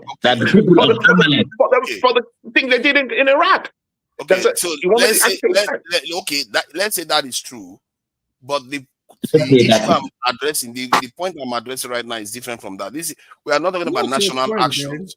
No, the point I'm making is that it's not national actions. I'm talking about people that get triggered because of religious belief. That because of you do something against their religion, then they kill you for it. Okay, one thing you don't understand fundamentally. I don't know why that is not true. The fact that you live under an umbrella of a Christian superpower, and so your interests are so protected, and you're such in a privileged position to say all these things and feel that you are saying the truth. Meanwhile, even if the data and the fact before your eyes are against it, you choose cognitive dissonance. This cognitive dissonance you were talking about earlier. And let's not do the bloviating. Give me your data to prove me wrong. Okay. If you prove me wrong, okay. Just keep quiet, please. Can you keep quiet? Don't take forever waffling all over the place. Go straight to the point. So you see the trap. You see, yeah, you want to start lecturing us about the Quran.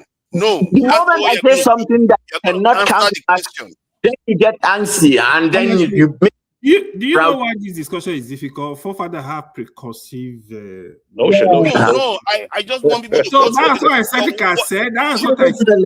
You are not open to this discussion. You I'm, have I am conceived very, things very. in your head.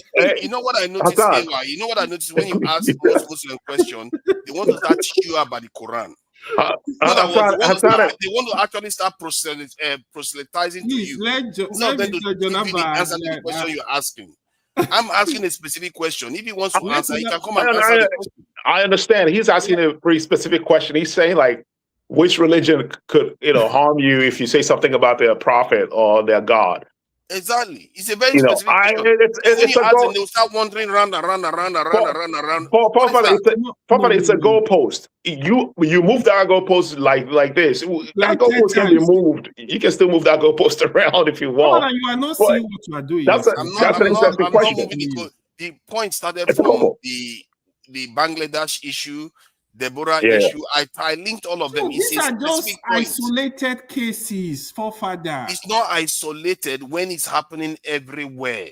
Like where? Okay, Bangladesh, Nigeria, where? Just name the continent. It happens almost every continent. Muslims are Hold on. I got this. Remember, there was yesterday. There was in I think in Sweden. I don't know. Someone took a Quran and shot a gun in the middle of it and left a note that says, something about thanks for coming, but now you can go home, and left it in a mosque. It didn't result to any type of violence, In some regions that could cause violence, of course. Right. That could cause violence. But in this particular instance, there was no violence, right? Someone shot a gun inside the Quran. And we know what that means. It's a threat. And the person saying, hey, go back home. Thanks for coming, but go back home. You can look it up online, right? Which country was that? Sweden. That's why. Don't forget. No. See, that's why because they know. Hold on, because they know if they did that there, go ahead. The whole population will expel every Muslim in that country. No. Are you saying that? Are you saying that if, like, let's say someone retaliated and did something they will blame it on everyone? Given how Europe is right now, that would be a big problem. Listen, man. And they know that. If you want to elicit a response, right? You could elicit any type of response that you want. If you want to elicit if you want to prove a point, you could do something that could lead you to prove that point and say, hey, look, they're pretty violent. Because this is how they react. Do you think that anybody would dare to do that?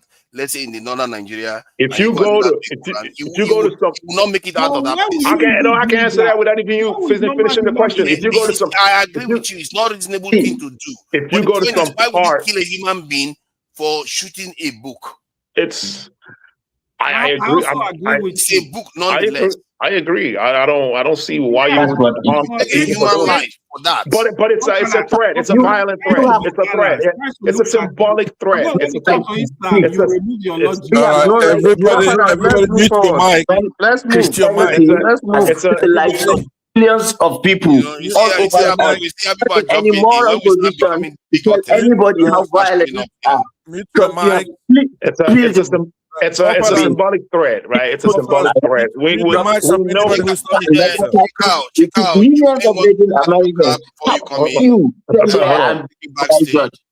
Yeah, you may want to park your car. You can't be driving and be online, okay? Let me make some statements. I was here earlier. I give other people a chance to come in and be able to talk, but I still didn't lose my position in the queue, right? It's a symbolic threat, right? It's a symbolic threat. We know what that means, right? Yeah. Shooting a gun through a Quran and leaving a note saying go home, right? We know what that means, right? It's a symbolic threat, but that is not nice. Of course, your question, but that's not killing a human being. Your question is valid. It's a valid question. Yeah, we've seen instances where people, get killed for, blaspheming the name of Muhammad or God. We've seen that instances, right? But like to use that to come to a conclusion that you've come into, it's wrong. It's actually logically inconsistent. You cannot come to that conclusion. That's faulty generalization, right? because there are millions, like they've said, there are millions of Muslims in the world. Billions even, who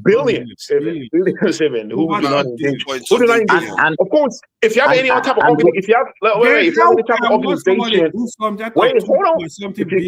If you have any type of, is more than you're making my point. You're making my point. If you have any type of Christians, but they are not the ones busy getting triggered and killing somebody and burning them on the stage because somebody said something about Christ. That is my point. I don't understand how this is complicated. I'm not saying that all Muslims are violent. I'm saying that to the point where they take somebody's life because somebody says something wrong. It depends the kind of grace people walk on eggshells.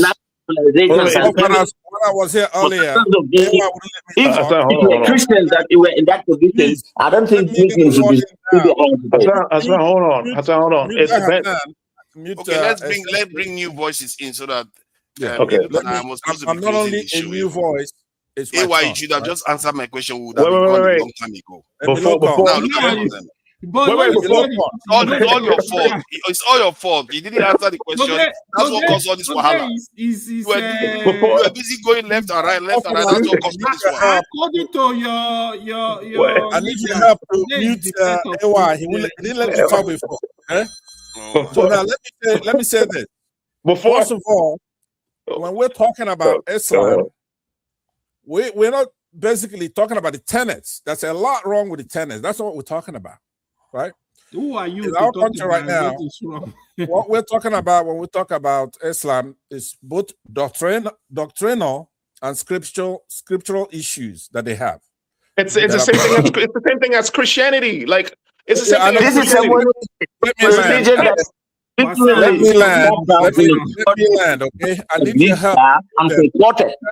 Hold on.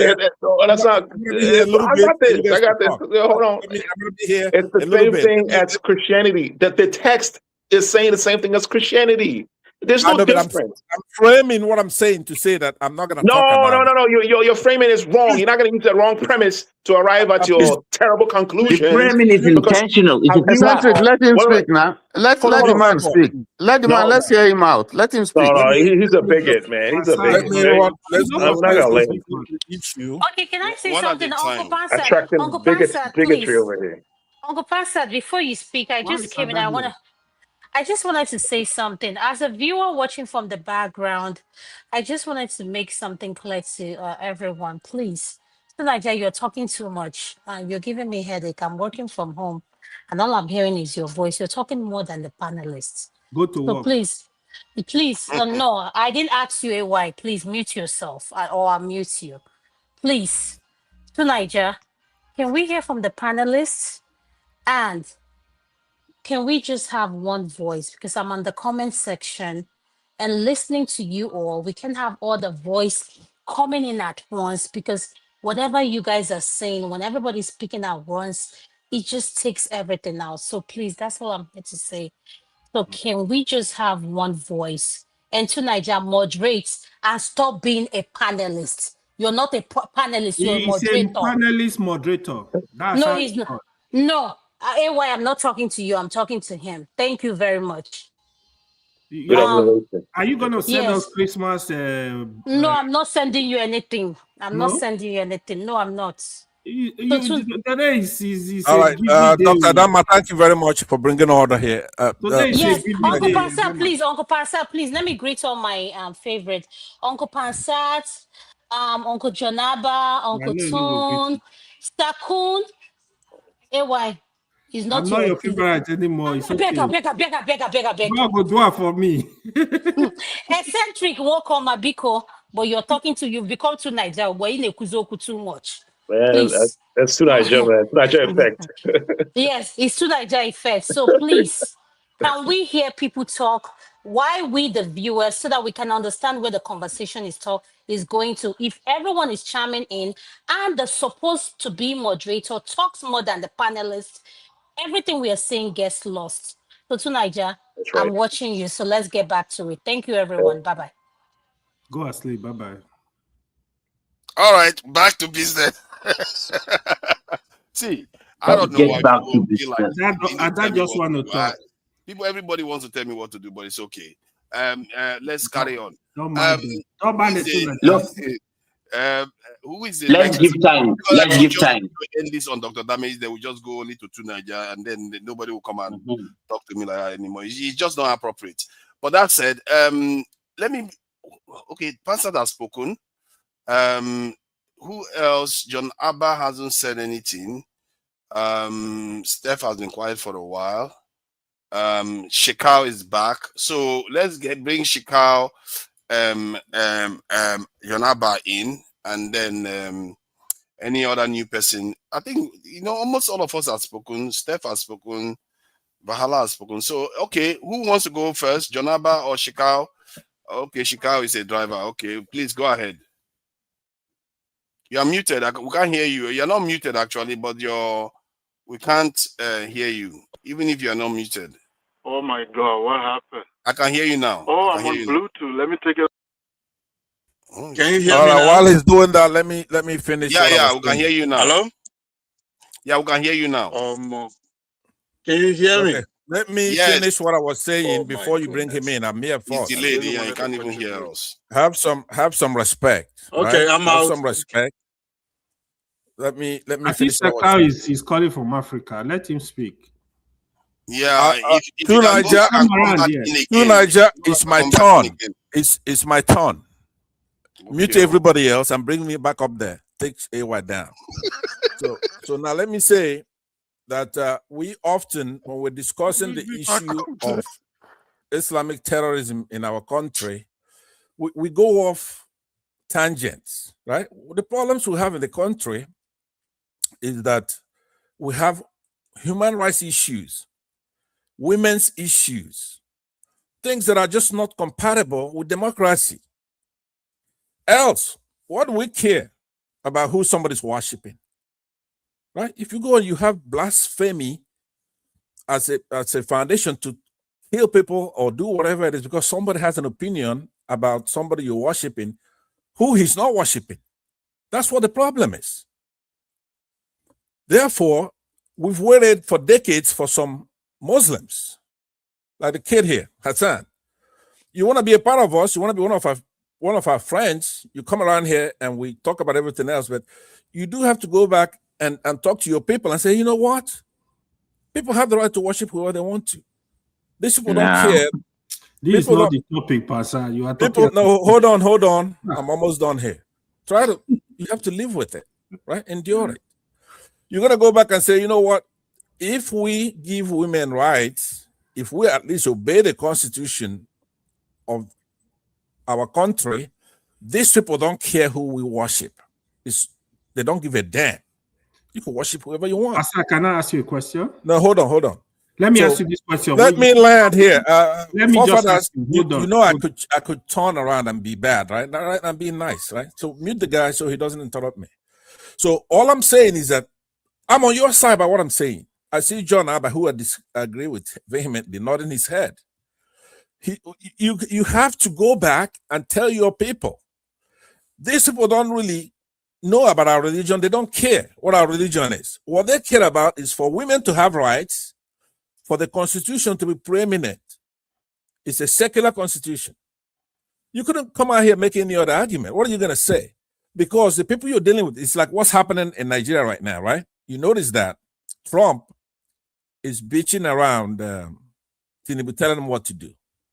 And he has to do it. He has no chance of saying, let me think about it.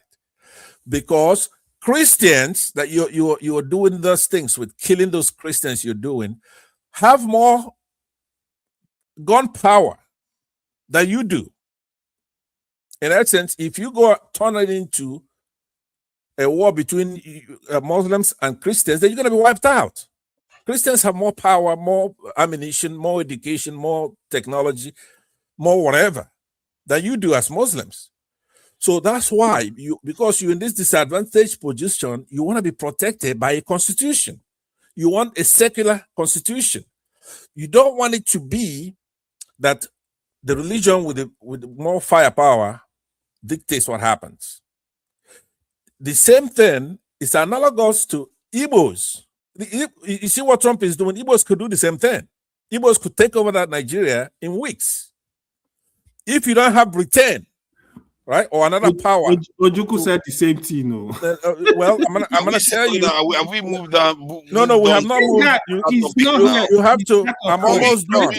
Look, if I'm almost done. To say something? No, I'm almost done. So when Janab is nodding his head, it's redundant. If whatever I'm saying, he's agreeing with.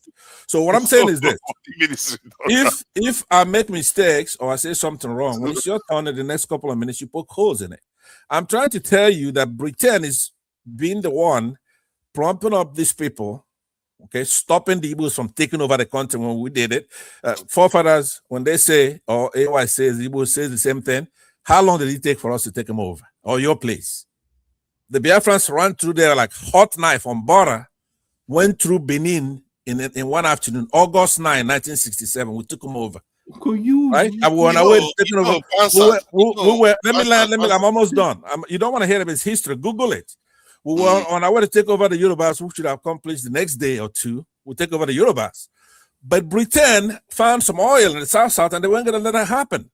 So what they're doing, if the United States comes in like they're doing now, for the first time, you have the United States say, our beloved Christians, we're not going to let anybody do anything to them, right? If we have the United States coming and hold back Britain, how long do you think it's going to take the Igbos to take over that country? In no time. It's the same thing. You see when let me conclude with this. It happened in Iraq, right? In Iraq, the Sunnis were the minority. Hold on, Pastor. You can't carry on forever now. But I'm almost done now. This is the dismantling. You know, when people do gymnastics, I'm dismantling now. Listen to me, right? All of you against me because you got a minority. That's you, forefathers, running the show. No, you got Muslims. You got Muslims all over the place. Majority in Nigeria. Okay, so what I'm saying to you is this: if you look at what's happening, I find it very strange and funny, right? You have Trump, right? You have Trump telling the president of Nigeria what to do, who to release from prison, who to do this, and Nigerians pretend like it's not happening, like it's gonna go away, right? What is it? What's your question? Are you still planning to take over the country right now? Say that again. Are you still planning to take over Nigeria? In our place, there's a proverb that says, "Okarane to Kadonye Korea." What that means is this: okra. You know when you plant an okra, it's never gonna get so tall that you cannot pluck that okra, right? If anything, you could bend that okra and pluck it because you planted that okra. The Igbos got independence from Nigeria. It's our thing, right? So what if you see like this guy here, this kid here, Hassan, right? I was trying to say, you come here, right? Now, can we leave wait a minute. Look, I have no problem. I know you want to protect him. That's fine. That's how I wish. No, wait a minute. Please. Your time is up. I'm perfectly able to protect myself. Okay, that's okay, but you don't have to. You don't have to because we Christians. Oh my God! We let you. Let Jonaba speak. Can I? You've landed. How many times are you going to land? Let me. I'm about to conclude. AY interrupted me, so hold on. Let me. I want to talk to this Hassan. No, here, right? no. Then you wait for your turn again. Sure, there's no turn anymore. I think what we are going to do is AY Hassan, take your time. Have answers to this question that I have. Hassan, I didn't see you protesting to let me talk, right? You enjoying the protection. I'm not bigoted. Hassan, you should say to him, no, don't protect me. Oh my let God, him what talk, kind of wahala right? is this one? You don't want to tell. Pastor, you are a grown man. You're enjoying the protection. Why does he behave like this? Hold on. Give me, no, not today. Some other time. Give me and Pansat 15 minutes. Oh no way. Not today. It's going to construct into something else. Then what is going on? Just see what I want to say, please. I need to try to round up the show. I'm not taking this from a bigoted approach. I want evidence-based approach whereby we can actually get to some common ground here, because the question I'm asking is quite pertinent, and the disturbing images that I see from different parts of the world, and yet every Muslim I meet will tell you that we are a peaceful religion and this is not meant to happen. There's something else is going on that is triggering their own adherence to do some of all these things. And if I'm wrong, then show me information that proves me clearly wrong that any observer will believe. We can reserve it for some other time. Maybe you don't have the information right now. I'm not going to hold you.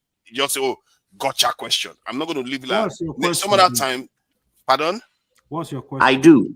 The question is, why is it that at the current state of the world, where other religions exist, that the Muslims generally are the ones that are triggered whenever somebody says something about their religion, and that results in loss of life? They often take the people's lives because somebody said something offensive about their I've religion. answered that question, but I will answer it again when it's time. Yeah, not necessarily today. I really no, want I you will to answer it today. No, we're not going okay. anywhere. It's easy. What do you mean we're not going anywhere? We have to. No, Tonight, let me in with my other line. My other phone. This one is the best I guy, please. can see that. Yeah, let me bring it up. Jonaba, please, welcome to the discussion. And this is supposed to be a friendly conversation between me and AY. And but AY didn't seem to be prepared for it, so we'll leave it for now. So please, can you hear him? Can you hear him? I just feel like you're not answering my question. That's why. Everything. You have answer you want to hear. You maybe.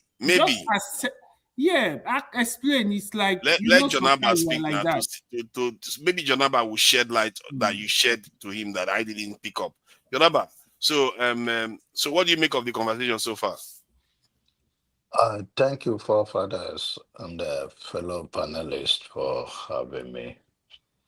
Merry Christmas, Janaba. Merry Christmas. Yeah, Merry Christmas. Tell me my giveaway. Otherwise, it's already. I know say Mr. Tony no one send me. So I'm going even from saying they no be Christian again when it comes to Christmas. You see, forefather, now they scamp. I go say no, I no be.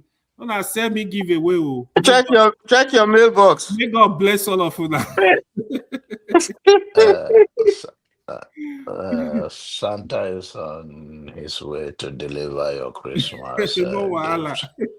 So on the issue of what you guys are discussing so far on both religion, Islam and Christianity, at this age, based on insight and just being open-minded, both religions are violent. One stay under the umbrella of the government to oppress the citizen and while the other one, individual, sometimes take it into their hands. So both religions are violent. One is just like the government.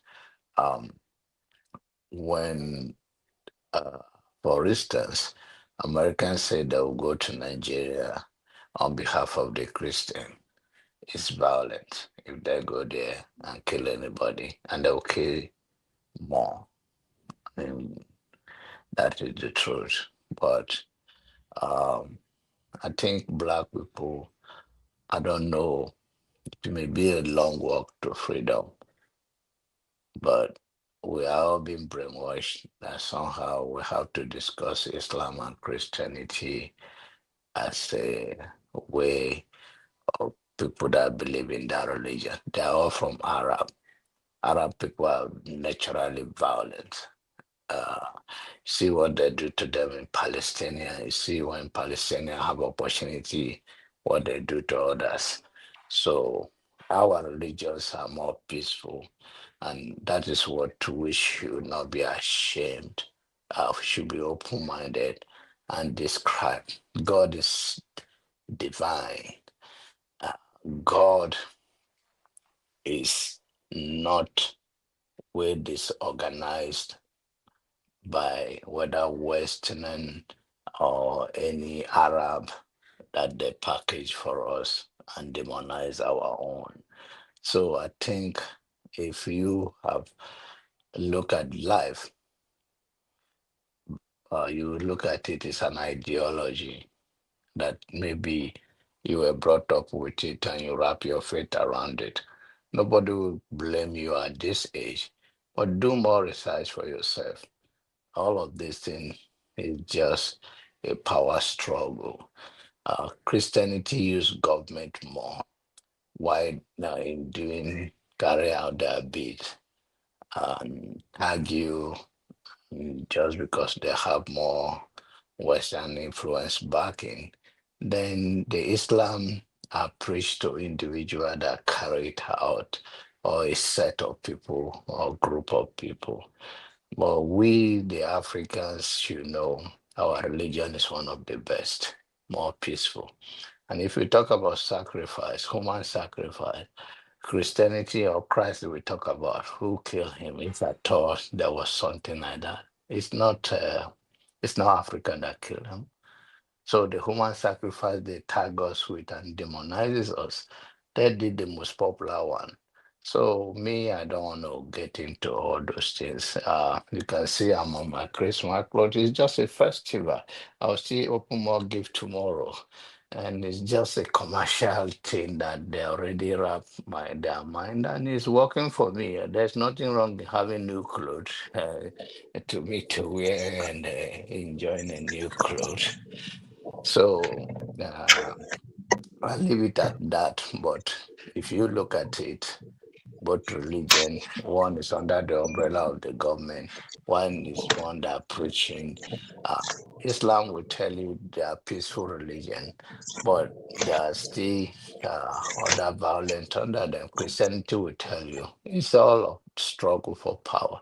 The true humanity and spirituality is what is a common sense approach, morality. What you don't want to do to others, I want to do others to do to you. Don't do it to others. It's a simple thing. And your faith, are you going to tell me that my faith is not relevant when I pray, when I get answer to my prayer? People project themselves and whatever their image capture, the faith capture and become a reality today. You can't take it from them. You'd like talk to you tomorrow. But in the real studies and all we can analyze, both of them are violent. Thank you. See, that's objective, isn't it? And so I think we are done for the day. It's We are supposed to have subjective, finished. unlike you. You see, Look at unlike that. you. Look at that. You are the one that refused to answer the question with data. No, I answer your question. You Okay. want a particular answer. That's the Okay. problem. Yeah, I've because always said that to you. But you can give a I particular want a answer. particular answer because that answer is the one that I see. Like when I see Muslims killing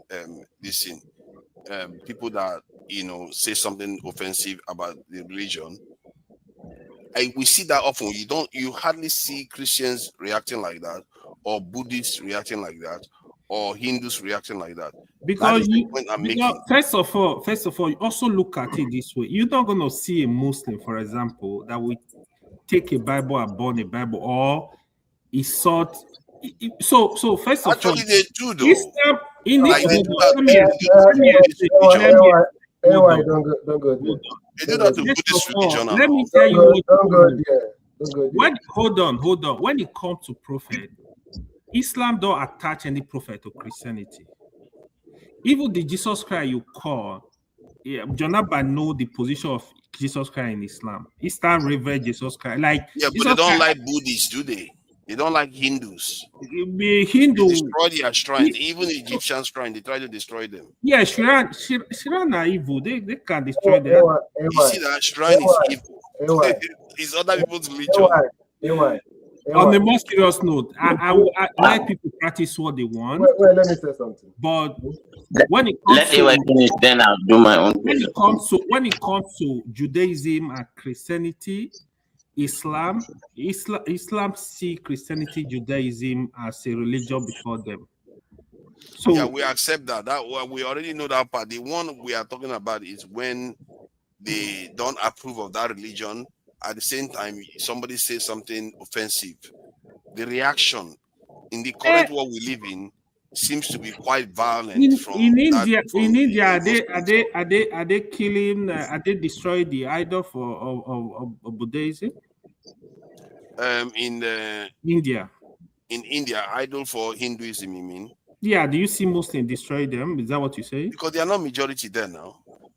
Oh, it's when they are majority, they destroy them. Yeah. That's when they tend to do. If they are equal or majority, that's when they tend to do that. Look at the countries they do it. Look at the countries where it's like that. That's just factually so incorrect. Let me say something. Except there are countries where there are fewer than they. If they try to do it, let's say in Europe, you see the reaction will be very, very serious, and generally it doesn't repeat Europe, itself. who care about religion though? Majority of people don't care about religion. They do care when Which religion? When they see that a Muslim is threatening them. I think because I remember there was in America, in Canada, even a lot of churches are already sold to mosque already. They are you know mosque. what? Let's just bring Shikau in because he hasn't said anything since before. Then we'll bring Steph in before we round up. I don't know. Can you hear me now? Loud and clear. Welcome. Okay. Yeah, thank you, sir. Merry Christmas if you're a Christian. Yeah, first of all, I practice African spirituality. I'm not a Christian. Okay. I'm not a Muslim. Okay. Yeah. Okay. You're welcome. Finally, man, my brother. Finally, let's go. Yeah. So I come in as a neutral person, but my background as an African, we all have a Christian or Muslim background. So my background is Muslim. So born in an Islamic family, learned the Quran. I'm well read in Islamic theology and history. Then little bit I left the religion. Then I tested Christianity a little bit in Nigeria with Deeper Life. Then I also left that one because I saw that no, it's not for me. Then I embraced traditional African spiritual beliefs, which I now, since then, I've been home for the past 10 years. I would say I'm very happy to embrace African spirituality. So let's deal with the question of violence. I will tell you that both Christianity and Islam have a history of violence. But in contemporary history, in modern history, Islam is the most violent religion. We are not saying this in terms of individual Muslim behavior. We are talking about the doctrine, the teaching of the religion itself. Now, there's something most of you here who are not Muslim, you need to know. In Islam, not everything in Islam is directly from the Quran. Just the way you do in Christianity, anything you say, let's check the Bible, whether it's there. Islam, majority of the things Muslims do come from three sources. One, the Quran. Two, if you don't know, don't say majority. Can I finish? This is the problem. I want to lay down the argument. So the Hadith, which is the saying of the Prophet and his tradition, and then you have what we call the mazhab, the interpretation of the scholars. So you have scholars who can give interpretation, tafsir, interpretation of the Quran, what it means.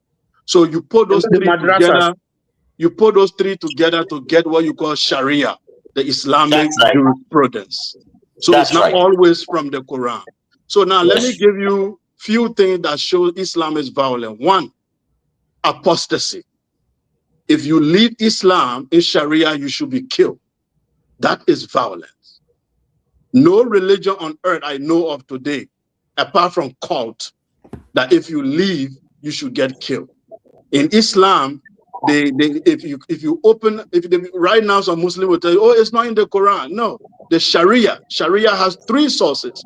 So in those three sources, all the scholars agree that the Prophet said, if anyone abandon his religion, in apostasy is punishable by death. Google it right now. All Sharia law agree with that. Two, that's violence.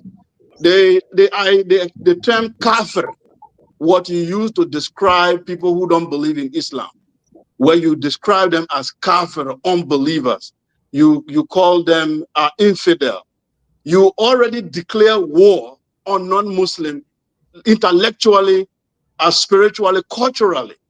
Even without you doing nothing to them, they have declared war on you because the vision of Islam is to convert the entire war into a caliphate. That is the vision. Convert the entire war into an Islamic caliphate. For Christians, they are trying to convert everybody to go to heaven. For Muslims, they are looking for a caliphate on this planet.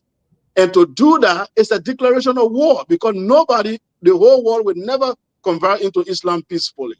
So because of that, They marry women who are non-Muslim, but their women can never marry non-Muslim. When you do that in a society of multicultural, that's war. Because you can marry our women, you can get married to any ethnic group in Nigeria who are Christian. But when a Christian man goes to marry a Muslim girl, that girl will get killed if she ever tries that. True or false? All of these things that I've laid down. So the fundamental in the Quran, it says it clearly. Anyone who criticizes the prophet, insult the prophet and Allah, you should crucify them.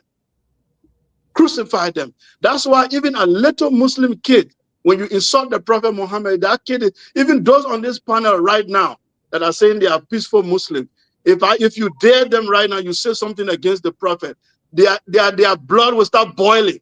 They want to kill you. Even if they will not say it physically, but emotionally they will be disturbed. They want to act. That tells you that you are indoctrinated to always act on behalf of God or on behalf of the Prophet. This is the way the religion is positioned. So fundamentally, Islam is incompatible with democracy, incompatible with multiculturalism, incompatible with freedom of speech, incompatible with anything humanist. So it is the most dangerous religion on the planet. Right? I'm saying my father is a Muslim, my mom is a Muslim, my entire family is Muslim. I'm not saying there as a problem of hate. It has beauty in it. It has discipline. I learned a lot of discipline in Islam. Tend to Islam today. I don't drink, I don't smoke. I learned a lot of discipline. But I'm telling you, fundamentally, it is a very violent religion, and it could be a threat to humanity. Even to itself, it's not at peace with itself. I'll stop. Okay, man, that is quite interesting. But Sakari, you say a lot of things that are out of point. I need to address. Can we pinpoint those ones that are? One of them is he said that if a Muslim if a Muslim woman marry a non-Muslim, she should be killed. Can you provide us evidence? That's one. Because the second thing, some of the stuff you said, they are based on context. It's not what you are discussing. If you say you have knowledge of Islam, for example, when you renege your religion, is based on an Islamic state, not based on, don't forget, Islam pays serious attention to a secular state. In an Islamic state that was then that you renege your religion, yes, it's punishable by death. That's true. But when you say this stuff, you have to put them in context. That is where people really misconstrue Islam. And the punishment by death is not accepted universally. Universally. So even the issue when people talk about it's controversial. Blasphemy, for example. Blasphemy, the context is you can't just say, because a cow say God punished the prophet, then I'll take a God. No, it's not my right to kill a soul. If you live in an Islamic state, that person can be tried in a Sharia court. What he said about democracy is true because Islam is a way of life itself. But when you live in a secular state also, Islam is allowed to work with the system. But if you live that's why in Islamic countries, they are strictly about Sharia. They're not going to deal with your democracy. They are living where they are progressive. So we need to understand most of this stuff are content. I understand, I can have discussion with him about Islam because he basically have knowledge of a lot of things. But somebody like forefather that have preconceived notion, it's very difficult to convince you. That's why my discussion with Seka will be different. So that's what I just want to. But hold on, though. Almost everything he has said is exactly what I'm saying. No, you are not saying the same thing. No. Okay, tell me what is the best of what he said. No. He literally called Islam the most dangerous. Before you did one, father is different. Okay, tell me. Will you leave me respond? Hold on. Yeah, can I respond? The point I'm saying.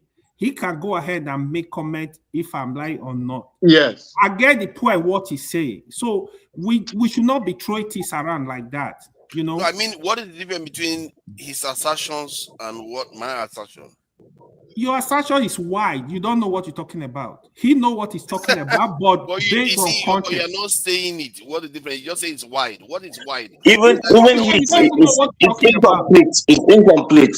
It's incomplete. It's just I can't. Yes. It's incomplete information. I am saying that people that practice the religion in the he used the term in the contemporary world of today. Generally, when you say something offensive about their religion, if you put all the religions together, but it tends to be the Islamic one that tends to be violent. I told you. Listen. How is that? Listen. I told you there are over 2 billion Muslims in the world. When you say something about the prophet, you get attacked, probably in an Islamic domain. What are we arguing about? Over 2 billion? Nobody. What are we arguing about? Nobody I don't understand why this is controversial. Nobody is giving them that right to do that just out of their foolishness, out of their ignorance. Nobody is giving them, hey, go kill somebody because he said this. No, if you live in an Islamic state, it's different. Even if you live in an Islamic state, you don't have the right to take that person to face the law of the land and get judgment. And I disagree with you. You know where I disagree with you? I'm not going to argue. Can I respond first of all because he tried to debunk my let's respond. It's going to be better because you know what he's talking about. Said anything for a while. Just because he's Muslim, you are trying to divine and rule. Now, let him respond. Let Steph first say something because he hasn't said anything for a long time. Then I wanted to respond, moderator, because he tried to debunk my point. Don't worry, he didn't debunk it. Let Steph say what he wants to say, then you can respond to both of them. Listen, I think this guy, Sekau, hits interesting points better than I would have said it. If we begin to compare the two religions side by side, historically, Christianity may even be the worst. So it is the worst. Listen, let's not confuse. We're talking about in the 21st century, presently, which one is more prone to take some violent actions? So let me. Yeah, which religion? Wait. Which religion committed genocide in Gaza? Which religion committed a genocide in Gaza? How about the one in Sudan? 21st century. Oh, how about the one in Sudan? Good question. Yeah. Wait, I'm going to answer you. They are doing the same thing in Sudan. I'll answer you that question. Exactly. Yeah. I'll answer you that question. If you are sincere, go ahead. You will know that what is happening in Gaza. Yep. You can easily see it as a state terrorism. No, that's what it is. It's a theory. It's a theocratic state, though. It's a theocratic state. But it's more of state terrorism. But it's a theocratic state. Allow me to talk. You use your time. If you narrow it down to what we are saying, the question is, in the contemporary teaching of Christianity, you are not a Christian. Any other Christian here can let me know. I've not seen in Nigeria, maybe in the last 10 years even, where there is any incident of anybody saying something against Jesus Christ or whoever. You even see more Christians even saying trash against Jesus Christ than any other faith or unbeliever. Of course, Muslims will not say stupid stuff about Jesus Christ. It's not a contest. No, listen now. What I'm saying is that if it is Christian that says something terrible about Jesus Christ, nothing happens to him. A Muslim can't even say something terrible against the prophet without repercussion. Let's even a Muslim will not say anything. No, that's the mistake. That is the mistake. No, I'm not making mistake. You make a bloody mistake right there. Hold on. You are comparing apple and orange. No. No Muslim will say anything stupid, bad about Jesus Christ. That there is no discussion around that. I'm not saying they will say. I'm saying that if a Muslim should say something stupid, unguarded against the prophet, I'm not saying Jesus, he's not going to go scot-free. It doesn't make sense to me. Go ahead. What doesn't make sense? Yeah, but you know that happens all the time. Why do you say a Muslim will not say it? Muslim will not do that. No, do what? Oh no, in Nigeria, a Muslim. I can't say he was once a Muslim. Hold up. This argument. No, he said Muslim will not do what? Can you move this discussion, because people are holding to their biases. People are holding on to their biases, and we can't. We need to have this discussion properly. Tony, you're the one talking about biases, really? Come on, man. Now, let me say my piece now. I'm trying to build on something. Okay, so far that they are not being shared to me. Don't worry. Because AY is represented very well. That's why.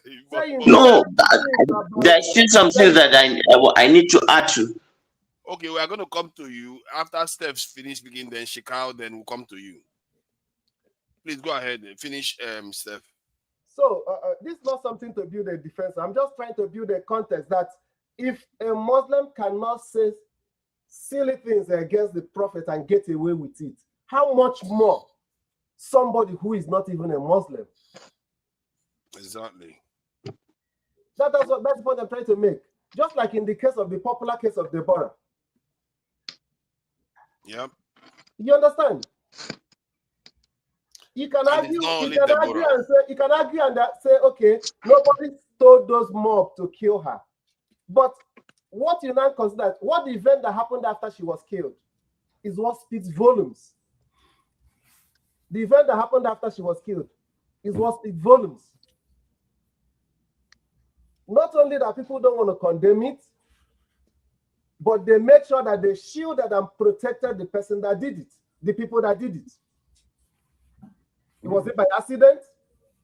It's not by accident because that wasn't the first time. So we're talking about contemporary history. I'm not talking about unashamedly. I said it. If it's historically, I can tell you that it may be worst among the Christian faiths. So Deborah case is sufficient to now address the Muslim. This is not a matter of what I'm saying is that it's okay for religion to evolve. People shouldn't hold on to something because it has always been done before. Okay, look at this again now. Let me just share doing this. The same thing. It just keeps happening, and people you just keep pretending as if you don't know. This is actually going on. I don't. This is what I don't. Because you have to be. You are a man of science. You should know this. Okay, look at this one now. This year, this one is this year. This September. Look at that. Look at that again. Because it's blasphemy again. Born a woman, that a human life. It keeps happening over and over again. I keep saying, "Oh, it's just it has nothing to do with Muslims or anything." But the others are not behaving like that. That's the point we are trying to make. This is just isolated. Why is it people always doing this? See, if it was happening randomly across maybe even two religions or other religions, I will hear you. And if you can prove that that may be wrong. At this point, I will let you believe what you want to believe, but that's my opinion. I totally condemn it, but this does not represent Islam. It's just people in their emotion doing foolish stuff. But do you know? Okay, can you countenance the possibility that this may have to do with the religion? Can you countenance that possibility that this may have something to do with the religion? The way it's been practiced. It has nothing to do with religion because I just explained it to you. Let me explain it to you better. But all these people that are dying, it didn't have anything to do with Muslims. Let me explain it to him better. Okay. Maybe as not Muslims. It's just ghost Muslims that are killing people. Okay. Let me talk. Okay. All right. This is where I'll begin. The ex-Muslim brother who came and he said something about Islam and about Sharia that is true, but not completely true. And what he was saying essentially is that what we call Sharia is a combination of three sources.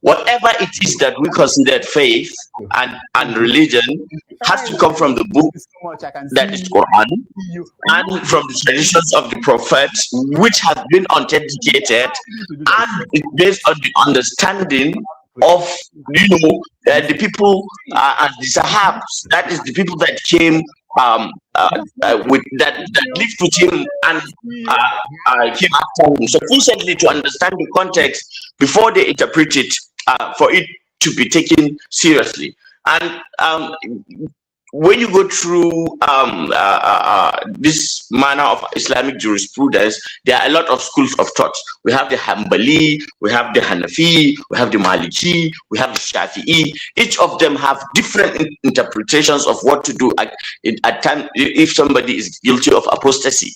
Okay, now what he's actually referring to as a consensus of all Muslims is a Maliki position. It is not a Shafi'i position.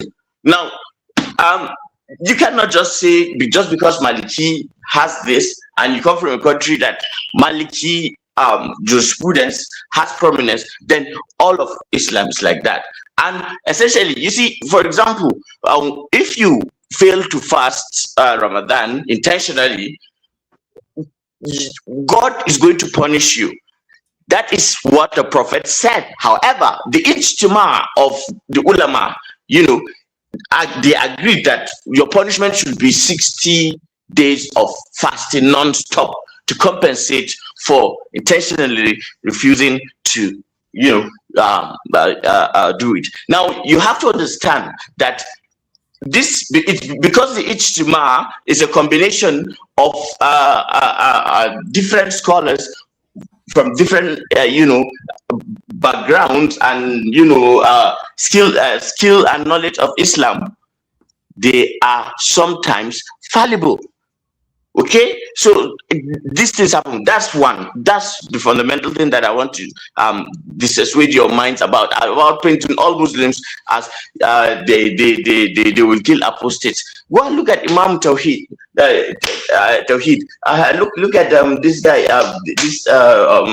this man from Qatar, this man from Jordan. Let me send you some videos for God's sake, so that you can see where Muslims who do not subscribe to Maliki school of thought actually understand what is quite different from those who carry this one. Now let's get back to the data part of it. You're going too deep. They don't understand what you're talking about. Hassan, can I ask you a question? Okay, I'm listening. Yeah, do they these Islamic schools of thought that you have, sects that you have in Islam? They are not sects. They are not sects. They are not sects. They are school of thought. Okay, school of thought. I know there are many. Yeah. Do they believe in the Quran, the Hadith? Do they? Yes. Yes, they do. Let me ask one question. But they have different philosophies. Hold on. Let me ask he asked the question now. I'm answering him, and you're telling me to hold on. And if he does not understand the answer, it becomes a problem. Why do you have to explain everything? You see, this is the thing you do. You want to start teaching people Islam. Okay. You want to hear what you want to hear now. You don't want to hear what is true. See, I tend to see this amongst Muslims. When you ask them specific questions, they want to start teaching you about Islam, and they can't help it. It's just their way. The question they ask you is that Let me finish. Okay, let me finish. I want Sokar to be here. Can you be patient? Let me finish the point. No. I want to ask you a question. You see that the question they asked you whether this thing they all believe in schools of thoughts. And whether they believe in they said yes, they believe in Hadith and the Quran. The question I want to ask you is that which of these school of thoughts is the dominant one amongst the in terms there is no dominant. No, there has to be one. Which one? We here in our part of the world, the Maliki school of thought is quite dominant. The region. There is no but it's a more regional thing. It's a regional one. Which one is the one that you talked about the death penalty? I'm sorry, but I think Valhalla is being more. Can you let me finish, please? Can you let me finish? You want to just go if you let me finish the answers, you don't literally have to cut me off early. Please let me finish. I think okay, okay. Yeah, I'm getting somewhere to what he's saying. It's okay. Now, the argument that somehow we are Muslims are the most violent people in the world.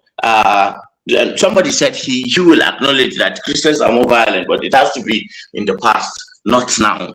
Okay. However, now he believes Muslims are the most violent. Well, the first thing that is important that we talk about is that, let's say in the last 100 years, is that good enough for you as a sample size? I think 50 years makes more sense because a lot changed in 50 years.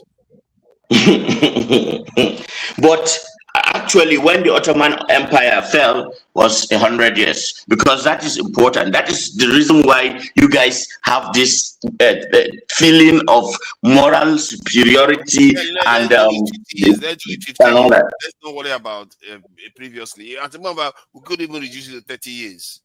We're talking about modern contemporary times. That's the whole point. But what happened affected what happened yesterday affected today now. If you are not born, will you grow? If you don't grow, will you die? Yeah, but others have changed. We are talking about how people behave today. And you're asking me why I believe that Muslims are not violent, Christians are more violent, and then you're telling me not to talk about the facts that are the most essential Christians of why that is. That they were more violent. You see, you're trying to hear what you want to. Let me answer. Hassan is the goalpost. I told you about the goalpost, right? Yes. Okay, you got to fit the goalpost to fit your narrative. Why answer about the point that they've already conceded? I don't get it. Yeah, to go like you move the goalpost to fit a narrative. That's what he's saying. Why would you go to the past? Talk about something that we are dealing with now. Yeah, okay. Breaking news. Breaking news, though. Something that happened. That said. Yeah, it's a goalpost. That said. Moving the goalpost. Yeah, that's what it is. Yeah, you got to move there. You move the timeline a little bit. You keep moving the timeline. But when we talk about the problem affecting Africa right now. Wait. When we talk about the problem affecting Africa right now, we talk about slavery. We talk about the colonialism. Yeah, you guys. Can you let me finish? Your answers are here, but you not let me finish. Wait. When you talk about the problem plaguing Africa right now, we talk about colonialism. We have to look at the past to see how it affects the future. But when it comes to this, point, okay, except because I don't like the way you go about this. Sometimes you just open up the whole conversation. They are talking about something specific to the current period where people are getting triggered and people are getting killed. It's a goalpost, man. It's a goalpost. Like if you expand the goalpost a little bit, you start seeing more. Like I said, wait, Hassan, hold on. Hassan, hold on. Remember what I said about Bush? What Bush told Chirac on a phone call? It was leaked by WikiLeaks. It's online. He said that the prop that it's in his. Hold on. Okay, come on, you guys. See, you don't want to hear what I'm gonna. You don't. I don't want to hear. Let me just finish my own. Can I speak? Let me just finish my own. Please, let me finish my own. Please. Okay, go ahead, Hassan. Oh God. Just open totally different, open other areas that we have to be focused and finish one conversation. Then you can bring something else into it, and we don't even have the time for that today. Valhalla, what happened to you? Please go ahead. Okay, listen. World War II was a Christian versus Jewish war. How many people died? They've already considered that point. What is the point? Good. Now that was the beginning of a new world order. The League of Nations failed and the United Nations was instituted. And what happened in the United Nations Security Council? Tell me. Okay, is there any Muslim country represented there? Is that the cause of the present? Some things are relevant. Forefathers. I think. Wait, let me finish. Don't interrupt me. You get. You are because you don't want me to finish. Let me finish. Not the point. Not the point. And then when I finish, you rebut it. Not the point. When I finish, you rebut it. On that point. Because you know you're just doing a straw man argument, and that I will destroy your narrative if you let me talk. Am I having an out-of-body experience here? Why would I argue with you when I agree with you? You are. I need to what kind of moderator are you? I agree with you. Why would I argue with you when I agree with you? Don't agree, but let me finish. Then disagree. Ahead, yeah, let me finish. You want me to disagree? Let him finish. Okay, go ahead. Give him some time. Wow.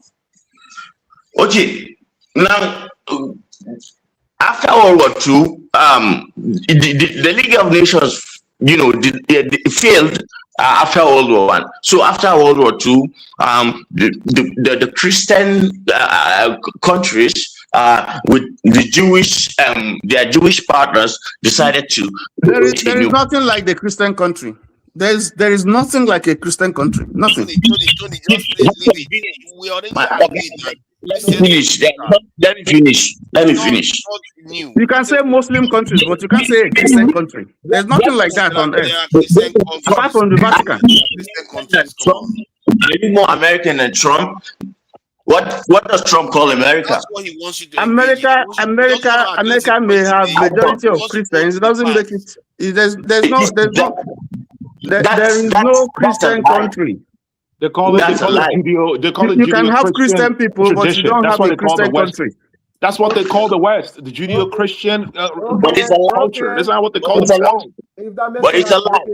Because America used Christianity to make slavery something that is legal. They use Christianity to establish themselves, to kill off the Native Americans, to do all sorts of evil. Okay. And to justify it with the passage in the Bible too, that slavery, that slaves obey your masters. It's in your Bible. Let me finish. If you guys don't let me finish, do you think we should take it backstage? Because to me, this is a honest conversation we really need to understand. Because when Mr. Suni said, can I speak? This is how he said this. Can I speak, please? Post 9/11. If you pre 9/11, sorry, Tony, they were not finished. Vala not finished. Okay, sorry.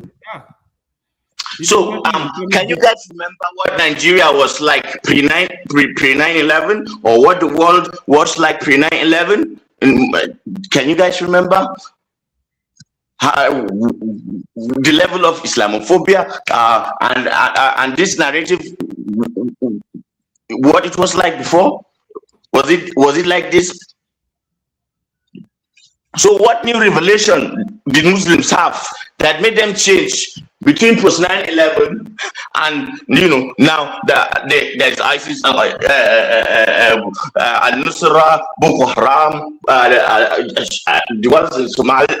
What changed fundamentally? Well, no, let me just finish saying what it is. You guys know it's just that the guilt will not allow you to consider. Now,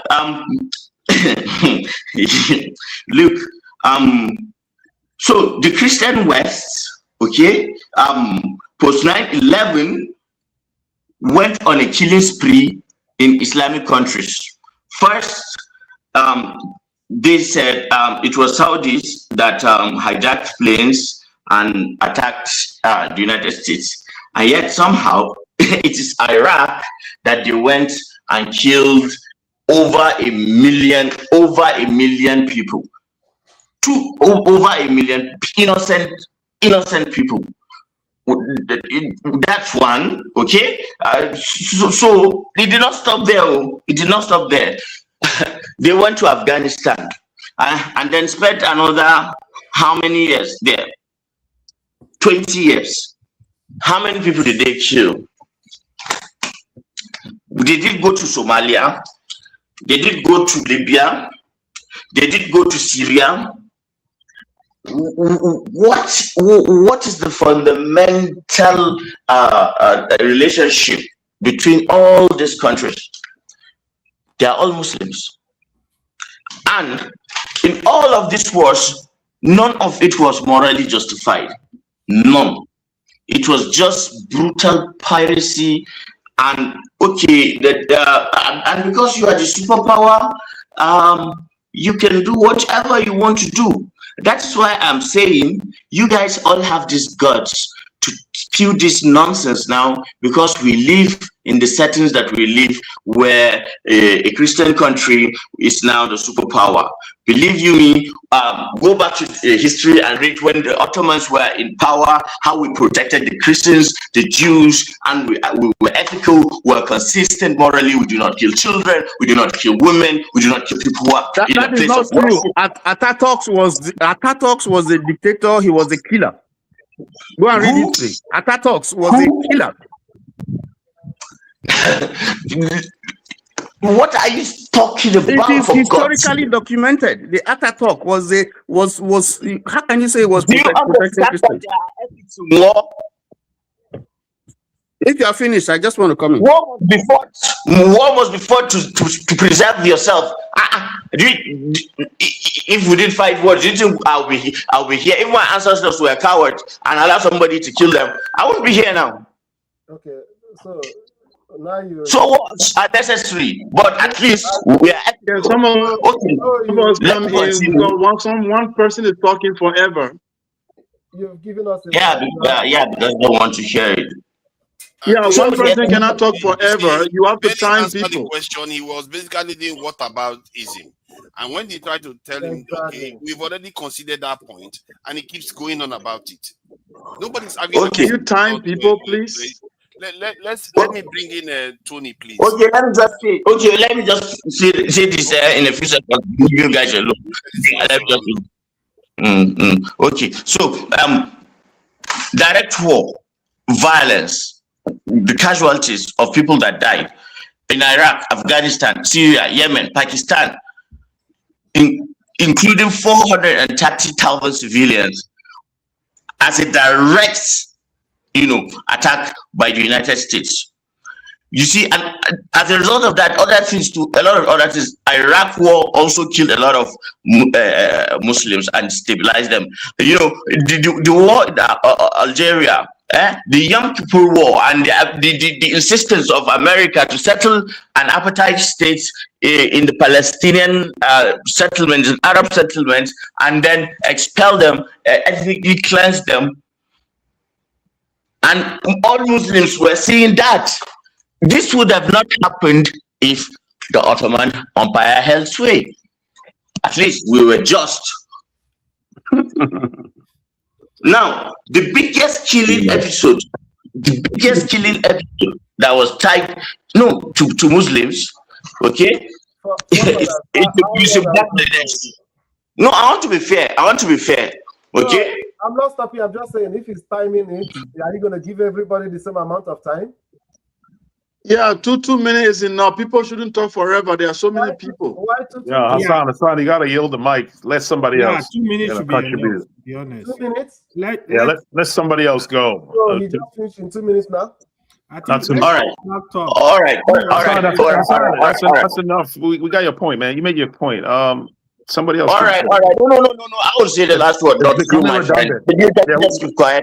Let me have my last word, okay? Yeah, go ahead. All right. Most of the things you said. Remember, we know this. We know these are documented facts. So know this story. You don't need to reiterate it. We know this. We know this already. Okay. Then what I will say finally is that sociology and anthropology. Sociology is a scientific way of assessing and understanding the motives behind human behavior, and after that behavior happens, what are the consequences? So sociologists usually look for antecedents and consequences, okay? And the antecedents that we have seen because it has resulted to this consequence. Pre 9/11, no, Europeans complain of Arabs or the Muslims in their countries. They went there and bombed everything and killed every people, and then they don't want people to come to their country. How is that possible? You create mayhem, you do the killing, you do the genocide because you control the media, you now control the narrative, and then blame us. But I don't think America has been controlling the narratives. Forefathers, are you going to allow everybody to Yeah. speak for 10 minutes or 15 minutes? I'll give you more than enough time. Shikao, please go ahead. Yeah. Then, Okay. Yeah, thank you very much. So, send the link. Before, wait, hold on. Can I go ahead? Before I will address the point of the other Muslim brother, I would like to say something very quick about separating church from the state. Christianity, I'm not defending Christianity. I'm not a Christian. I will never be. But Christianity grew up. It went through the barbaric stage where we know Europeans took Christianity and used it. You talk about the crusade, you talk about the conquistadors who conquered North South America.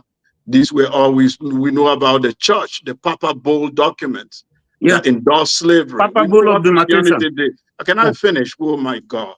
Go ahead. I'm supporting you. Okay. So, but Christianity European got to a point where they said we have to separate the church from the state. That's where European grew up. That's where Christianity gained maturity to some point. They used to burn witches on the streets of Europe. If you even talk about Bible, Martin Luther King, who brought the Protestant church, has to fight to give the Bible to common men because only certain people could touch the Bible. Christianity went through those stages. It critiqued itself at some time, and to a point that Europeans separated the church from the state. What you have in Europe is a secular state. Even if they say, oh, it's a Christian nation, but the constitution of the country is secular. Thank you. It's very, very secular. Islam, on the other hand, has not grown up. It's still in the Stone Age. Islam has not critiqued itself yet. It has never separated itself from the state. That's why you cannot tell the difference between political Islam and spiritual Islam. The only group of Islamic denomination that practice non-political Islam are the Sufi, who are practicing spirituality only in Islam. The rest of you is 80% politics and then 10% spirituality. So Islam seeks to conquer a state. If you look at northern Nigeria, your idea is to conquer Nigeria. It's not like you want to live in a multicultural state and live in a democracy. No, you want to conquer because the religion is fundamentally political. So Islam is in the Stone Age. It has not critiqued itself. That's why you don't really understand what we are talking about. Now, let me deal with the issue you raised. Muslim women, you said whether if a Muslim woman marry a non-Muslim, they'll be stoned to death. Now, when I made that statement, I didn't say there's a law in Sharia that says it. But what I said that fundamentally, in the Sharia law, Muslim woman is not allowed to marry a non-Muslim. But a Muslim man is allowed to marry non-Muslim women. That's true, but why did you mention that? I'm coming. A Muslim man is allowed to marry non-Muslim women. So I said, what you guys did there is a cultural war that you wage up against the rest of the world. Now, in the Muslim society, when usually, like my own community, when a Muslim lady forces herself to marry a non-Muslim, she's banished, she's likely to be killed, she's likely to be persecuted, including killing. That's a fact. So that's what I'm telling you, that's what happened. Now, the issue of apostasy, you said it's outdated, there is a context. All the four Imam Maliki, Imam Shafi'i, Imam Hanbali, and all four of them agree that anybody who apostated from Islam must be killed. The only difference between them, I think it was Shafi'i or one of them that said, if the person critiqued the religion after they leave, then you should kill them. Then one of them said that you can, for women, we shouldn't kill them, you should imprison the women. But So four of them agree that if you hold on. leave Islam, you must be killed. Is it in an Islamic state or in a secular state? Can you address that? Now, okay, now listen. This is another thing you are coming into my time. Whenever you guys are confusing people, you say whether it's an Islamic state or non-Islamic state. The Sharia law is for every individual Muslim to practice, family to practice, including the state. Okay. So even in a Muslim family, Sharia continue to be practiced, even if the state does not practice it, because you are under obligation to follow the divine law. You cannot disobey Islam because you are not in a Muslim state. Sharia is practiced by individual. It's even jihad. You know the one you call jihad bin nafsi. An individual practices jihad by himself. He practices within the family. He practices with the state. This is how it works in Islam. So when you gain majority, stop interjecting. Stop interrupting. Now I told you this is the issue. Now your blood is boiling. Your blood is boiling. This is what Islam does. No. You are getting angry. Let me just finish. No, Let me finish, then you can rebuttal. I didn't talk. AY is not like that. I didn't talk when you were talking. Anti-Muslim people. I didn't talk when you were talking. Let me finish. Because you're talking a lot of trash. Yes. So now you see the anger is coming on. The kafir-phobia is coming up. Calm down. Take it easy. Just take it easy. Make your point. Take it easy. Yeah, but he's not You guys have the right to interrupt us when we're talking. And we will... Let him speak. Let him speak, and then you can interrogate what he's saying. Let Shakao finish. Okay, so if you want to have your say, you can have your say. I think it's getting a little bit too hot. Why do you take him out? No, because they are all talking over each other. You all should calm down. And Shikao, but AY is not like that. AY is not like that. AY is not like that. You all should respect each other. I think both of you are on a level. You try to be intellectual. So let's not insult each other. Yeah, but can he just wait? I didn't interrupt him when he was talking. No, there were a lot of things you say. Yeah, but write them down. Write them down. When you finish, you it's okay. Write them down. It's okay. Write it down and rebuttal. Yeah, that's okay. Right. Write them down and rebuttal. That's the right thing to do. The issue of context, and I told you that it's not about any context. The four imams agree it is to be practiced anywhere. And you said it must only be in an Islamic state. Whether it's in an Islamic state or not even, the idea that when somebody leaves his religion, spiritual belief, he must be killed, that in itself is violence. And I told you Sharia must be practiced by individual, by family, and including the state. So that's a way you must take. Now the issue of Gaza, that issue of Gaza, most of you here is talking about, who is killing in Gaza. Why don't we talk about West Africa, where we come from, instead of going all the way in the Middle East?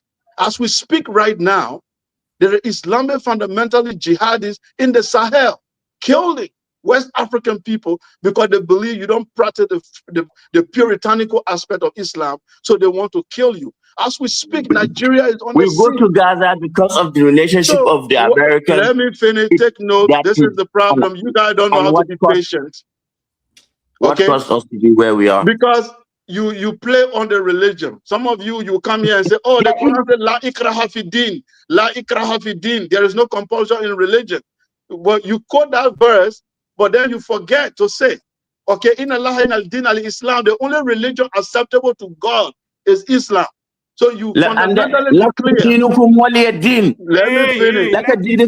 finish. No, let him speak. Let him speak. No, he understands what I'm saying. He understands.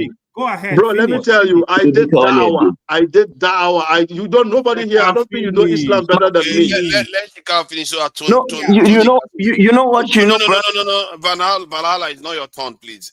Let Shikao finish, then. Go ahead, Shikao. Go ahead. Islam, the historical context in which Islam came into contact with Africa. You talk about Christian slavery. Muslims were the first to enslave African people. Islam, the Quran endorsed slavery. The Quran does not abolish slavery. The Quran tells the Muslim men to marry slave girls. It tells them how to handle the slave. Slavery is endorsed and as an institution in the Quran and in Islam. And during the time of Imam Malik, The entire Arabs started enslaving let Africans me before finish. the advent of Islam. Let me finish. In the Imam Malik book, the Muwatta, in his book that he wrote, the Muwatta, they tell you even the price of slaves, how those be bought. Go to Zanzibar. Let me ask you this though about slavery, because I think I gathered that in Quran they did say also that it would be better that people are not slaves or something like that. Nowhere. The Quran does not abolish slavery. I challenge anybody to give me a verse. Anyone. Okay, let me say. You just asked me a question. I didn't finish. Give me 1 minute. Hold on. There is no verse where the Quran abolishes slavery. Not one. Okay. I challenge. Okay, hold on. Then. Hold on, guys. Hold on. AY, see, you have your chance. Let him finish, then Tony speak. That way we can come back to you. No, I need to speak after he speaks. You can't jump around. No, it has to be like I have to finish. Not jump around. Take note. Right? Like I did. That's what he does. He takes notes. I take note. Take your hold note. on to that point, AY. Just hold on to that point. Then you take your note. Take your note, man. I'm taking notes too. Take your note. It's okay. We're here to learn. Islam, don't start now. You're just going to come and start talking about the entire Middle East and ancient Egypt. Hey, you have to read about the Zanj rebellion. Zanj is Z-A-N, Z-A-N-J, Zanj. The Zanj rebellion was the slaves that the Arab took out of Africa, castrated them. And they, in an Islamic empire, black people were slaves in Baghdad. They had to fight for their freedom. Most of them were killed. There were more slaves taken into Arab world than into America. But the Christian who took slaves into the Americas, they kept them alive. That's why you have black Americans today. All the slaves that were taken to the Muslim world were killed. The Arab committed the worst. Chicago, be careful because there is also not be careful. You have to debunk me with facts. Hold on. That's what I want to share with you. There's also the possibility that they could just have walked back to Africa. Where is the fact? That's not true. Africa is not. Why you say why do you say things without evidence? Kaka is right. No, I don't have evidence. That's not true. So why do you say it when there's no evidence?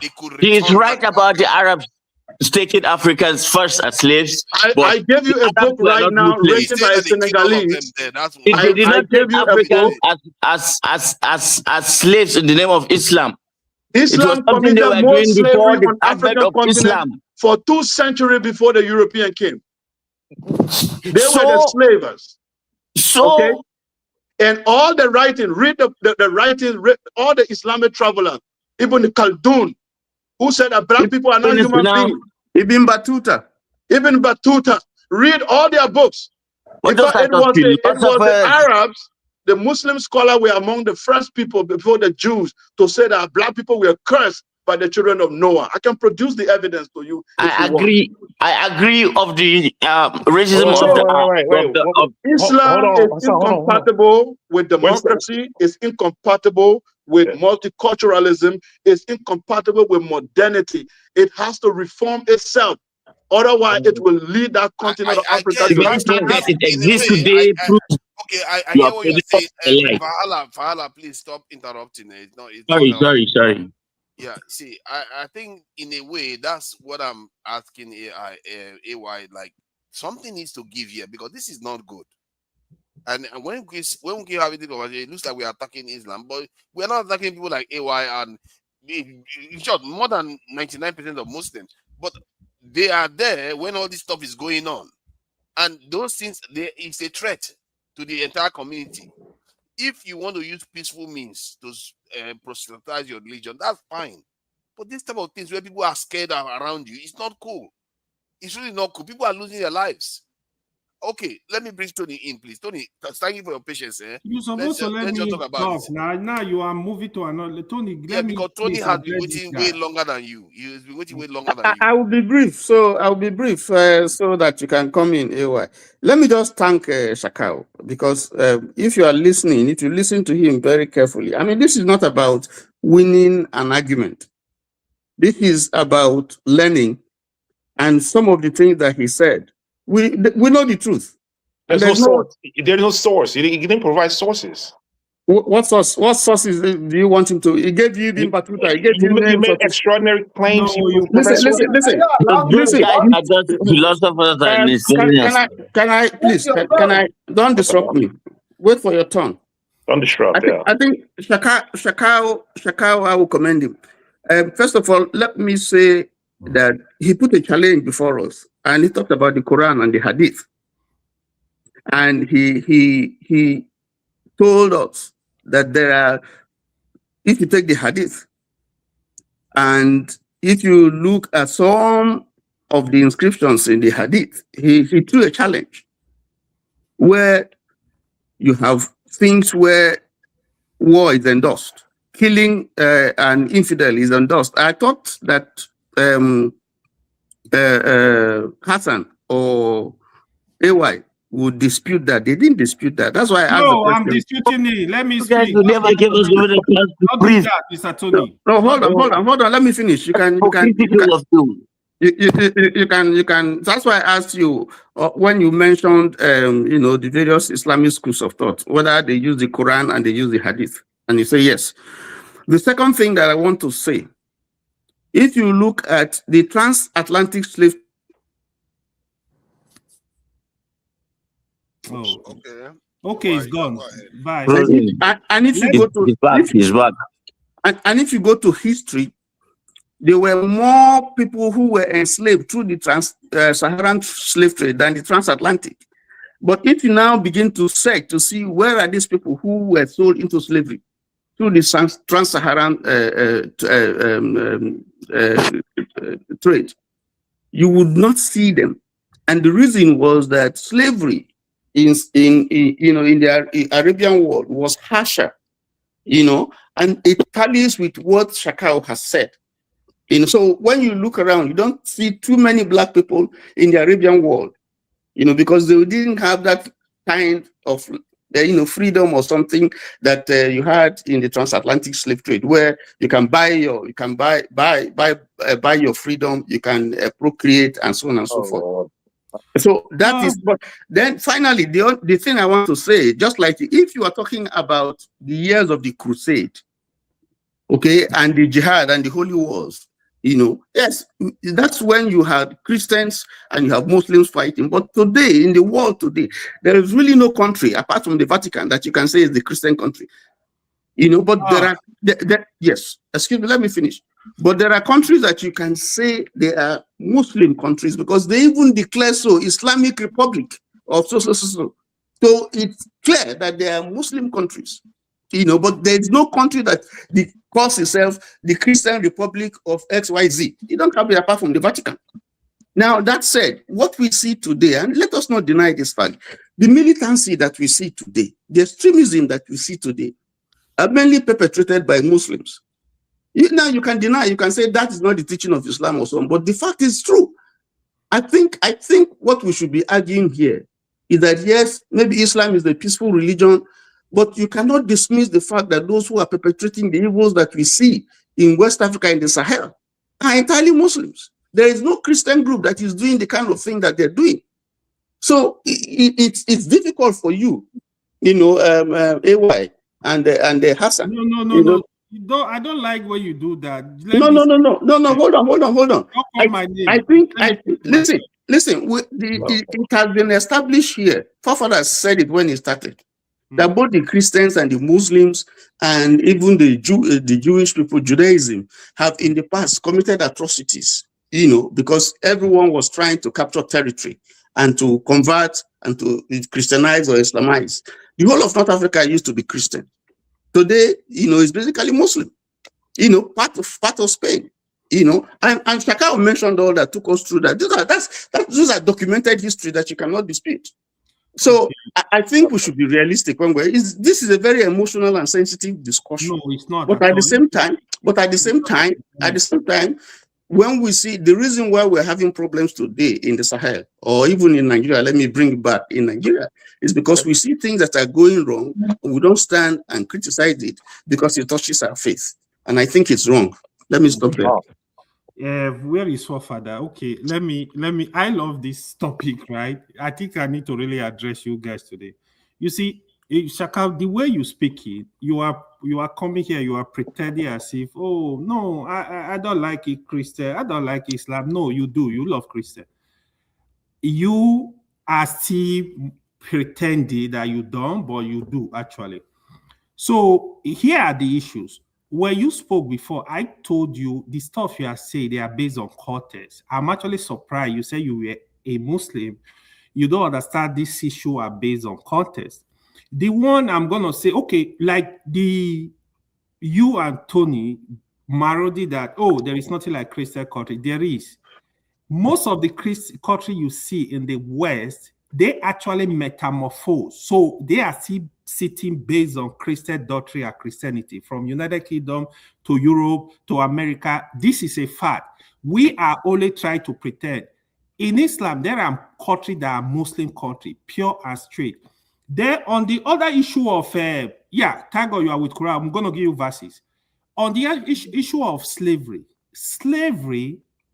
there was no time where Islam participated in slavery.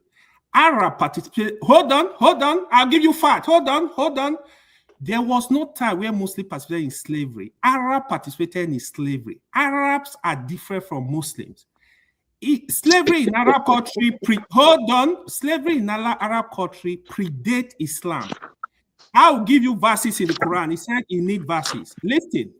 What Islam did when Islam came was to abolish slavery, encourage the free of slavery. Write down this verse. Check out it there. It's with Quran. Look at it. In Surah Al-Balad, Quran 90, 12, 13, it said, free a slave as a major act of righteousness. Then when you go to Surah An-Nisa 4 to 92, free a slave as an expiration of a sin. Go to Surah Al-Ma'idah 589.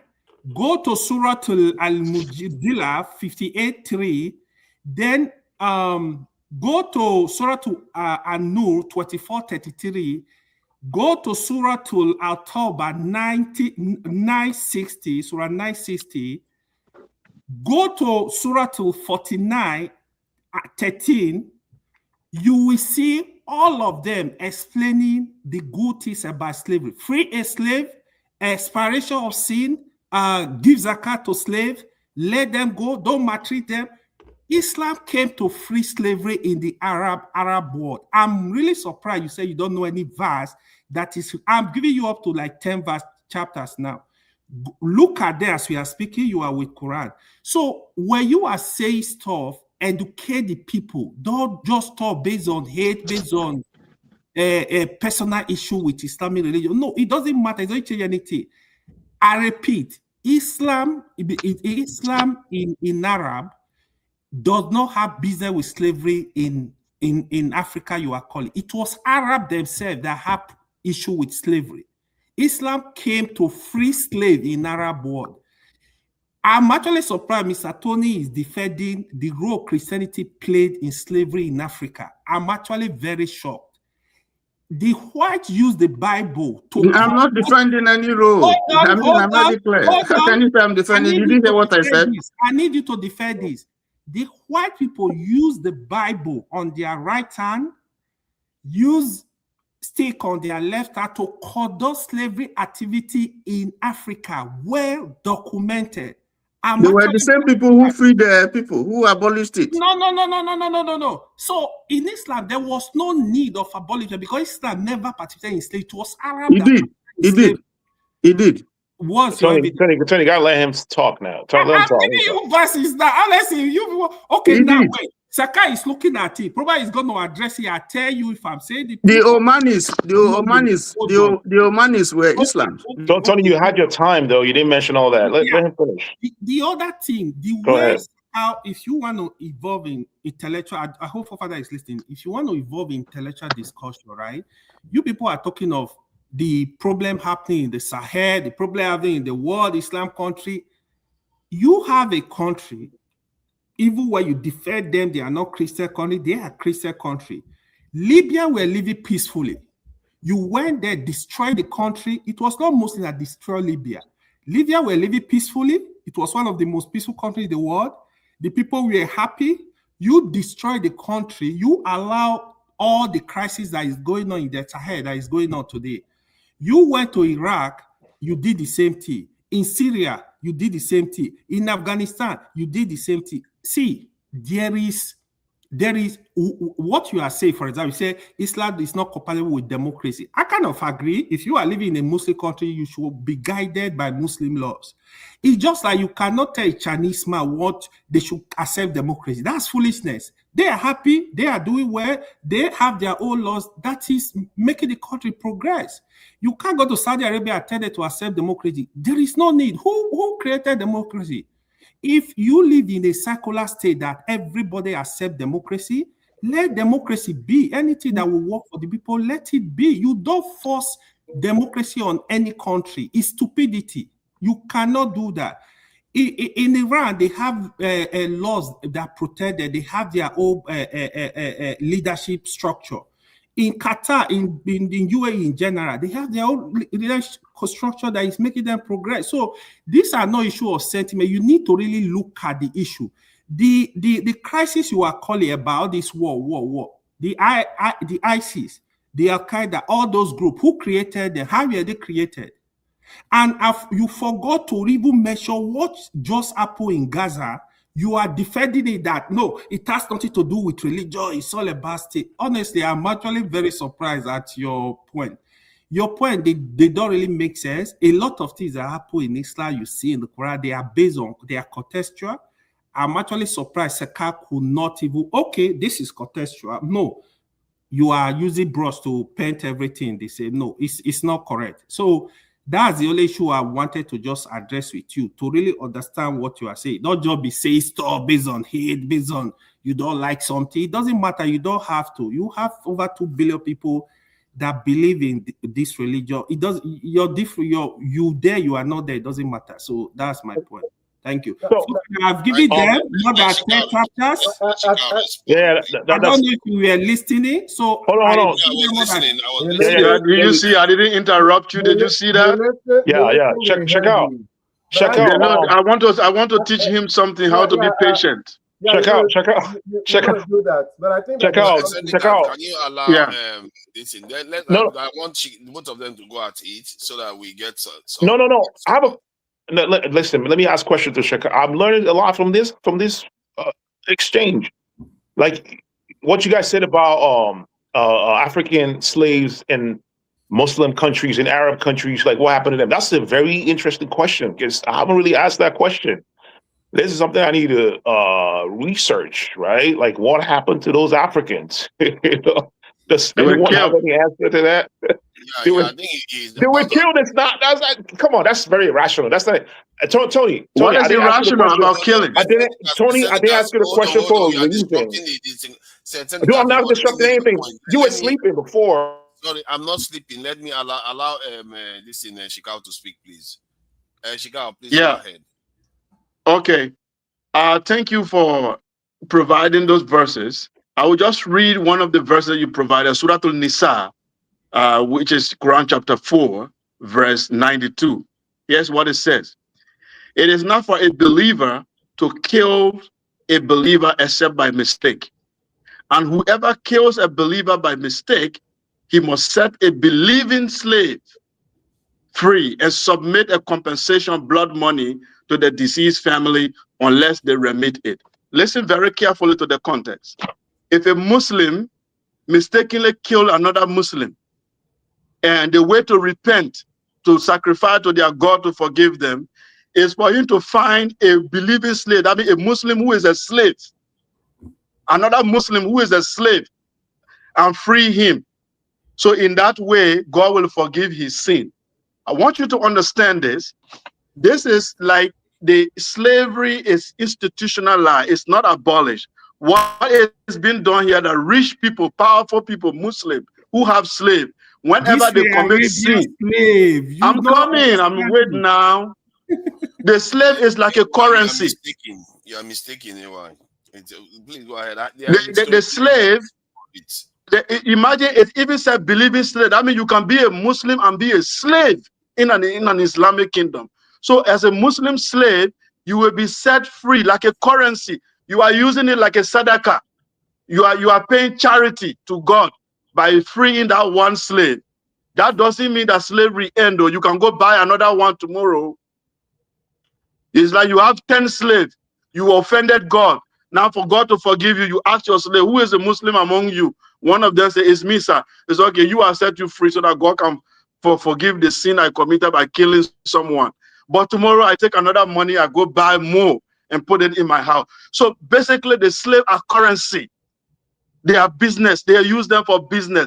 I don't know why you see that as free slave. When Islam started, there was fornication. Wait now, you see the patient is not there. Be patient. Sabr. In Islam, it's called sabr. Be patient. Go ahead. Okay? It's part of Islamic faith to be patient. So the fornication existed before Islam, but Islam said no fornication. Do not commit adultery or fornication, whatever. Don't commit. Stop. Full stop. But it existed before Islam, but your God said, don't do it. Why didn't he say the greatest crime against humanity, which is to subjugate another human being into a slave, make him into an animal, God Almighty, who is Ar-Rahman Ar-Rahim, the most gracious and the most merciful, according to you. 5 times a day, you say, Bismillahir Rahmanir Rahim, in the name of God, the most merciful. Why that merciful God couldn't say, stop selling human beings as cattle and dogs? He couldn't stop it. He commercialized it, he institutionalized it. Rich people could use it as currency to pay charity. Bro, slavery is not abolished in Islam. All your 4 imams that you mentioned, Imam Hanbali, Shafi'i, all of them accepted slavery. The Prophet owned slaves. The Prophet did own slaves. They will always use Bilal as an example. Oh, Bilal, oh, Bilal. But the Prophet owned slaves even after Bilal. All of them. Most of the Sahaba own slaves. So slavery is institutionalized in Islam. We are not saying that Islam started it. We are not saying that it was Islam who started selling people. No, it existed. But when it came, your religion endorsed it, it institutionalized it, it didn't end it. It gave a green card for the people to do it. Thank you. As a referee that has observed. No. Let me say one Islam. thing. Sorry, I'm not looking at it from the point of view of Islam, because we need to go back to the original topic, because this is not the topic, to be fair. Exactly. I'm looking at it from the history of the Kush kingdom. And I know for years, maybe even decades, they were giving slaves to the Arabs whenever they came as a way of paying them off. They didn't have any other thing, because otherwise they are threatening them with war. So did you say Kushites? Yeah, the Kushites. They were not Kushites then again. I think the Kushite, there was no Arab during the Kushites. If you look, they came along. If you look at if you look at the history of the there Sudan, was no Arab on earth when there was the Kushites. You will see when Muhammad Ali invaded. The reason why Muhammad Ali invaded Sudan, Sudan was to get black slaves from the Sudan. In fact, let me support that your statement. The Ottoman Empire committed one of the highest slave trade on the Black Sea slave trade. Google the Black Sea slave trade. Let me traders. I've asked you, permit me please. I was asking for the link. I know you don't want me here. I know you saw it. No, I do know. So I'm just putting. No, let me. It's okay. Let me finish. So there you go. So you want to interrupt? So let me just speak. Let me just speak. I know everybody was supposed to speak, but nobody gave him permission to speak. He's just speaking. You see the attitude. That's what I don't want. Let's not do that today. But I did say permit me. I said permit me. I said permit me. Okay. That's all I said. I said permit me. Yeah, Chikao has Chikao finished? Of course he's done bashing Islam. Let me just speak. I know you don't want me here. Please just. I don't want me here. I don't want that. I just want people to have straightforward conversations. Take it easy, guys. But I'm a grown, sir. You can't dictate how I'm going to speak. As far as I'm not insulting you, How? Let me just finish. I know you want to antagonize me now. I don't need okay, that. Okay, let me quickly say something. This slave, let me tell you, Sekau, you need to go do your research. Islam deeply encouraged. Islam did not committed like this. Islam met slavery in Arab world. You need to know that. Hold on. What Islam was doing, instead of using force,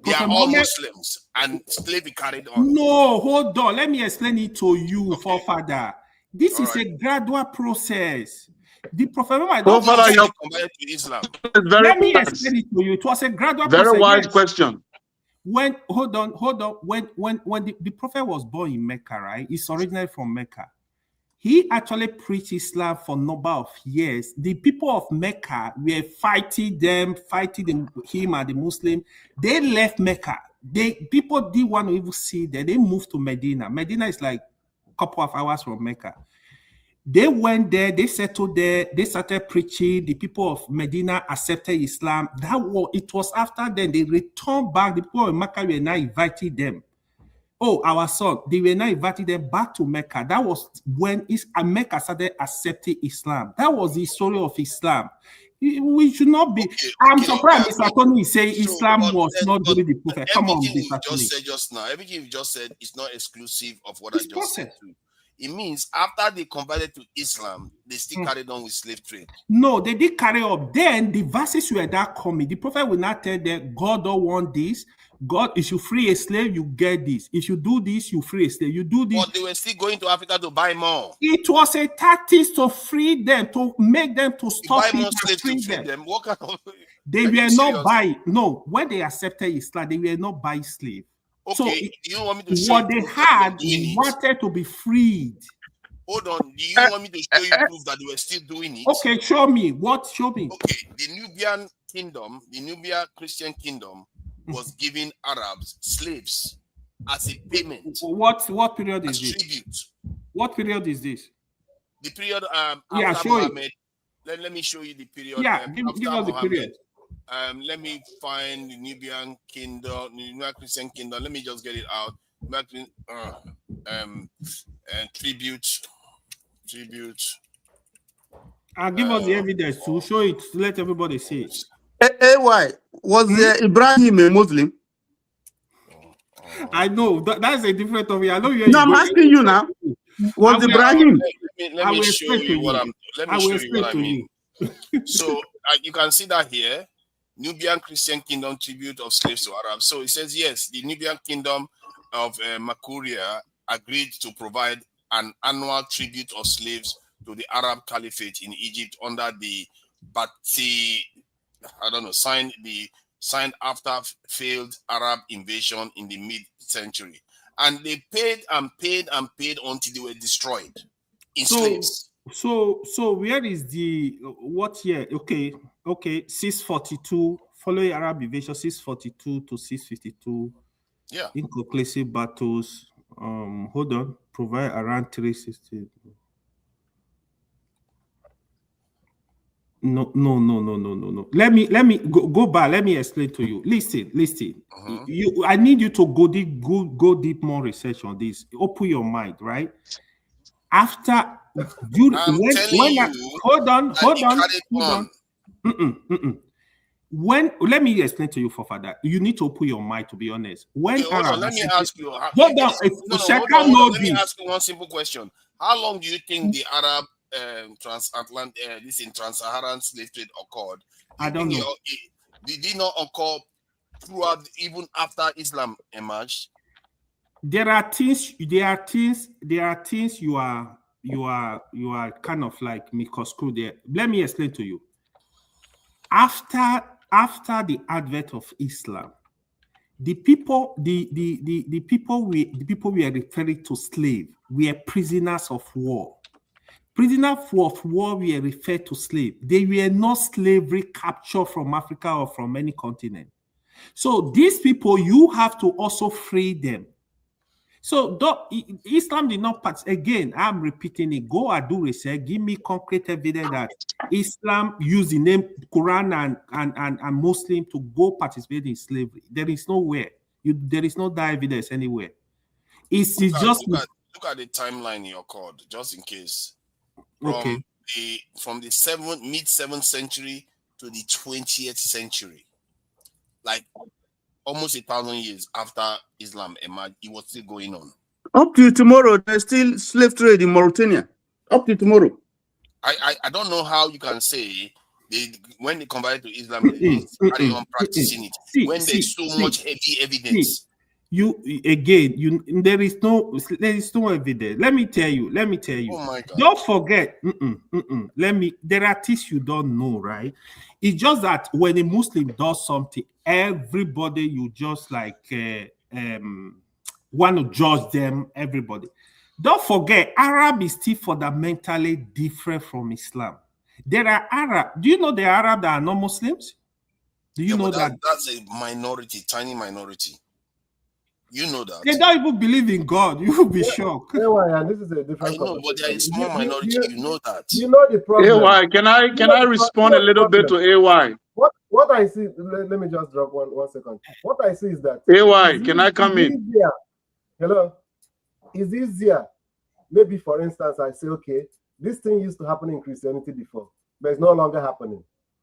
You understand? Okay. But there's it's hard for you to even say, okay, yeah, so thing you said, it used to happen before, but it's no longer happening like that. Let me ask you a question too.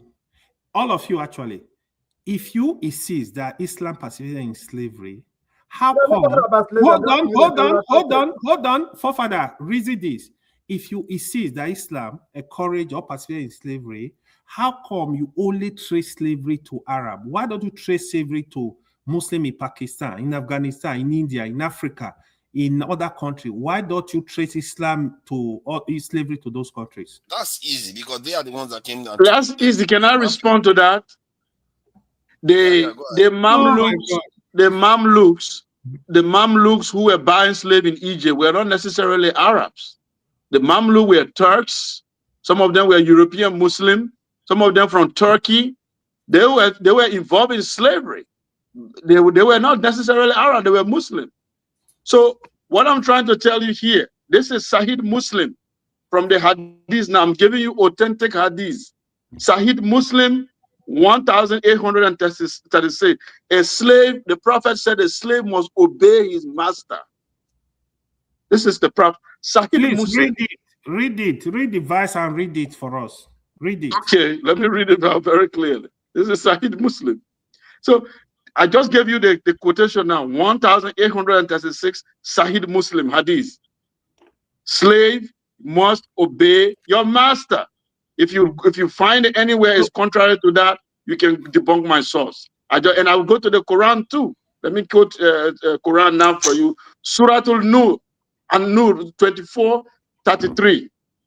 And those who seek contract, okay, mukattaba, that is a contract, from among your slaves, ibadikum, your slaves, then make contract with them if you know there is good in them. That is, if somebody wants to make your slave get some contract outside of the job, and then you know that your slave, you can trust them, they will come back home. You can be able to make contract on their behalf. They must seek your permission. You are the master. So Allah is telling Muslims how to do things with their slaves. He didn't tell them stop it. He's telling them how they should regulate it, how they should do it, how they should see. In fact, did you say Quran? In fact, another surah. Did you say Quran 24? Yeah, let me give you. Did you say Quran 24:33? No, Quran chapter 24, verse 33. You just misquoted that verse, right? So I don't know where you read it from. I don't know. Quran chapter 24, verse 33. Hold on. You misquoted that verse. Okay, read it. I give you Quran 24:33, right? He said, and let those who find not the means for marriage abstain from sexual intercourse, right? Or till Allah enriches them from his bounty. Are those who seek a contract from among who your right hand possess. They make that is ibadikum, that's slave. Hey, listen. Right. Don't rush me. Hold on. Don't interrupt him, Shika. Just let him finish. This guy, he doesn't. Okay, go ahead. I'm done with you. I'm not going to. No, go ahead. Go ahead. Read it. You ask just. Let me. Is it okay if I jump in? Is it okay? No, not yet. Tony, can you read it? Don't make commentary. Read it. Just give me a minute. 1 minute. 1 minute. 1 minute. Come on, this is going to be gone. I don't want to. I lie, so I want you to read it. Just give me a minute, for fathers. Just 1 minute. Can you allow him to read it, please? Let him just read it. Please read it again. AY, please read that. Finish reading that stuff so that Tony can speak. AY is not explaining it properly. Let me just give me 1 minute. Let me just explain it. Why are you? Just let me explain it. You have your time. I don't. Please, AY, read. AY, can you go ahead and read it? Because ibadikum, you can speak, you can read Arabic, right? The word ibadikum. You know your problem, right? This guy is just mispronouncing a lot of things. He's not saying anything right. He said, "Oh no, AY, let me just give me 1 minute." Know what he's talking about. He doesn't Say what you understand want to say. AY, leave it now since you don't want to respond. Yeah, those who your right hand possess are your slaves and your captives. He doesn't understand. Check it anywhere in the Quran. Listen, we can always make every. Tony, please go ahead and say what you need to say, please. You're muted. Yeah, I asked AY a question. I asked him, I said, was Ibrahim, that is who we call Abraham in the Bible, was he a Muslim? Okay. And I asked that because Ibrahim came before Prophet Muhammad. Yes, Ibrahim was a Muslim. So there was Islam before Muhammad. No. Yes. Anyway. Okay, so this is how it is, Tony. So everything we always have to use it as a learning experience, right? This is why we say Ibrahim. See, he's going to interrupt me now. Hold on. See, I just want you to let you to understand what I'm about to do. I'm giving you a chance to speak for at least 5 minutes so I can have chance to respond to whatever you need to respond, and even maybe more. So please go ahead.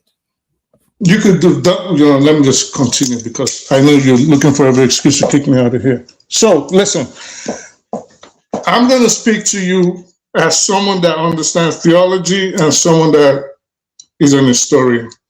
And I'll tell you with all due respect, Shekau, you need to learn more because you have absolutely no idea most of what you talk about. You pretend you do because you're a very good speaker and you have better oratory skills than AY, for example. But if I was to grade you, I would absolutely make sure you fail because the pretense is nauseating and disgusting. For example, you started off by saying, you keep saying Sahid Muslim. That alone even shows you have no idea what you're talking about. It's not Sahid Muslim, it's Sahid. Then you're there talking about L'Afrique d'Africain, you just mumble, thinking people didn't know what they were talking about. Valhalla was trying to correct you, forefathers was interrupting him. Lakum dinu kumwaliyadin is what you were looking for. What I call you coming on here pretending Hanafi, Sufi, this the Mamelukes, the Turks. You don't know anything about what you're talking about. Now, let's start with this. With Tony, you said, was Ibrahim a Muslim? And I'm going to still go back to Surah 24:33, which of course, as usual, you misquoted. And I don't think you misquoted it. I think you're just a deceitful person. And why do I say that? You guys have a tendency of doing something. You pick out one line, pretend that is what the whole subject is about, forget about the preceding verse, forget about the following sentences, ignore it and pick out one thing to say, look at them, they practice slavery. And look at them, they believed in this. And AY again is trying to correct you. That look at it. From the start, it is about agreements. And if the person cannot write, if the slave does not know how to write, you should help the slave. You picked out one section. Yes, nod your head, open it up. AY was reading it to you. Don't pretend it's right here. I can read it to you. 24. Oh, I still have it here. I will open it directly because he's trying to pretend like that's not what it is. While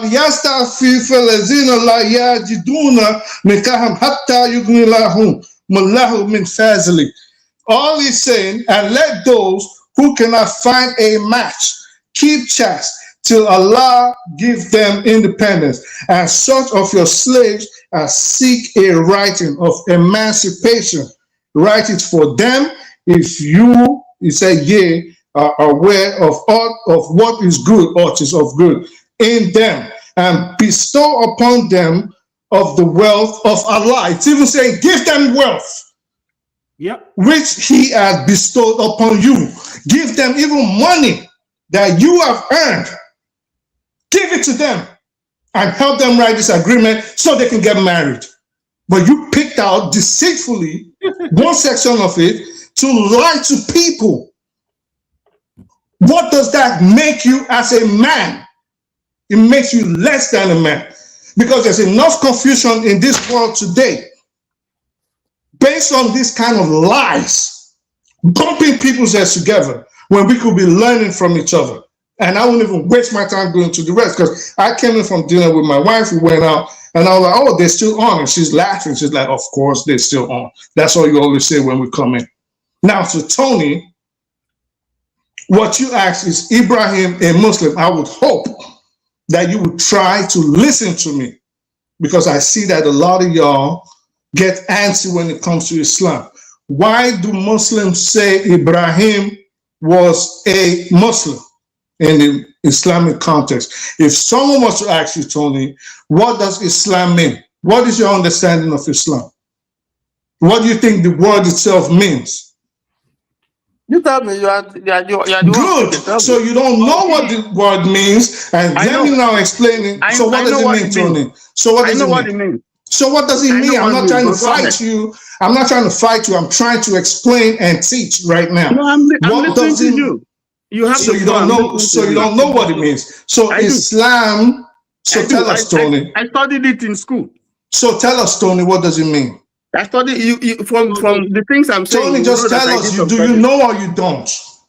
You don't. Just go ahead. So Islam and being a Muslim simply means one who submits to the Almighty God.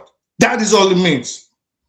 So how do we look at people like Adam alayhi salam, Noah, which you call Noah, Dawood, Sulaiman, Musa, Musa, Muhammad sallallahu alaihi wasallam? How do we look at them? They submitted to one God. They prostrated. This is why, for example, the Jew will, and I showed you these guys' videos, of course, forefathers hid them, never played them. The Jew will look at a Muslim, a Jew can pray in a mosque. He will never go into a church. The Jew will tell you that only himself and the Muslim worship God. And he will tell you equivocally that a Christian is a pagan and an idolater and an idol worshiper. A Christian cannot go. I know you want to argue. There are Jews that are Christians. That's a lie. Rabbinical Christian Jews. Hold on, please. Rabbinical Christians make up less than 2% of the Jewish society. They don't count. So a Jew will definitely not choose Jesus as his God. You're not going to tell an Orthodox Jew, which is 98.7 or 98, almost all the Jews, the Orthodox Jew, you cannot tell him to believe in Jesus. Those are rabbinical Jews you're talking about. And they are the extreme minority. They almost don't count. You cannot tell the Orthodox Jew to believe in Muhammad. The Orthodox Jew will tell you, hold on, Tony, the Orthodox Jew will tell you that 99% of Jews will tell you today that them and the Muslims worship God, only them and the Muslims. That's a fact. Rabbi, they will not go in a church. Never. A Jew will never go in a church. And a Christian cannot go. Paul was a Jew. Paul was a Jew. I'm talking about 2025. Tell Paul to go in the church today. A Jew, a Christian cannot go. Can I finish, please? Or is it you want to shut me up and pretend it's 5 minutes? Sorry about that. Actually, it's more than 6 minutes. No, it's not. No, it's not. I'm looking at the time here. I'm also looking at the time. But if you want to shut me down, feel free. I know you hit it. You want to shut. I gave you. I'm looking at the time too, sir. I'm looking at the time too. No, you are not. He's telling me I'm not, because I knew you were going to do this. But I have the So, time. okay, can I finish?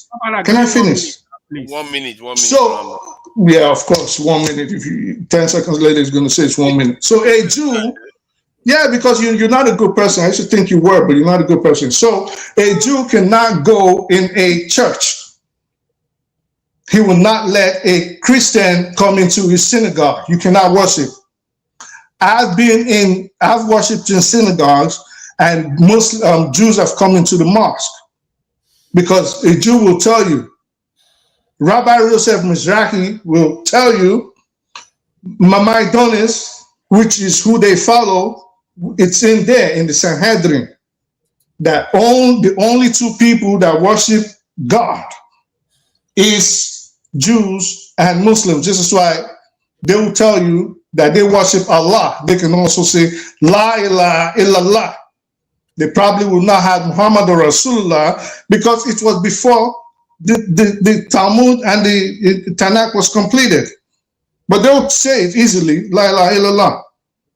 So let's not come on here and start misrepresenting things to people. You can't, all of you guys on here talking about the worst slavery on earth, where my people came from. You're telling people that, oh, well, this slavery was good, but the Arabs are bad.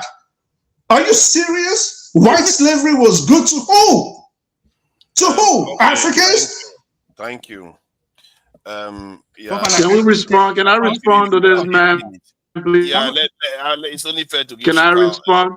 Okay, you No, want to 10 say seconds before Shaka Shaka can spoke. respond to two of you. 10 seconds. 10 seconds before Shaka. Do you know Let why? me respond to this, man. Yeah, no, Shaka, let give me AY 10 speak, then you can respond to all of them. Do you know why I actually stopped reading that chapter? Because I just discovered that Shekau is deliberately misinterpreting what he's reading. Because that chapter Tunaja read now, it was basically to help the slave. It's the freedom of slave that I'm still talking about. It was about helping them, provide them the financial support if they are not able to marry, get them married. This was what that chapter is talking about. So I want to check out. I don't know, maybe gonna bring another weird stuff now. Let him go ahead and let's talk. Okay, please. Yeah, I think you guys are so emotional whenever your religion, your book is criticized. I understand it. I used to be. There is no emotion, just be straight. I didn't I don't talk. deal with emotion, I deal And with I facts. thought right now when you guys were talking, you see the difference? You see the difference? I have discipline. So I have discipline. So that's the difference. I was listening, you called me name, the other guy here, he was vibrating, he went back to room. Shika, your audio is breaking Can you hear me? I think Oh no, it shouldn't break up. Yeah, you may want to go out and come Can back. you hear me now? Okay, I can hear you. Oh my God. It's still happening? It's better. Go ahead. Okay. No, you can't hear. You need So, to go out and come back. Oh my God. Okay, let me go out and come back. There's a delay. Yeah, go out and come back. So at the original point of the debate was about the violent reactions due to Eccentric is still here. Yes, is a violent reaction due to perceived offensive behavior by non-Muslim or even Muslims that results in loss of life. Because somebody says something wrong, then they lose their life because of it. And I don't think that is compatible with this modern world that we live in today, whereby just because somebody says something about your religion, that is not even by the standard of what is said about Christianity. Going back? I thought we tried that out already. No, because that is the original point. That is the premise that Shekau's submission was made, saying that the way Islam is practiced today is a problem to the world. It needs to be reformed. Fafa, let me ask you a quick question. Who are you? What would you? No. I mean, it's okay. Me. Like, the reason why we are saying Muslim to reform it. Let me ask you. So, if you say when the reform, world gang up against you, then you will know how far. Nobody can gang up. The world is already ganging up. But let's say the one. Islam is Can I ask my question, please? Please. Forefathers, if you wanted to reform Islam, what would be your reforms be? What would your response be? What would my response be is that don't act violently when non-Muslims and even Muslims say something about the religion that leads to loss of life of that individual. Don't do But that. all right. So let me ask you again. I ask you, what would the reform be? So let's say, wait, just 1 second. So let's say that you think Muslims just kill people if they just say anything about Islam. How would you prevent that on an individual basis? Is the question I'm asking. How I will prevent that on an individual basis is to teach Islam in such a way, like the way other religions teach their religion, in such a way that don't lead them to react in such a violent manner. Yeah, like what? Like what? Give us an example. Like saying, if somebody says something about Muhammad, you shouldn't take it that because it's blasphemy that you have a right to take their life. So you think? So do you think? So do you think? Hold on, wait, please. So I don't lose my train of thought. So do you think that? I mean, now we're trying to pretend you're the controller of Muslims all over the world. That's what we're doing now. If you haven't understood what I'm doing with you, so now I've asked you what reforms you would take. Oh, I'm going to teach them how to do it, and I'm still asking you, knowing that these people are individuals. I know AY hasn't killed anybody for blasphemy, and I know for a fact I haven't killed anybody for blasphemy. So let's say there's other people out there, out of the 2 billion of us running around, maybe 5,000, 10,000 that will kill people for blasphemy.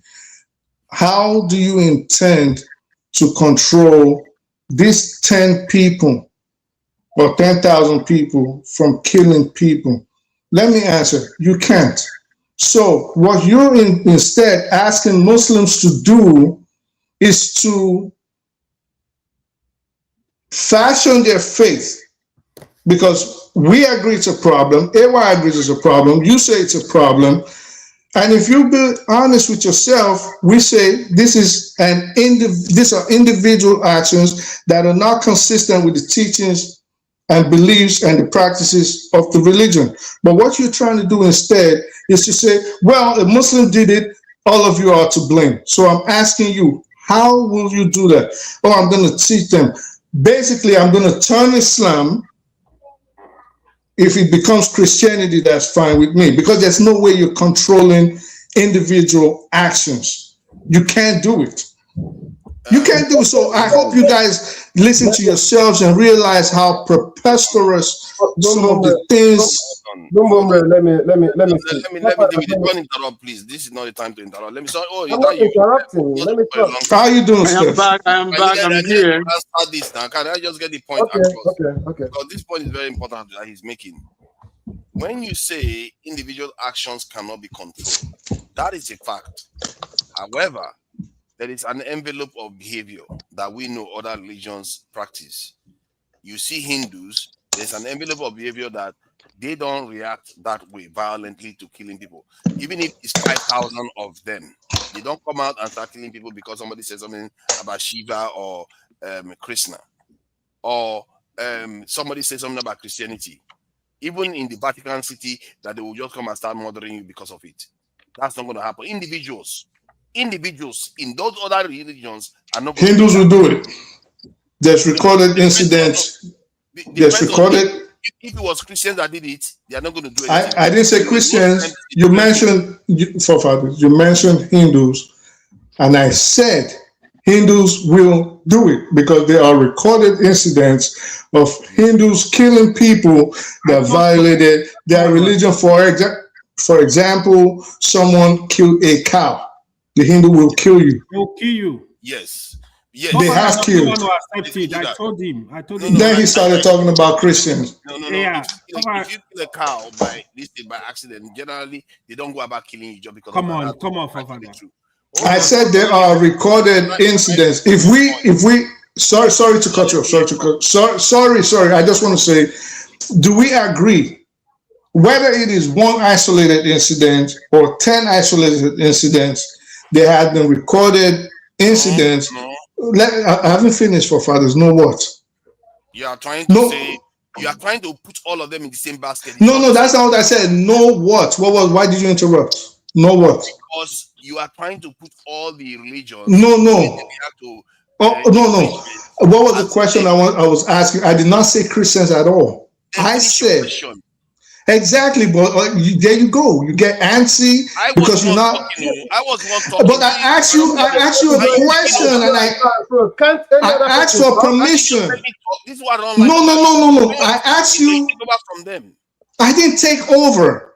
I asked you a question, and I said, I said, let me just explain. Pardon me, let me interrupt. This is what I said. We can have. Listen. Let's not disrupt. I don't know why you use this tactic all this time. Let's not disrupt the conversation. So there you go, forefathers. Now you're getting tested. Now, are there incidents? We're talking about individual basis. You know where I'm going. That's why you don't want to hear it. Are there incidents, like AY said he has already previously told you, and I'm telling you, but then you agree, then you want to take it back.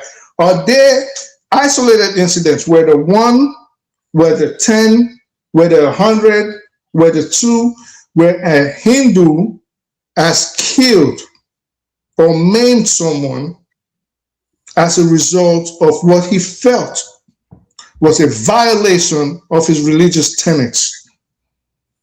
Yes, there must have been, even Christians. So what do we argue? Hold on. You see, that's exactly the game he wants to play. It's not the game. Like I said, hold on. Christians have done it. Muslims are Hindus have done it. Maybe even Buddhists have done it. I don't care about those. We're talking about the Hindu. Can I finish talking?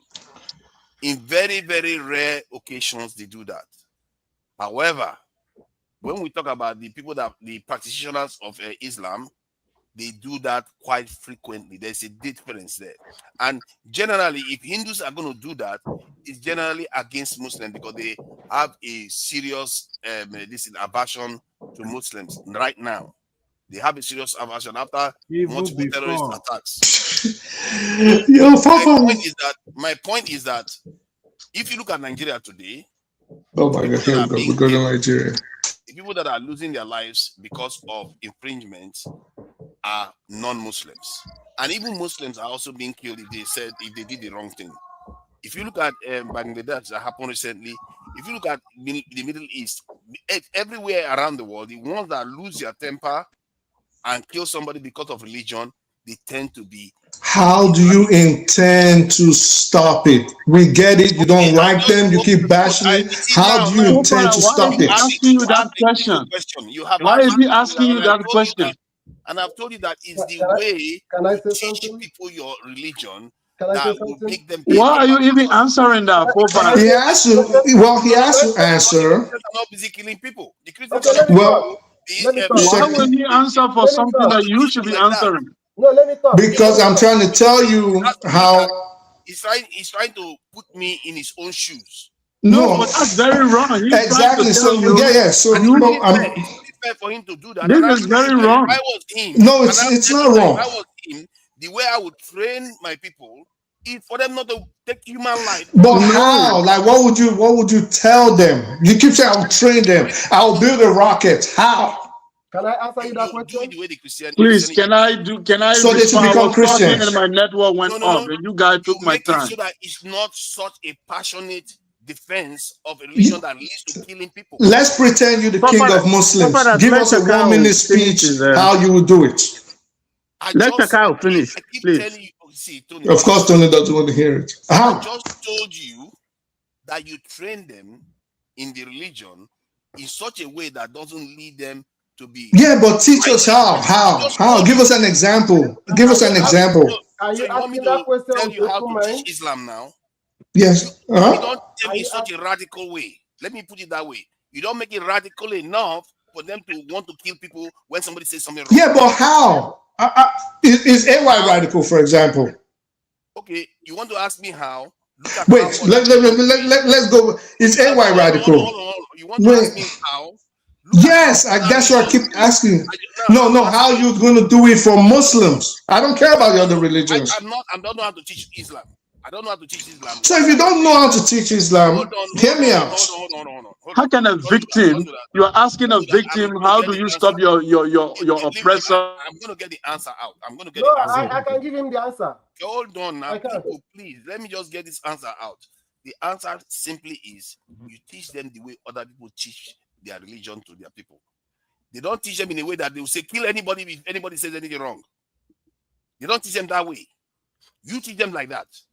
So you because think killing of people, if it carries on, there's going to be a massive war against them. all right, so this is what I understand. So you think you think Muslims are being taught in their religious houses to run around and start killing people? Hold on. There's isolated incidents of these things happening. Let me ask you, in Christian America today, there's laws, at least I've worked in places, there's wars against, I'm not getting into the semantics with you. So forefathers, 1 second. We agree they killed. You bashed them enough. 1 second. So in Christian America today, drugs is against the law. We have class A, class 1, class 2, class 3, or whatever categories, right? You're not supposed to sell drugs. The average drug dealer today in the United States, and I'm speaking from professional experience, is a Christian.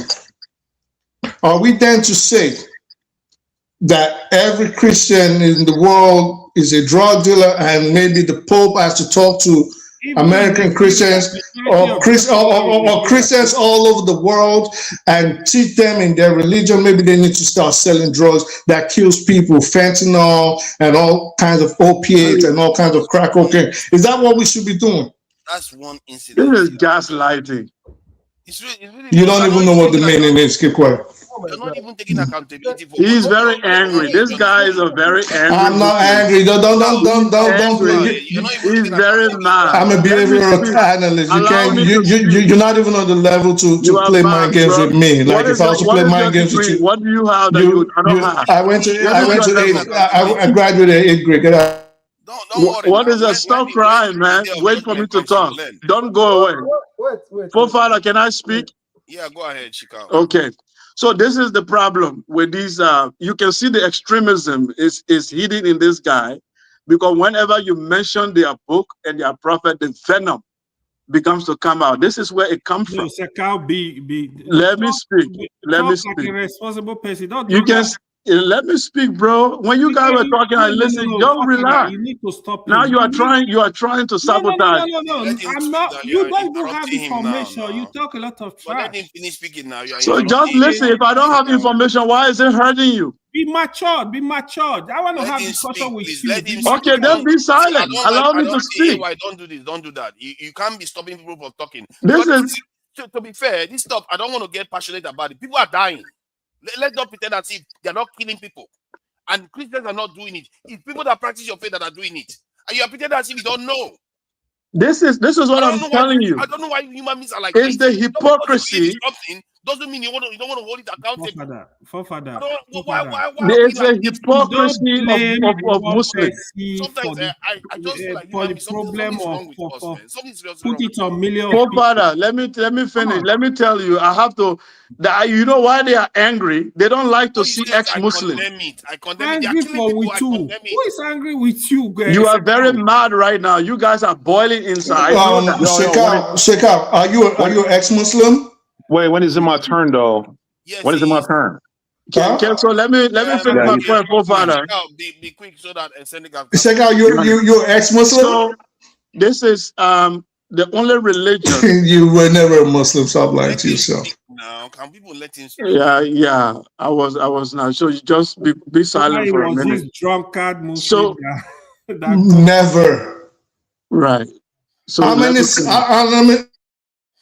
Please go ahead. You can see that is the Islam in them. So what you need to see here is that the only religion that try to mix governance, politics with belief today on this planet in most countries of the world is Islam. They want to build a theology. They want to build theocracy in countries. In your secular country like Nigeria, they want to build Sharia. In a secular federation, they want to build a theocracy with Stone Age law. And when you build a Stone Age law, what happened? You create Stone Age thinking people who do not know what criticism is. They can't take criticism. They get angry when you talk about their book. They think they speak logic, but they don't even understand even the basic fundamental of logic. They get angry when you try to criticize what the people in their religion do. They will either tell you those people don't believe or those people are not following the religion. But if everybody who practices your religion, majority of them turn out to be terrorists, or most terrorists on the continent turn out to come from your religion, then the question we should be asking you, what is in that religion that is turning people into terrorists? Okay? It is something in the religion that is turning them into terrorists. It is that thing we are trying to examine. So I will go back to the issue of slavery. When I quoted Surah chapter 24, it was because the brother said that Muslims did not own slaves, was Arabs. So I said, no, the Muslim owned slaves. In fact, the slavery was institutionalized. There was control.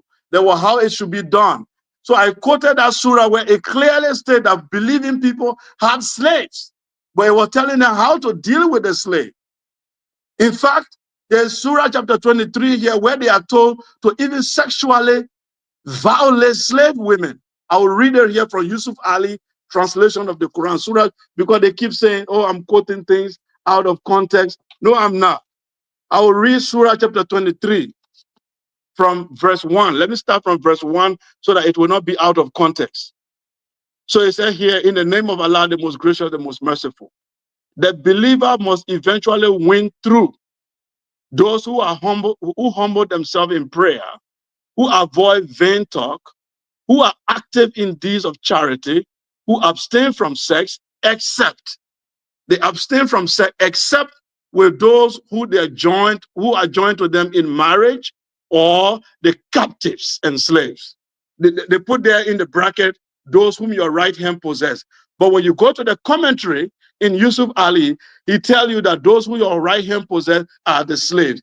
Why will you have sex with a captive and a slave? I could also no again. You misquoting stuff. Wait. It's hurting you. Wait. No, I'm not hurt. Well, what's wrong with you? Are you okay? If you're not hurt, then be quiet for a minute. Because you're lying again. Be quiet for a minute. Again, you're lying. Please, let's not try to insult. But it is my turn to speak. Why don't he? Can he? Yeah, but listen, but you cannot keep misquoting and lying. That makes you less of a man. What am I misquoting? Okay, so what do you mean your right hand possess automatically means slave? That is blatantly. Can I read it? Okay, wait. Better than Yusuf Ali, the tafsir? Oh, I know better than you, because I'm reading Arabic and I speak it. Your right hand basically means people that you take care of. He's lying. This is the context. Your right hand. No, wait. Can I read it right now from the scholar? Because you are not a scholar. So I read it directly from the scholar. Do I sound ignorant? Of course you sound ignorant. No, you definitely don't know what you're talking about. You can pretend. But he needs to keep quiet and wait for me. Please read so that other people can speak. Right. Whenever you hear those whom your right hand possess in the Quran, it is a figurative speech. It refers to the captive and slaves. If he say he's doubting me, let me read it from the commentary from Yusuf Ali, one of the greatest translators of the Quran, and let read what he says here. I'll go to Quran chapter 24. Let me read it, because you will say that I made it up. This is what they keep saying. Whenever you see those whom your right hand possess are captives and slaves. Chapter 24, what's the verse? The surah I read here that talk about having sex with captives is Surah chapter 23 from verse 1 to 6. Surah chapter 23. What were you reading now? Because what you were reading now. No, I told you I don't want to reply to him. Anymore. I don't want to reply to him. He does not know what he's talking about. What? He's very ignorant about what I think what he has read. Yeah, these people, when okay, if someone is under you, why do you have sex? Why will you have sex with people with your right? You say your wife is not under your control. Why does it distinguish? No, wait, you guys. This guy, let me tell you, this is the hypocrisy. He's not this is the hypocrisy of these people. That's why even when Deborah was killed, I came on a platform. Some of them were saying, "Oh, those who did it were not Muslim." Those you that came out to stone that girl, you say we're not Muslim. That's what they are doing here. You read something in their book, they say that's not what it means. You are ignorant. Ignorant people, they are not busy killing people. See, for Father, you need to understand the difference. Islam never said if you listen to that. Listen to that. Wait. Yeah, I know it never said it explicitly. It said it. Are you telling me that? Hold on. Are you telling me people are acting on emotions? No. Forget about all that ones you're talking about. Hold on. Forget it. That there's something going on. If it was only Nigeria, I would say, okay, fine. Maybe it's the Nigerian content, not Islam, that is causing it. If it was not only Middle East, you would say, oh, it's just the Middle East and Nigeria. But it's everywhere Islam is present, especially when they are majority. You do this sort of stuff, you are going to lose your life. Father, can I finish this area? Let me finish this area right now. Let me finish this quickly. So, yeah, let me finish that quickly to this issue of those. No, let me finish. It's my turn. AY, let me finish. When I finish, I don't interrupt. For example, if AY, can I finish? This year alone, AY, more than 20,000 dead. AY, a Muslim. AY is not your turn. A Muslim name, that is when you hear. Father, you cannot mute me. It's my turn. Hold on. When 20,000 people, why don't you call them Christians then? No, nobody will do that. Say no, Christians are innocent. But when he say Muslim, they were not doing it in the name of Islam now. That's the difference. They didn't do it in the name of Christianity. How do you know? How do you know the Muslim that did it in the name of Islam? Because they are saying that's why they are doing it. They're not saying it. Oh my God. The offense is blasphemy. For crying out loud, are you so much in denial? I said the offense is blasphemy itself. Listen. They are ignorant. God. There is no reason.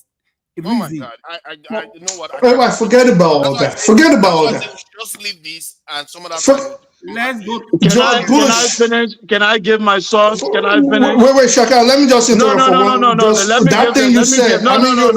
You're wrong. So in the Bible, in the Bible. Oh, you don't want to hear? You don't want to. Can I finish? Forefather, you are not protecting me. Others need to speak soon. Let me finish. Yeah, but let him finish. I have 1 minute. Yeah, give me the 1 minute. 1 minute. So now, I'm reading here. I'm showing my source. This is Yusuf Ali translation of the Quran. I'm going to Surah 24, verse 58, where it says, "Ye who believe," it's talking to you now.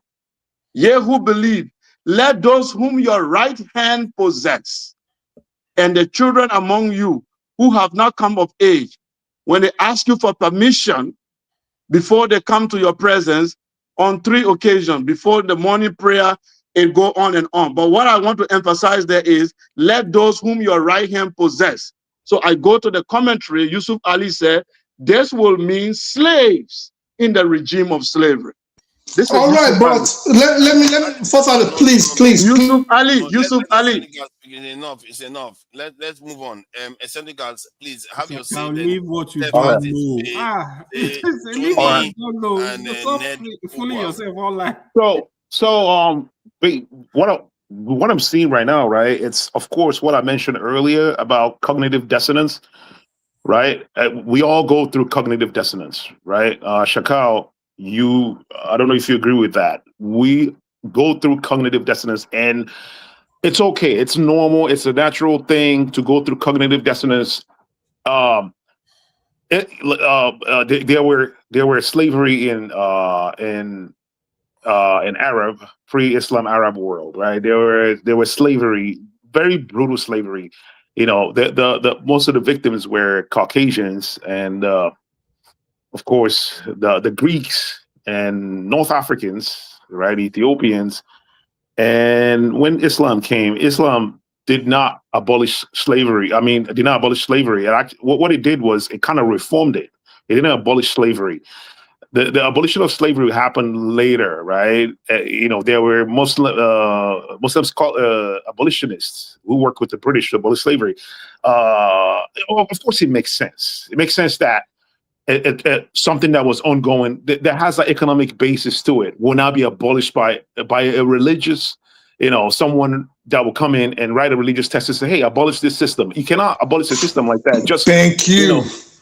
Right away. It has to go through a process of reform, right? And that's what Islam did. What it did was it reformed slavery and kind of gave right to the slaves, but it didn't abolish that. So I agree with Shaka on that, and I agree with you. I don't think you guys disagree with that point. More slaves? Say that again. Did they acquire more slaves? No, actually, you're wrong. You're wrong. You're right. Hold on. Not the one I was asking. Slavery was Islam arrived. Did they acquire more slaves for thousands of years? Of course, slavery was. Yes, no, they didn't. Hold on. Calm down. It's okay. Slavery, it has economic basis to it, right? It didn't abolish slavery. It wouldn't make rational sense to say that a religion showed up and this act just totally stopped. No, it wouldn't make any sense. Stop, but they did abolish it. Hear me out. You don't know about it. It was never abolished. It was never abolished. Exactly. Yeah. And he encouraged people to release these free slaves. Exactly. Listen, Islam, when it is laws, right? Wait. Just 1 second. So it was based on laws, right? Calm down. It's my turn. It encouraged. But you're saying what you don't know. Right. Hold on, what are you talking about? Calm down, dude. It encouraged people to. He's very emotional. I'm not. If I hear going things, sorry, etc. But yeah. Listen, man. Listen. Okay. Here's the thing. This is where Shakal is coming from. He's a traditionalist like myself. He's an African traditionalist. He's coming from Pan-African perspective. No, he's a Christian. And then this is what we believe as Pan-African is, right? We believe that this foreign religion should get the hell out of our continent. That's his baseline, right? So you got to give him that grace from that perspective, all right? He's not your enemy.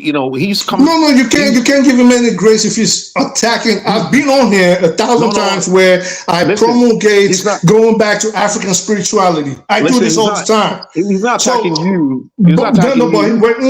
When he attacks one section, this is my problem with people that attack Islam. They put my life at risk. And I'm not going to stand for it. You want to debate? Do you want you and I can organize a debate? You want to debate? You're not smart enough, sir.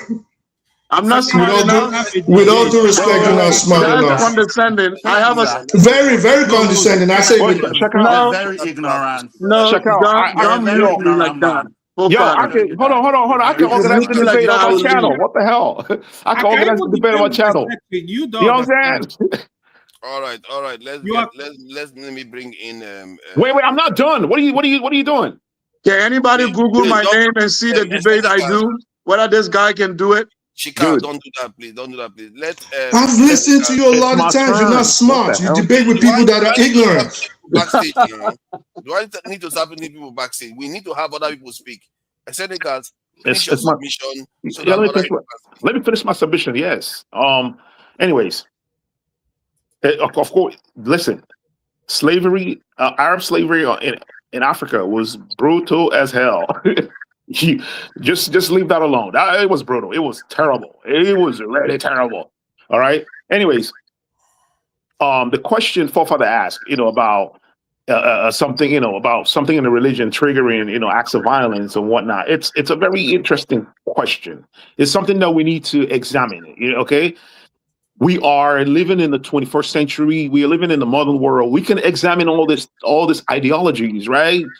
It's something civilized people could do. You know what I'm saying? That's what thinking man can do. We can analyze these things logically and then find answers. That's how we can reform these systems and perhaps make it fit into our own tradition, right? Instead of allowing it to overshadow our own traditional beliefs, because we had our own traditional beliefs before the Arabs brought in their religion. You see what I'm saying? So what I'm trying to say is Shakal is not the enemy here.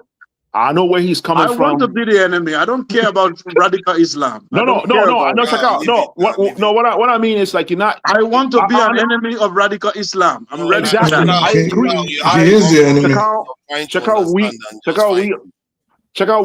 I agree with you on that. We are same here. I'm an enemy of radical Islam, radical Christianity, any radical religion. I'm an enemy of that, right? I'm just saying that as Africans, we're not enemies here, period. And if you're enemy of African, you're my enemy, period. You know what I'm saying? That's my Pan-Africanism talking about here. Anyways, let's come together on that point of view. We're not enemies here. We all united by one thing. We are Africans, okay? Let's debate this. Yeah, let's debate this. As civilized people, intelligent people, take emotion out of it. And it's okay to have cognitive dissonance. When you're on your own, just think about all these things and see how you can deal with the cognitive dissonance. And the Muslims are not ready for dialogue. They do not want to self-critique. Boy, Centricast, do you agree that before you make... See, okay, I appreciate you your submission. I really appreciate it because for me, I don't mind radicalism as long as when you are radical to go and maybe wear white clothes, or even if you have to eat grass, but don't kill human beings. That's my issue. Don't keep killing people and say because you are radical.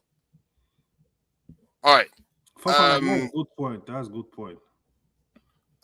You see So, how accepting he was. Not a good point if he doesn't blame George Bush for going in the name of Jesus Christ to go kill over 2 million. Welcome, Steph. Steph, are you there? Yeah, I'm here. Thank you. Sorry about the delay. There was a bit of kerfuffle. So please go ahead and make your submission.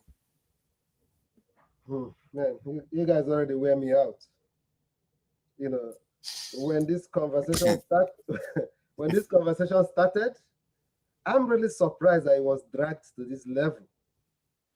Because it's AY's fault. Lots of my friends that you want to blame me now? They ask you simple question, you refuse to answer. I'm going to blame you, AY. It's you. The context was simple. And I don't know, we are ready to drag it to this level. Even in the midst of the argument, we accept that this thing is actually, there's an element of truth in it. When I started being part of this, I'm not blaming all Muslims for anything. And then somebody talked about some scholars or whatever. If there are scholars or one or two in Islam that holds like an extreme view, or that is actually being misinterpreted by some people that are doing this thing, how are we not seeing it as a problem? How are we not seeing it as a problem? Is it wrong for members of a sect or a religion to self-critique itself? I said so many horrible things about Christianity here when I was making my speech earlier on. Does it take anything away from me? I don't know how people approach religion. I can vouch for the things that are happening in Christianity. It has nothing to do with my own faith. And I call it out all the time. So many of you have said so many things about the prophet. Some of these things we're even talking about, he's not the one that expressly stated any of them or said people should do it.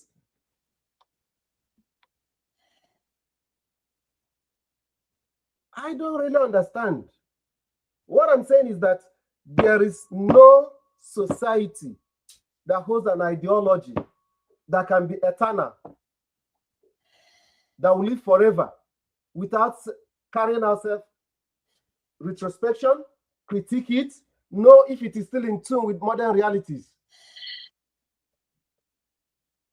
I mean, even if I don't send my family members to go kill somebody that's criticizing members of my family, but I heard that somebody did it and the person is perceived that the person did it in the name of my family, I know that I have a job to do tomorrow. That's just what I'm saying. It has nothing to do with whether I'm the one that asked him to go do it in my name. Perception is everything. That's what I'm saying.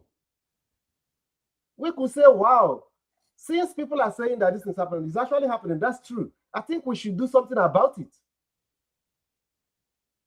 I know that there are some religions that have had the darkest past. I said it earlier on. But over time, some of them at a particular point decided to say, this is a problem, we have to reform it. It may not be all of them that agreed when some particular sect among them started reforming it. But over time, others will begin to see reason in it. So I'm just looking forward in our own context, our own country. I'm looking forward to a particular sect or scholar that is really making wave, trying to point it out that this thing that you people are doing, I know that people are doing it in the name of my religion, of our religion, but that is not what our religion says. And that it should stop, that is wrong. For where? So that it will become a popular view. Okay, whenever we say it's okay, there's a particular followers of so and so scholar that is always going against it, drumming it in the ears of their supporters that shouldn't be part of it. That's what we're saying. Or rather, me, I'm saying. They will kill the person. Thank you. Thank you. And let me bring Tony in then next, Ugwa. Tony, have you got anything to add to the discussion? You have really been patient here, Tony, for quite a long time. You are muted, by the way. Oh, sorry. Can you move over to Ugwa because he just came and he hasn't said anything. Gentleman, Thank you. Next, Ugwa. Yeah, thank you for joining us. So what do you make of the conversation? As you can see, the question was mostly about, the loss of life that as a result of people saying things about Islam. It doesn't necessarily mean it's only non-Muslims. Sometimes Muslims get caught up and lose their life because they said something wrong about the faith. So, the question was asking was, is there something that can be done about this to stop this kind of loss of life? So please go ahead and you can comment on everything else you've heard. Yeah, thank you for fathers for having me. To be honest, I wasn't in the mood to join the discussion, but when I heard that it became a bit heated and they wouldn't allow Sekau to talk, that's why I came on. I'll start by saying that I don't have anything against any religion. In fact, I've got lots of my families that are Muslims from my maternal side. So I've lived with with Muslims, and it's nothing new. I know what this is. But my biggest issue is why we can't tell ourselves the truth. I think the bane of our problem in Nigeria and generally all over the world is the fact that people try to be politically correct without coming out straight up and telling people this is the problem, this is why it is. I'll begin by giving you a quote of Al-Razi. Al-Razi, right, is one of the major what they call them, scientists, polymaths during the era of the golden age of Islam. And this is what he said. He said, if the people of this religion are asked about the proof for the soundness of their religion, they flare up, get angry, and spill the blood of whoever confronts them with this question. They forbid rational speculation and strive to kill their adversaries. This was Al-Razi during the golden age of Islam, back in the 10th and 11th century, I believe. So there's no need to beat around the bush. There's something wrong with it. Christianity went through that period during the period of the Spanish Inquisition and all, and they've come out of it. So it's important that we tell ourselves the truth. The facts are there. They need to be laid down. And if you go back to Quran, you discover that there was a point in history when the prophet slept with one of his slaves in the matrimonial bed of his wives. And the wives came in and saw that, and they weren't happy. And he made a covenant, an agreement with them that he wouldn't do it anymore. Can you refer us to the Quran, please? Can you refer us Don't to I worry. think he Don't meant worry. hadith. It's hadith. No, Read it, there please. is a I'm coming. There is a passage in the Quran. Don't worry. This is how you guys come and you just make Just preposterous statements, and then if someone wants to defend it, No, you let say, him. "Oh, you're angry. Oh, you're upset," because you just come and you just make up nonsense. Like, Bro, you are the most least informed person on this panel. You don't like oh yeah, yourself. yeah, okay, you, Just relax, man. Mr. Afric Lidin.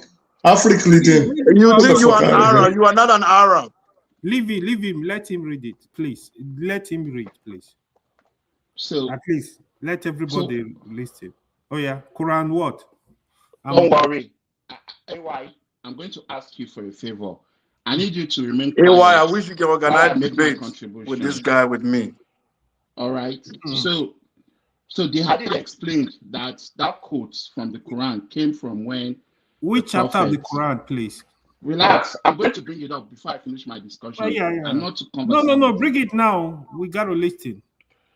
So I want to hear. He also married his adopted son, ex-wife. Yes, he married Zayd's wife. Very disgusting. So see, I'm not here to criticize him. Give us the verse of the Quran. Okay, Shikal, don't do that. You need to hold this guy accountable. I'm serious. Don't do that. It's not nice. It's really not nice. Let's not cross a line here. Okay. Yeah. They come on here. They pretend. Oh, I'm not against Muslims. I'm not this. Look at who he's quoting. Al-Razi was not Muslim. But if you're anyway, please let me land. But if you're listening to this guy right now, you will believe that Al-Razi was a Muslim. That's what you believe. Yes, he did. Yes, he did. He kept mentioning that Al-Razi was a foremost Muslim during the golden age of Islam during the 10th or 11th century. What do you mean he never said that? My job is to listen to people and memorize what they said. This is what he said. A scholar. If anybody was listening to him, would you assume? Hold on, calm down. Are you looking at? He never said he was a Muslim. Are you looking at the screen? Can you look at the screen? He said polymath during the golden age of Islam. He lived in Persia. And my question to you is, if anybody was listening to you, will they assume? Let's be truthful with ourselves here. Will they assume, based on the name and the way you framed your opening statement, that Al-Razi was a Muslim or not? That's not my point. I asked a question. If anybody listening, would they have reasonably assumed that Al-Razi, that he was speaking about, based on the way he framed his statement, that Al-Razi was a Muslim or not? Can I answer you? Feel free to answer. Okay. The reason why I yes or no, Steph, would you have believed Al-Razi was Muslim? Okay, don't do that now. There's no point. Oh my God. See, okay, why did you interrupt? Hold on. This is what I don't like now. This is what I don't like. The reason why did you interrupt him when he was telling the truth? I knew that the person he quoted was not a Muslim. If you allow these people, if he's a Muslim, he wouldn't say that. This neg is. Yeah, this neg is. Forgive me, Steph. Forgive me, Steph. I didn't mean to come at you like that. Please. Now, when you know he was lying, that they slaughtered them, they bring them to hospital, they cut their head, they chop their hand. Hold on. Hold on. Popala, can you organize debate? We and Steph, I apologize. Hold on for a second, Steph. See, what Neg was talking about that even I thought was a little bit outlandish, and everybody was saying he was crazy. But look at it here. I asked, was Muhammad of Islam ever caught sleeping with a slave that offended his wives? He says, yeah, there was an incident that occurred that he distressed his wives. That's what it was said. So you took something from Gogo, you actually believe it. So this is wrong. Okay, this is wrong too. They gave the surah. They gave the surah. I think that so now this is what we do. Wait. So now we're moving on from intellectual discussions to continuing the bashing. See why I said you guys are insincere? Hold on. You guys are very insincere. See, they don't like criticism. They don't like. Look, that is not within the context of this conversation. If we are insincere, then it's Google. Google is ganging up against you too. Because the question I asked was very straightforward. You know the context of this conversation when it started. I think we should narrow it down if we really want to go somewhere. We've already... Okay, good. I think what I'm going to do is everybody take 1 minute to summarize. Then I'll just have my own. Because it looks like this, we need time to take a breather. Then maybe some other day, maybe even in the new year, then we can maybe return to something like this again. And when people have had time to digest information, I will advise AY one brain cell, and I'm sure Shika knows what he's doing to find ways to be able to answer this question in a more...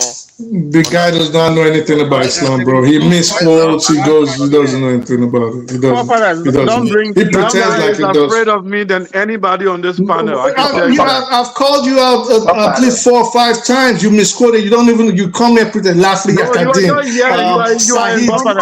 Muslim. Who is Sahid Don't bring Muslim? this topic for discussion anymore. Who is Sahid Muslim? Yeah, maybe I will. Maybe not. Debate with what? It's like debating a war. Debate whether Islam is a violent religion or not. Let me give my proof. No. Let's not. Does that even make sense? Like, does that even make sense to you? Because you are ideologically confused. You don't even know this man. It is an indoctrination. That's what it does to people. The way we are ending is not good. The way, excuse me, gentlemen. To blast lies.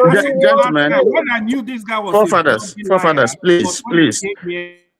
With this platform, we're supposed, some of us come here to learn, and this thing has been very contentious.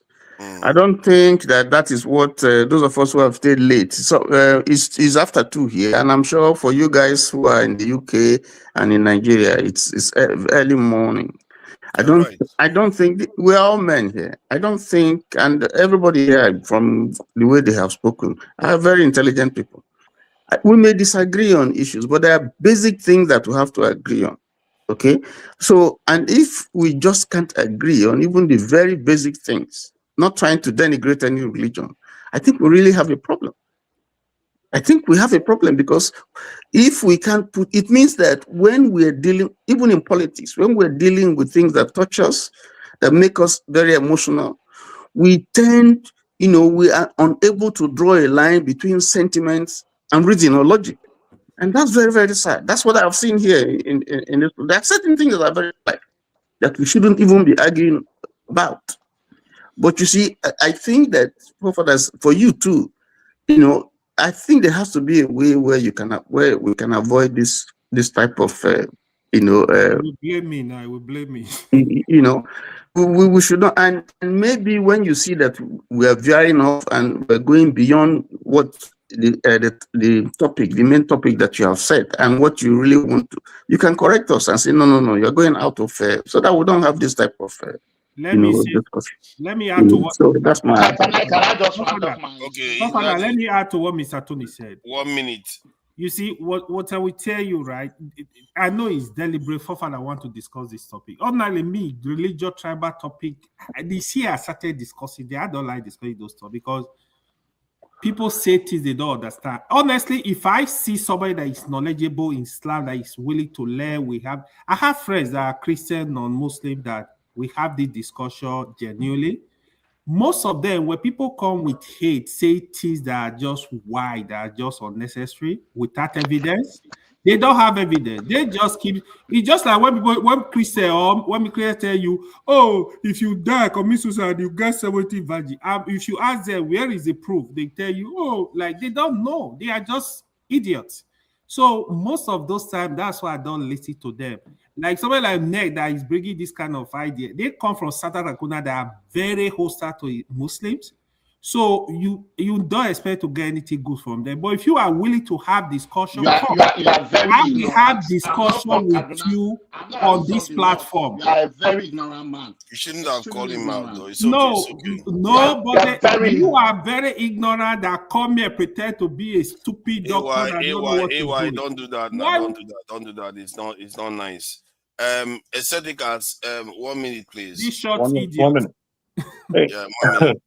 You're calling me short. I'm taller than you. Shut up there. Look at Jesus Christ. Oh boy, Nigerians are getting hot today. man. AY is just being mischievous now. He's not really causing this problem because he Yo, don't yo. want to have straight conversation with people. I know a problem. I Damn. will send him Christmas rice. I will send him Christmas chicken.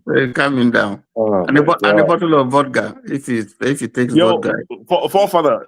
This man. I mean, I agree with Shakal. You know, Islam needs to go. It has to go through its own evolution, of course.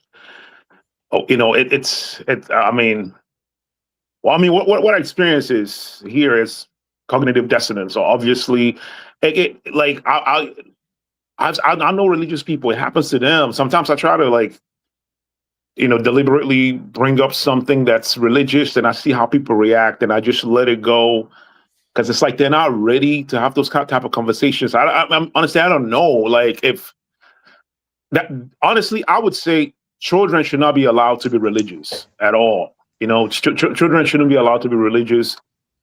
I didn't raise my kids in a religious environment. You know what I mean? For this reason, if you're not able to, like, there are things that you can talk about. Like for instance, if let's say a white person who I know has ulterior motive start to talk about like what black people do and start to quote statistics to make faulty generalization, I could react in a certain way, almost the same way. What's his name? Two Brains. I forgot. Man, damn! Stop changing your name. Yeah, so I could react the same way, right? Because I know the motive behind it. You see what I'm saying? It's not coming from a from an honest point of view, right?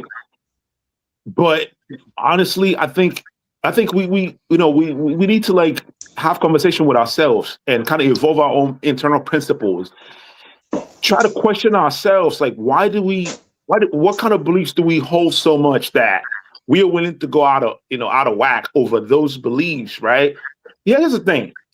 Your religion doesn't define who you really are, actually. As a person, like there's AY. I haven't met AY in real life, but I know he's a good person regardless. Tony, same thing. He's a Christian pastor. He's a good person regardless. You know what I mean? Shakal, same thing. But this type of topics makes everyone look pretty terrible, right? But I know that's not who we are. This is not who we really are, right? Nah, that's how some of us are, though. I think that's all of us. Can I just buttress some of the things you're saying, if you allow Some me? people are vile, some people are lying, some people are hypocrites. So my Pan-African brother, I just want to thank you. And I think I agree with most of the things you are saying. Some of us, look, I debate with atheists. I debate with, in fact, one of the last debate I had was spirituality and science, whether they are compatible or not. And the worst people I ever have discussion with usually are Muslims. Because the problem, Islam, the ideology itself does not accept self-critique. This is what I'm telling you now. Christianity went through that revolution in Europe.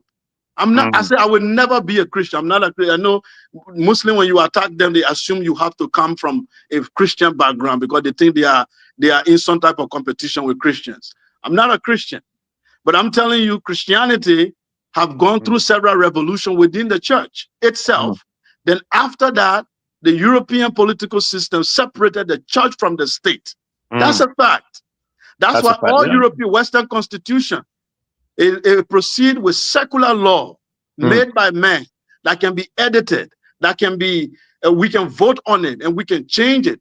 But you can't change Sharia law. You can't wake up and say that what Allah said or what they believe to be the sunnah of the prophet, now you want to change it. No, it's divine.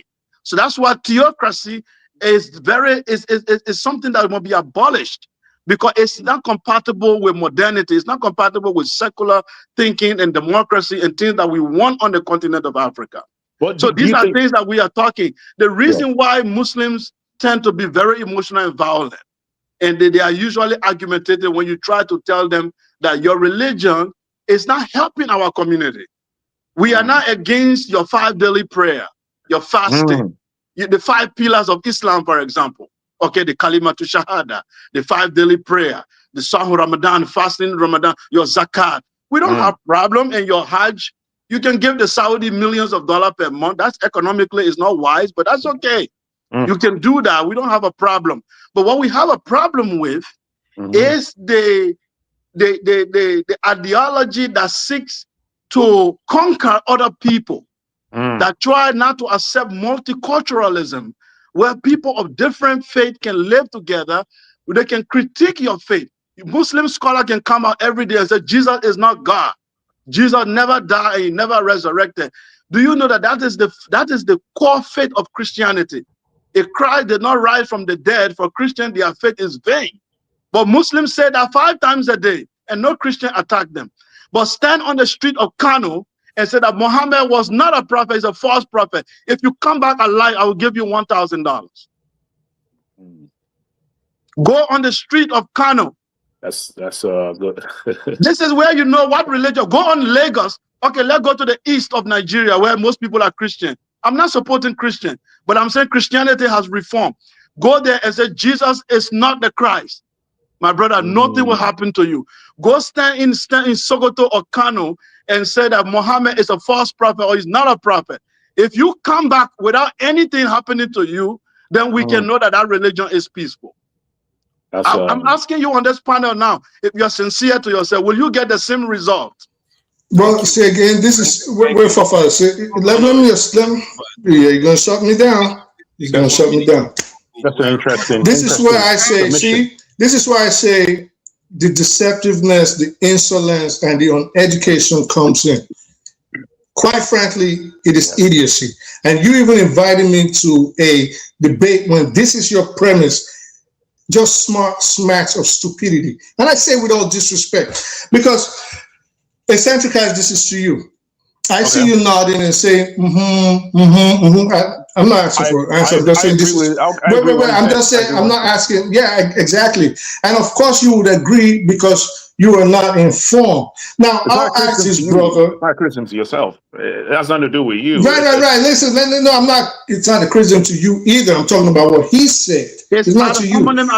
So this is what he said. This is what he said.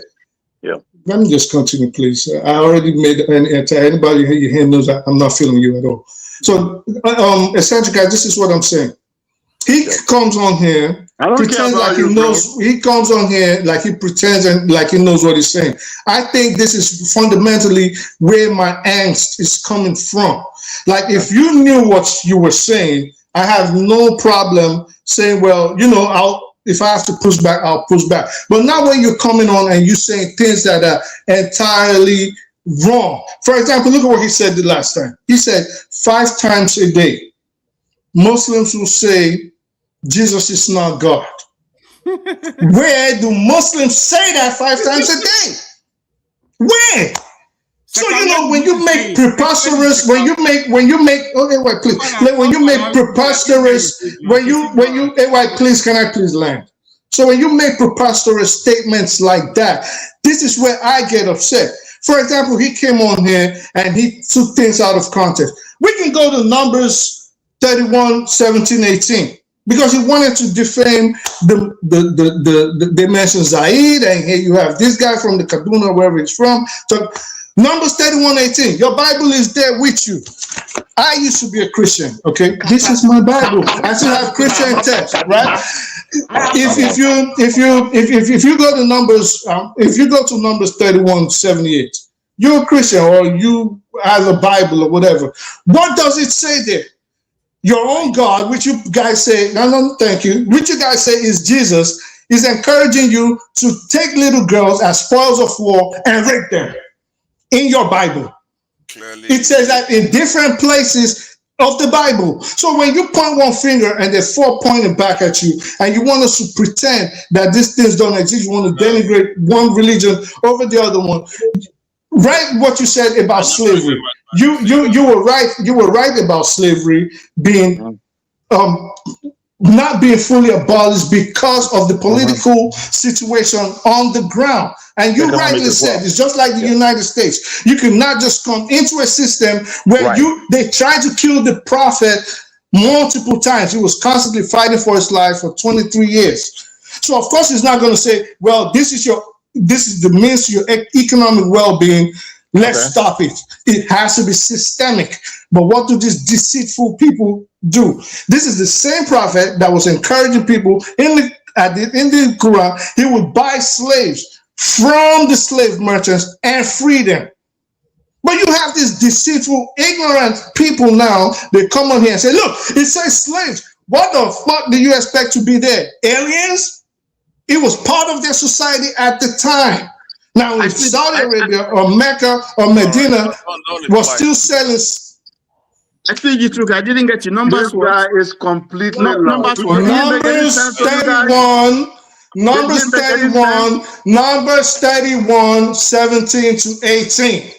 Okay. Okay, Forefather, can I address all the rambling that he just did?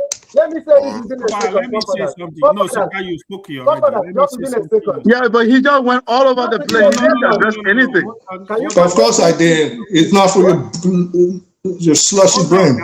Go ahead, Steph.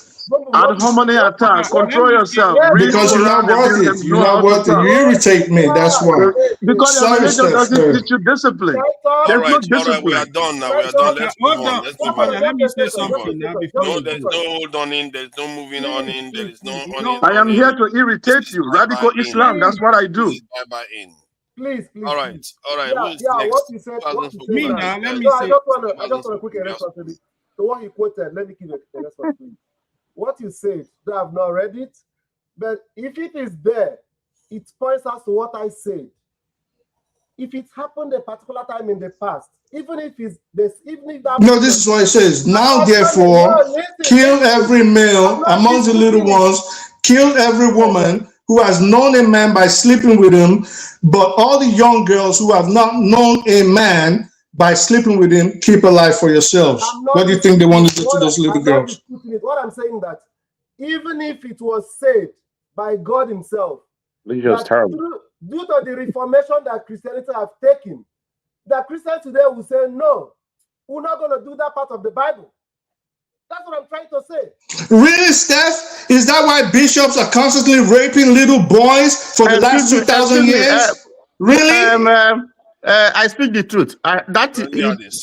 What you are saying, it wasn't Jesus that said it. Because that's not true. That's not right.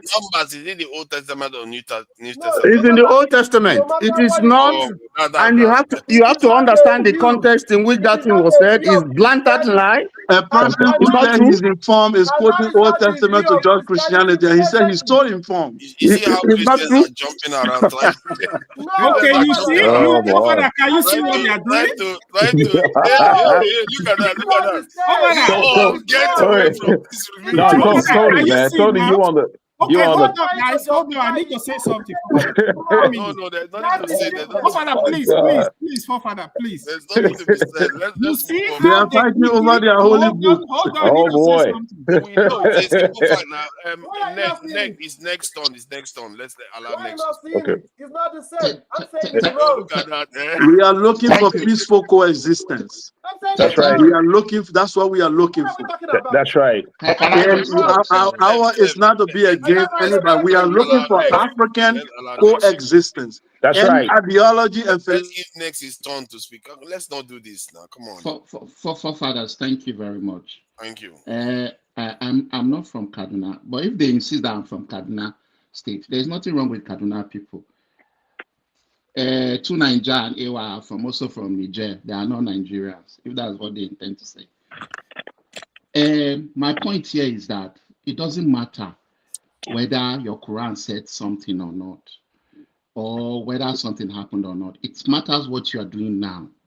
That is the most important thing. We have seen over the last few years how radical Islam has ravaged through Africa, the Middle East. We saw the atrocities committed by ISIS. We saw what Boko Haram is doing. We saw what ISWAP is doing. We saw what radical Fulani people are doing. We saw what they are doing in Mozambique. We are seeing what happened in Australia. We are seeing all across people burning Christians in Bangladesh, in everywhere. So nobody is coming here to say, wait till your religion did something now. Yes. The fact is, this is what is happening today. And we cannot run away from it. All this political correctness has to end.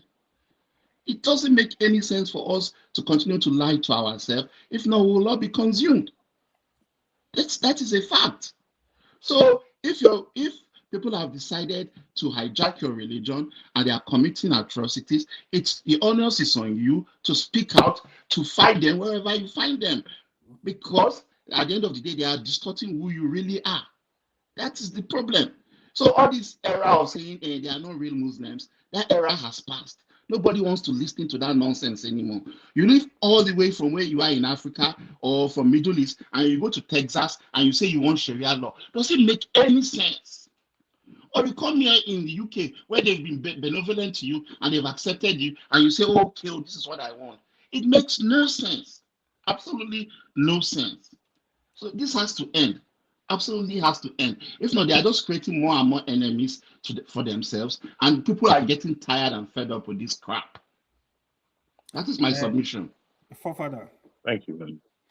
Forefather, you see, I know you are usually you when people. Sorry, we are done with everybody now. We are done with everybody. No, you didn't allow me to speak now. You have spoken now. No, I did not. One of the first to speak. I did not. I did not. I told you 1 minute. No, I did not. Okay, 1 minute then. Just so, speak. One minute. I know usually when you run a search show, you try to verify people. Today, because it's religion, you don't verify people. No, I did verify quite a lot. lot. I was actually shocked when you made mention of something. Mr. Tony said something. He said, oh, that was contest.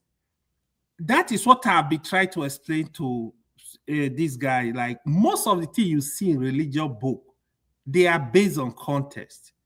Whatever you're going to say, you can say whatever. A lot of you have, Muslim, you went to school with Muslim, you saw good Muslim.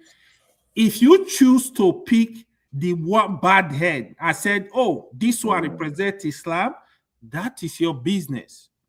I know where everybody stands. It doesn't matter. Islam, to be honest, when people tell you, oh, Islam was spread by this, was spread by this, I'm asking them, even today, all over the world, what is spreading Islam? Do you see Muslims carry God, you must accept Islam? How many times Muslims come to your house and knock your house, you must accept Islam? From America to Africa to Asia to everywhere, Islam is, you can't stop it. It's not about... you can't stop it, that's radicalism. Shut up, Meg. You talk too much. Shut up. Hold on, let me finish my talk. All right, John, you should have finished more than 1 minute now. Hold on. You see, they interrupted me. Anybody that feel, honestly, no matter the attack against Islam, to be honest, Islam is growing wide everywhere. It's not about, you need to accept it. That's just the. I don't know why it's growing wide. You know, so I'm not gonna. What Neg was saying is just Neg is a hater. I have seen him talking nonsense about Sata Kaduna people, blah blah blah. Let's leave this hate and love ourselves and live in peace. That's my wish. That's right. Can I do my 1 minute and go? No. We've everybody have done their 1 minute. You have done your 1 minute. Don't do that. Why is it that everybody want to do 1 minute twice now? Okay. Let's not start that nonsense. It's okay. Let's not do 1 minute twice now. Thank you all, gentlemen, for coming. Thank you. Steph, you did 1 minute just now. I wanted to fire AY. When I was shouting on my... I'm waiting you want fire again. I'm ready to debate with you if you are going to be civil. AY, I can send you my email. You want to debate me? Push it to me. If you are ready to have a proper discussion, we can organize it. No problem. I'm a very cool guy. I can debate you. I have no problem with that. Civil and be objective, look at issue critically. I'm against radical Islam. Allow them to speak. I will debate you because Steph to speak. We can arrange it. Please go ahead, Steph. 1 minute, please. 1 minute, and I'm sure that thing did not take 1 minute, but I will not speak for him. Anyway. That is the second 1 minute now. All right, go, Steph. It's one minute. Nigerians are trying to twist it. It's okay. Steph, go, Steph Curry. Yeah, what I'm saying is this. I know that when we begin to, enlarge the scope of this conversation, we're going to lose out on the main issue that we started with. The main issue we started with is specific, the one that is causing the loss of lives. I don't know how we begin to expand it. And the main point that I want anybody that listen to take home is that this is not about popularity context. What I'm just saying, in my own opinion, is that as the times are changing, no matter what your Bible, your Quran recorded how many centuries ago, that you think is now a problem to the modern society that you live in, as a Christian, I will not hesitate to tell you that I am not comfortable with this part of the Bible. So why is it hard for any other person to do so?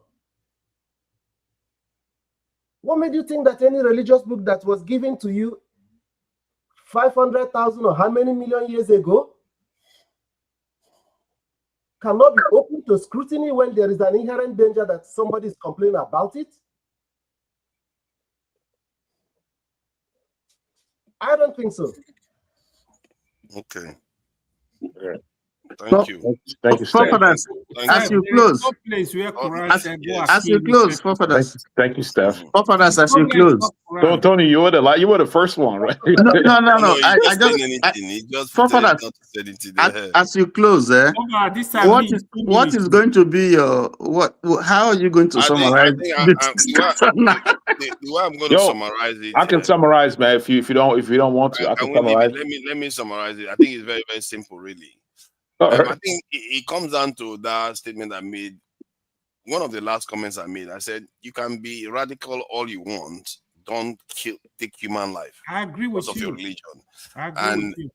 And also the religion that is actually responsible for most of the loss of life that is occurring, they have to take accountability. The idea that it's just radical fringe that is doing it, it's not good enough. It's capitalism, man. Capitalism. It's going to result, and one of the problems I see, because I always see it from the context of Nigeria, it is coming for us. It's a problem for us in Nigeria because people are losing their lives. I just showed one that in September this year, the lady was she lost her life because of this again. Breaking news. Let me break this news for you. Netanyahu is making comment now. He's saying that the Christian genocide in Nigeria needs to stop. The same Netanyahu that was bombing Christians in Palestine. I know that. You know that, right? You see, like I said, Abrahamic religion. Come on, let me tell you what I'm saying, please. That's Abrahamic religion. Like I said, you are all the ones that are still practicing it. I'm willing to. You are not practicing. You don't. I'm not. Aren't you a Christian? Aren't you a Seventh-day Adventist? Not my forefather. He's deceiving himself. Yes, you are. Yes, you are. You're a Christian. Oh my God, he's giving me a religion. You're being told us. Why are you lying on here? Oh my God, I've never told you that. Dude, backstage you told us. No, not me. As a Jehovah's Witness, one of those little sects. One of those radical little sects. Okay, what were you? I was never a Christian like you. What were you? I don't need. Now you're lying. I don't use my privacy. You're either Jehovah's Witness or Seventh-day Adventist or something. You're being told us that in the back. So I don't see why you're lying now. The day I knew Papa is a Christian was the day I said Jesus was not a Christian. Papa almost killed me. I said I am not. If I was a Christian, I would tell you. Why were you fighting me that day? Why were you fighting me when I said Jesus was never a Christian? Why were you fighting me? Because if you are telling something that is false, why should I challenge you? It's a fact. Jago that told Jesus was you. never a Christian. Jesus because was a Jewish. Hold on. The idea is that oh my God. Hold on. For somebody to be Christ-like, Christian is supposed to be Christ-like. Christ is the original Christian. But Jesus was a Jewish man. Yes, he's a Jewish man. Judaism was his religion. You see what he's doing now? Let me close out and let's have a good Christmas. But he's right. Like, what don't you like about that? You want to go yeah, there you go. I don't see why they be lying, son. Like, they just be lying, son. No, I'm not. I see. Why would I lie? You know what? Why would I lie? Christmas giveaway. Don't mind this guy. Forefathers, every time, and happy Christmas to everybody. But every time a person starts off with, I'm not a Christian, but they're about to start lying and it's attacking Islam. Oh my God. All of them. They start off with, I'm not going to defend Christianity But Islam is the devil. Islam is this. Islam is going to kill us. Islam is going Since I Why are mentioned they that you trying are all so Christian, hard to give people I'm religion telling just you, to judge their motive? you are trying to drag me into Abrahamic religion. You are the Yeah, ones practicing it. all the religions are They fake. are very Islam is fake. violent, Christianity is and I'm fake. not asking him. I'm telling him that he's a Christian. He can lie all he wants. He's a Christian. He been told us. We know. Just like he won't tell you where he's from. We know where he's from. We know his religion. He just like to lie. That's the No sound person to be in religion. Let me finish my own submission. Papa, let me ask you a question. Don't make me put you backstage. I need to finish my submission so we can close out. There's no point. Okay, We've been dealing with this issue for how many this thing. I've been here for over 5 hours. You would have been supposed to be now. doing Look at some 7 work. hours. You guys will start paying me. We did 3 hours on the main topic. Then suddenly this one just catch fire, and because let's not point fingers. Honestly, I'll be here for 5 hours. Let's move on. Like I said, if you want to be radical, wear white clothes, hug trees, love people, whatever you want to be radical at doing, be radical. But don't take human life while you are doing those things. And the ones like in the case of Islam now, where you are seeing so many cases occur, I feel a little bit apprehensive about saying Muslims should have to account individually for it. But in terms of the way they teach Islam, there's something there that is causing this problem. And that needs to be addressed. Because there are lives at stake. Sooner or later, others are going to react. Hindus, when I was growing up, were one of the most peaceful people in terms of the way they interacted with other religions. Now they become radicalized and having to defend themselves. Christians in Nigeria have become quite docile. If they start waking them up, and mark my words, Christians are waking up. Because in America right now, the number one figure is Candace Owen. What is her key word? Christ is King. When they rise up, this is not going to end well. And there's a reason why sometimes tolerance is important in life. We are too dangerous to ourselves right now. We have so many ways of doing harm to ourselves. And if we go into an all-out conflict, it's not going to end well. And it's not going to end well in Nigeria too, where you see some people thinking that they are being smart by half. They want to get one over their own fellow Nigerians. Don't do that. You are not going to get away with it. We are all just going to get poorer for it.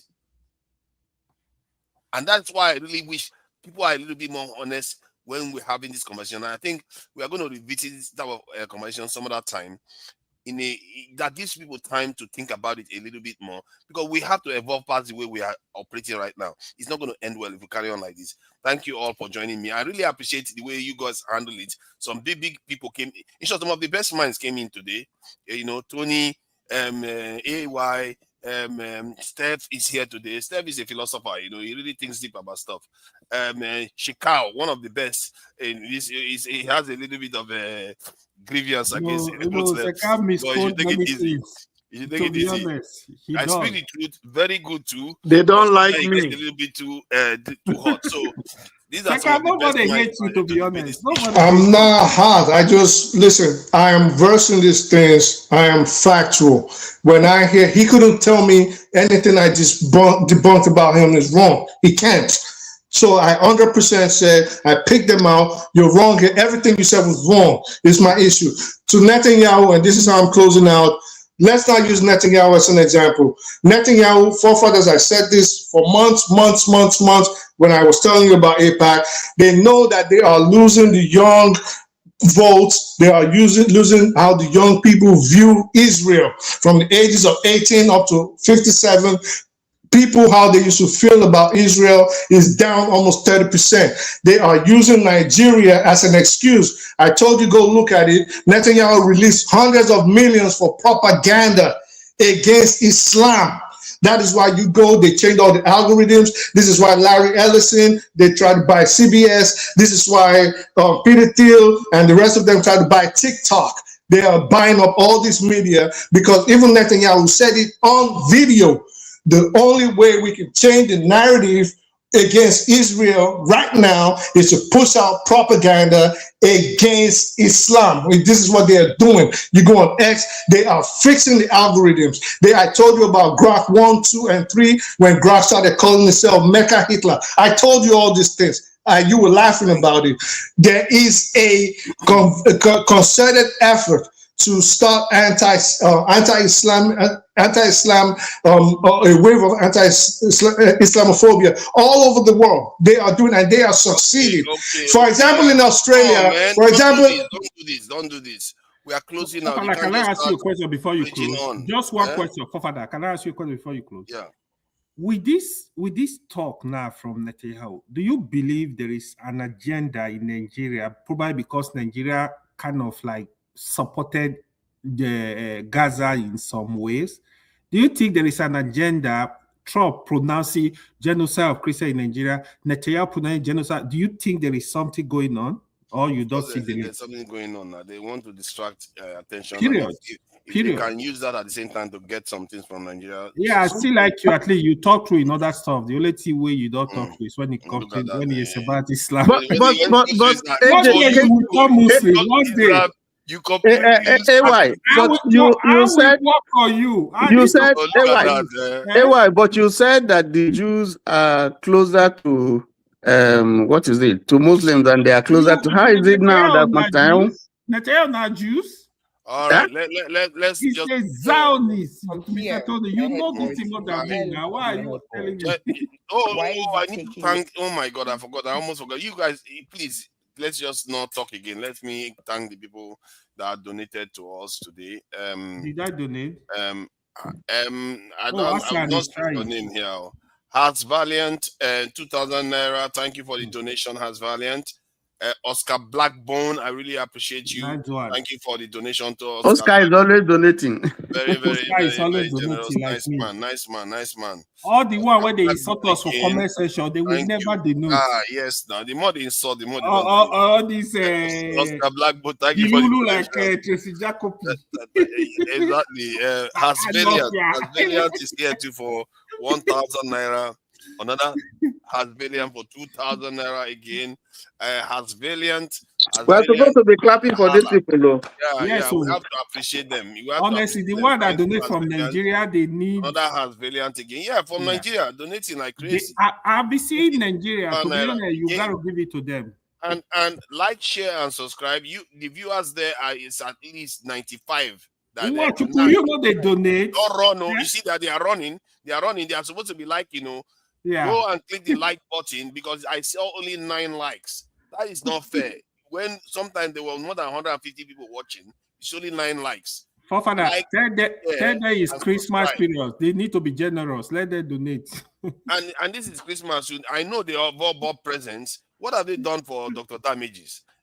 We are having honest conversations here, and even if our people we struggle with the denial syndrome, but we still try. We try to have an honest conversation about issues here. Look at how long, 7 hours straight. I can't believe if I tell you the work I wanted to do this night. Exactly. Same here. I just thought, okay, let me just branch into this topic as a sideways, then suddenly exploded. It got out of control. Papa, you are the one that caused the problem. Why you go bring this type of topic where they scatter head? He will not blame me. He will say next time you want to have this conversation, I'm going to resist the temptation. You will not see me. I promise you that. You see this topic and tribal topic. Suddenly went out of control. Thank you. Or let me try to call out some names. Chukwe Meka Udochukwu. I thought you were Igbo. Yeah. Look at that. Chukwe Meka Udochukwu. Chukwu, I see you there. Thank you for that too. Offer is our adopted brother. Umaru Gabawale. Thank you for joining us. Boom Boom Ray is also there. And it's also on the panel. Thank you for joining us, Boom Boom Ray. I'm sorry I didn't let you in. You see, that's why I didn't let him in because I thought. No, you are too hard on Boom Boom Ray. No, you guys need to do better, to be honest. it's when only two of us are on the panel, things will go smoothly. Let's see. Who else is there that I've not named? Yeah, Fumi, Info is there. Who else is there? Emmanuel. I think I'm sorry if I cannot name everybody. I've already called out all the ones that donated. So thank you all for joining us, and I really am proud. Okay, to an extent of the way we had this conversation, it could have been better, but at least we tried to get to the bottom of that key question from the beginning to the end. And we also remain disciplined in the first segment where we discuss the positives of Nigeria. We remain disciplined up to 3 hours straight. So I really appreciate How you all. can you forget Pansat? Pansat. No. Who can forget the Pansat? Eh? Pansat was one of the first to come in actually to discuss. The moment I mentioned Dangote, he couldn't resist. He had to jump. Pastor, when you hear How Dangote, can anybody mention Dangote as a hero? No way, that's not happening. It's not a good thing. You know what? Pansat is born again now. I think I like the way he's doing. He's doing better. The person that was praising me today, he said, "Why you are speaking my mind? It's redundant." That's why I left. So yeah, thank you all for joining us. Let me play this. About 30 December. Then from there end the channel. So thank you all. Till next time, we'll catch you all again. Bye. Yeah, now I have to drive through that. Why is there traffic? Why is there traffic to go from here to the end of my headboard there? Please, I am tired of it. I've had enough. You see, dear brothers and sisters, this life no balance at all. Before it was don't go to Nigeria, from there to dirty December, from there it became insecurities here and there. Even with the same insecurities, there are so many IJGBs and so many other foreigners landing in Nigeria for dirty December. Currently, some Nigerians are complaining. Good morning, good afternoon, and good evening, where you are at the moment.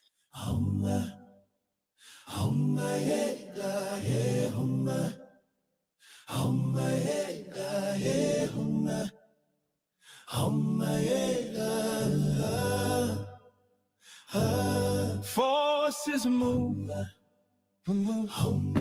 chance it goes, we move.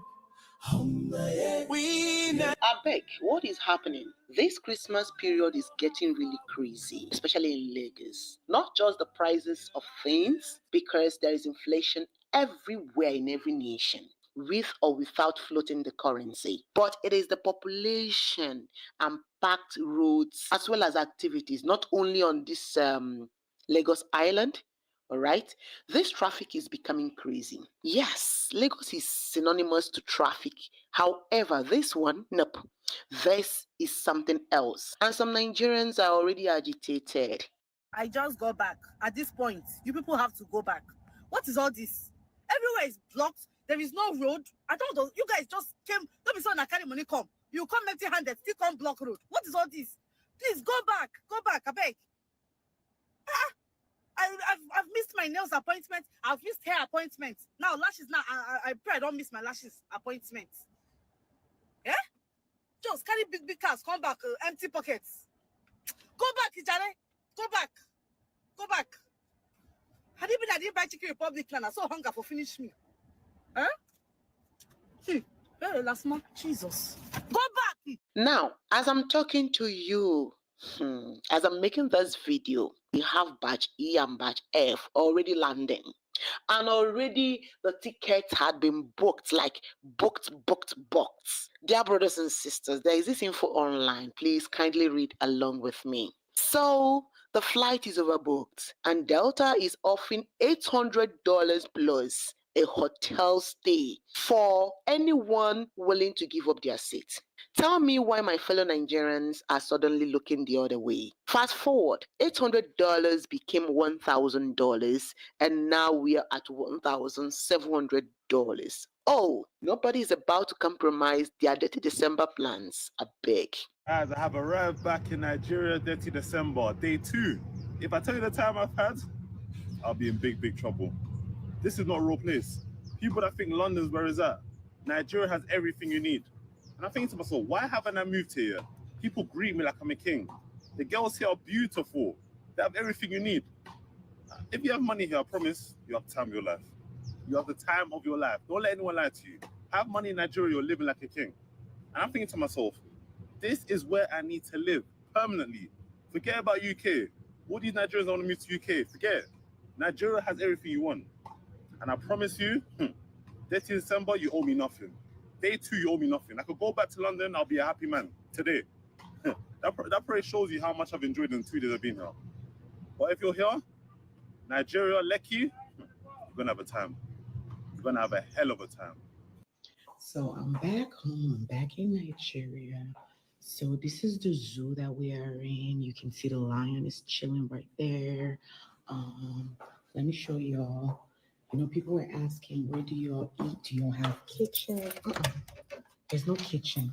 We have a, hold on. So you can see where we eat. You can see the bushes. This is where we eat. We don't have kitchen at all. Like, we don't even have stove. I'm going to get the stones to come and cook. You know, that's how the place looks. Oh, let me show you. I think the lion might be sleeping. So the lion should be upstairs. The lion should be upstairs sleeping. Should I even wake the lion up? No, I won't wake the lion. Let me just leave the lions, okay? But yeah. And one of the celebrities screamed, "This is crazy. Everyone should stay home. The traffic in Lagos is becoming horrendous." You guys, please. I want to say something very important, please. Everything you've heard about Dirty December is a lie. It's not true. It's not fun. It's not fun. Please don't come here. I'm telling you the truth. It's not fun. Okay? Okay, it's just there's nothing happening. There's nothing special happening. There's nothing special happening. All we do is go to restaurants and go to the club and go to beach houses. Literally, there's nothing extra apart from those 3 things. And it is the same 4 clubs. It is the same 5 restaurants. Don't you have restaurants where you're coming from? Lagos right now is crazy, especially on the island and some parts of mainland. However, some Nigerians are also complaining that the only thing their people sabi do na to build house, you know, not to plan for recreational sports that will attract entertainment. See as island fine. Everybody don't decorate Christmas. But Ikorodu, Ọdún Orò, Ọdún Eégún, ayé ti bàjẹ́. One day, water go rise, go cover that VI. You see that VI, that Ikoyi, one day, this ocean go rise, it go cover am. All the events this Christmas, na VI Ikoyi, VI Ikoyi, VI. One day water go rise, it go cover that VI. Only VI, it go cover am. Nothing dey happen for Sangote, nothing. Na only Lasafa Park na don set DJ. VI. Wait. I not see blame una for that VI sha. You see when big man dey construct city, he put place for playground. Poor man, real estate. Do you know you can own a home? Poor man begin own a home. From Lekki, own a home, go reach Ekpe. Do you know you can own a home? Do you know you rich people, they make things easy for themselves. They make things playground, VI, everything, VI Ikoyi, and everything they want street. See how rich man we have access. This Christmas is not for me in this Lagos. You want to avoid me. Because the whole sang not seen the apple. I never hear expensive. When they do party, and now we be Lagos vlogger. Now they gather Lagos for one place. Now we they vlog for Lagos. Now they gather Lagos for inside one. Now they do fertility. Now go they advertise only people where they VI for our vlog. Who days ago said that we could stay today now? Now by the Lume with this village. Una never post anything where they happen for Ekpe. Una never post anything they have for some hotel though. Una never they post us. Once we pass that Orchid Road, the rest of us be like Nama. We be like cattle. We be cattle, we be home. Nothing una. I don't blame una. I blame una. Do you want to own a land? Do you want to own? No fun. Nobody feel live in small space. Thank you, Lafa Sabina Lasafa. No worry. Now your side will say bubble throughout this Christmas. Rob, all your important people, and so all these rich people, they don't make basic amenities for themselves. You know, VIP, one day the ocean will rise and it will cover VI. No worry. Mona better. Get around my front. Wicked souls. I remember not involve me. I pray me they open the coastal road, may I feel maneuver. If they don't put that coastal road, say I not feel maneuver. Member not involved me. Now me and Latafa and a resort. If I not go a resort, I'll go La Fasa for you. Finish. Thank you and God bless everybody. Merry Christmas. This is an eye-opener for businessmen in Nigeria. It is not only about real estate here or there. Create recreational centers too. Let it spread across the entire states, not only in a particular local government or area. I also want to let people know that there are many other recreational centers in other local governments in Lagos and so many tourist sites in many states. Just stay safe out there. Now, from Monday, Lagos will gradually be a bit calmer. Okay, because a lot of Nigerian residents in Lagos State will likely go home, especially on the Lagos mainland, via air or land. In fact, the ticket has already been booked. I don't know, things are getting crazier because of insecurity issues. So many people opted to go via the air. And our airlines, let me be honest with you people are not doing well at all. Why are we greedy in this nation? You know, you are just skyrocketing a lot of things just to make your own money. They will likely go to their indigenous homes for Dirty December. Since I was born up through now, Dirty December had been a thing in Nigeria. Nigerians do not joke with it. We didn't call it Dirty December then. Then it was called Festive December, Ekeresimesi, Onwa December, Carnivals, until 2004. That is 21 years ago, when the Calabar Carnival, the biggest African street party, was launched, and many international celebrities, models, artists, actors and actresses, musicians stormed Nigeria to witness and enjoy Calabar Carnival. I would like you to watch that video in 2016.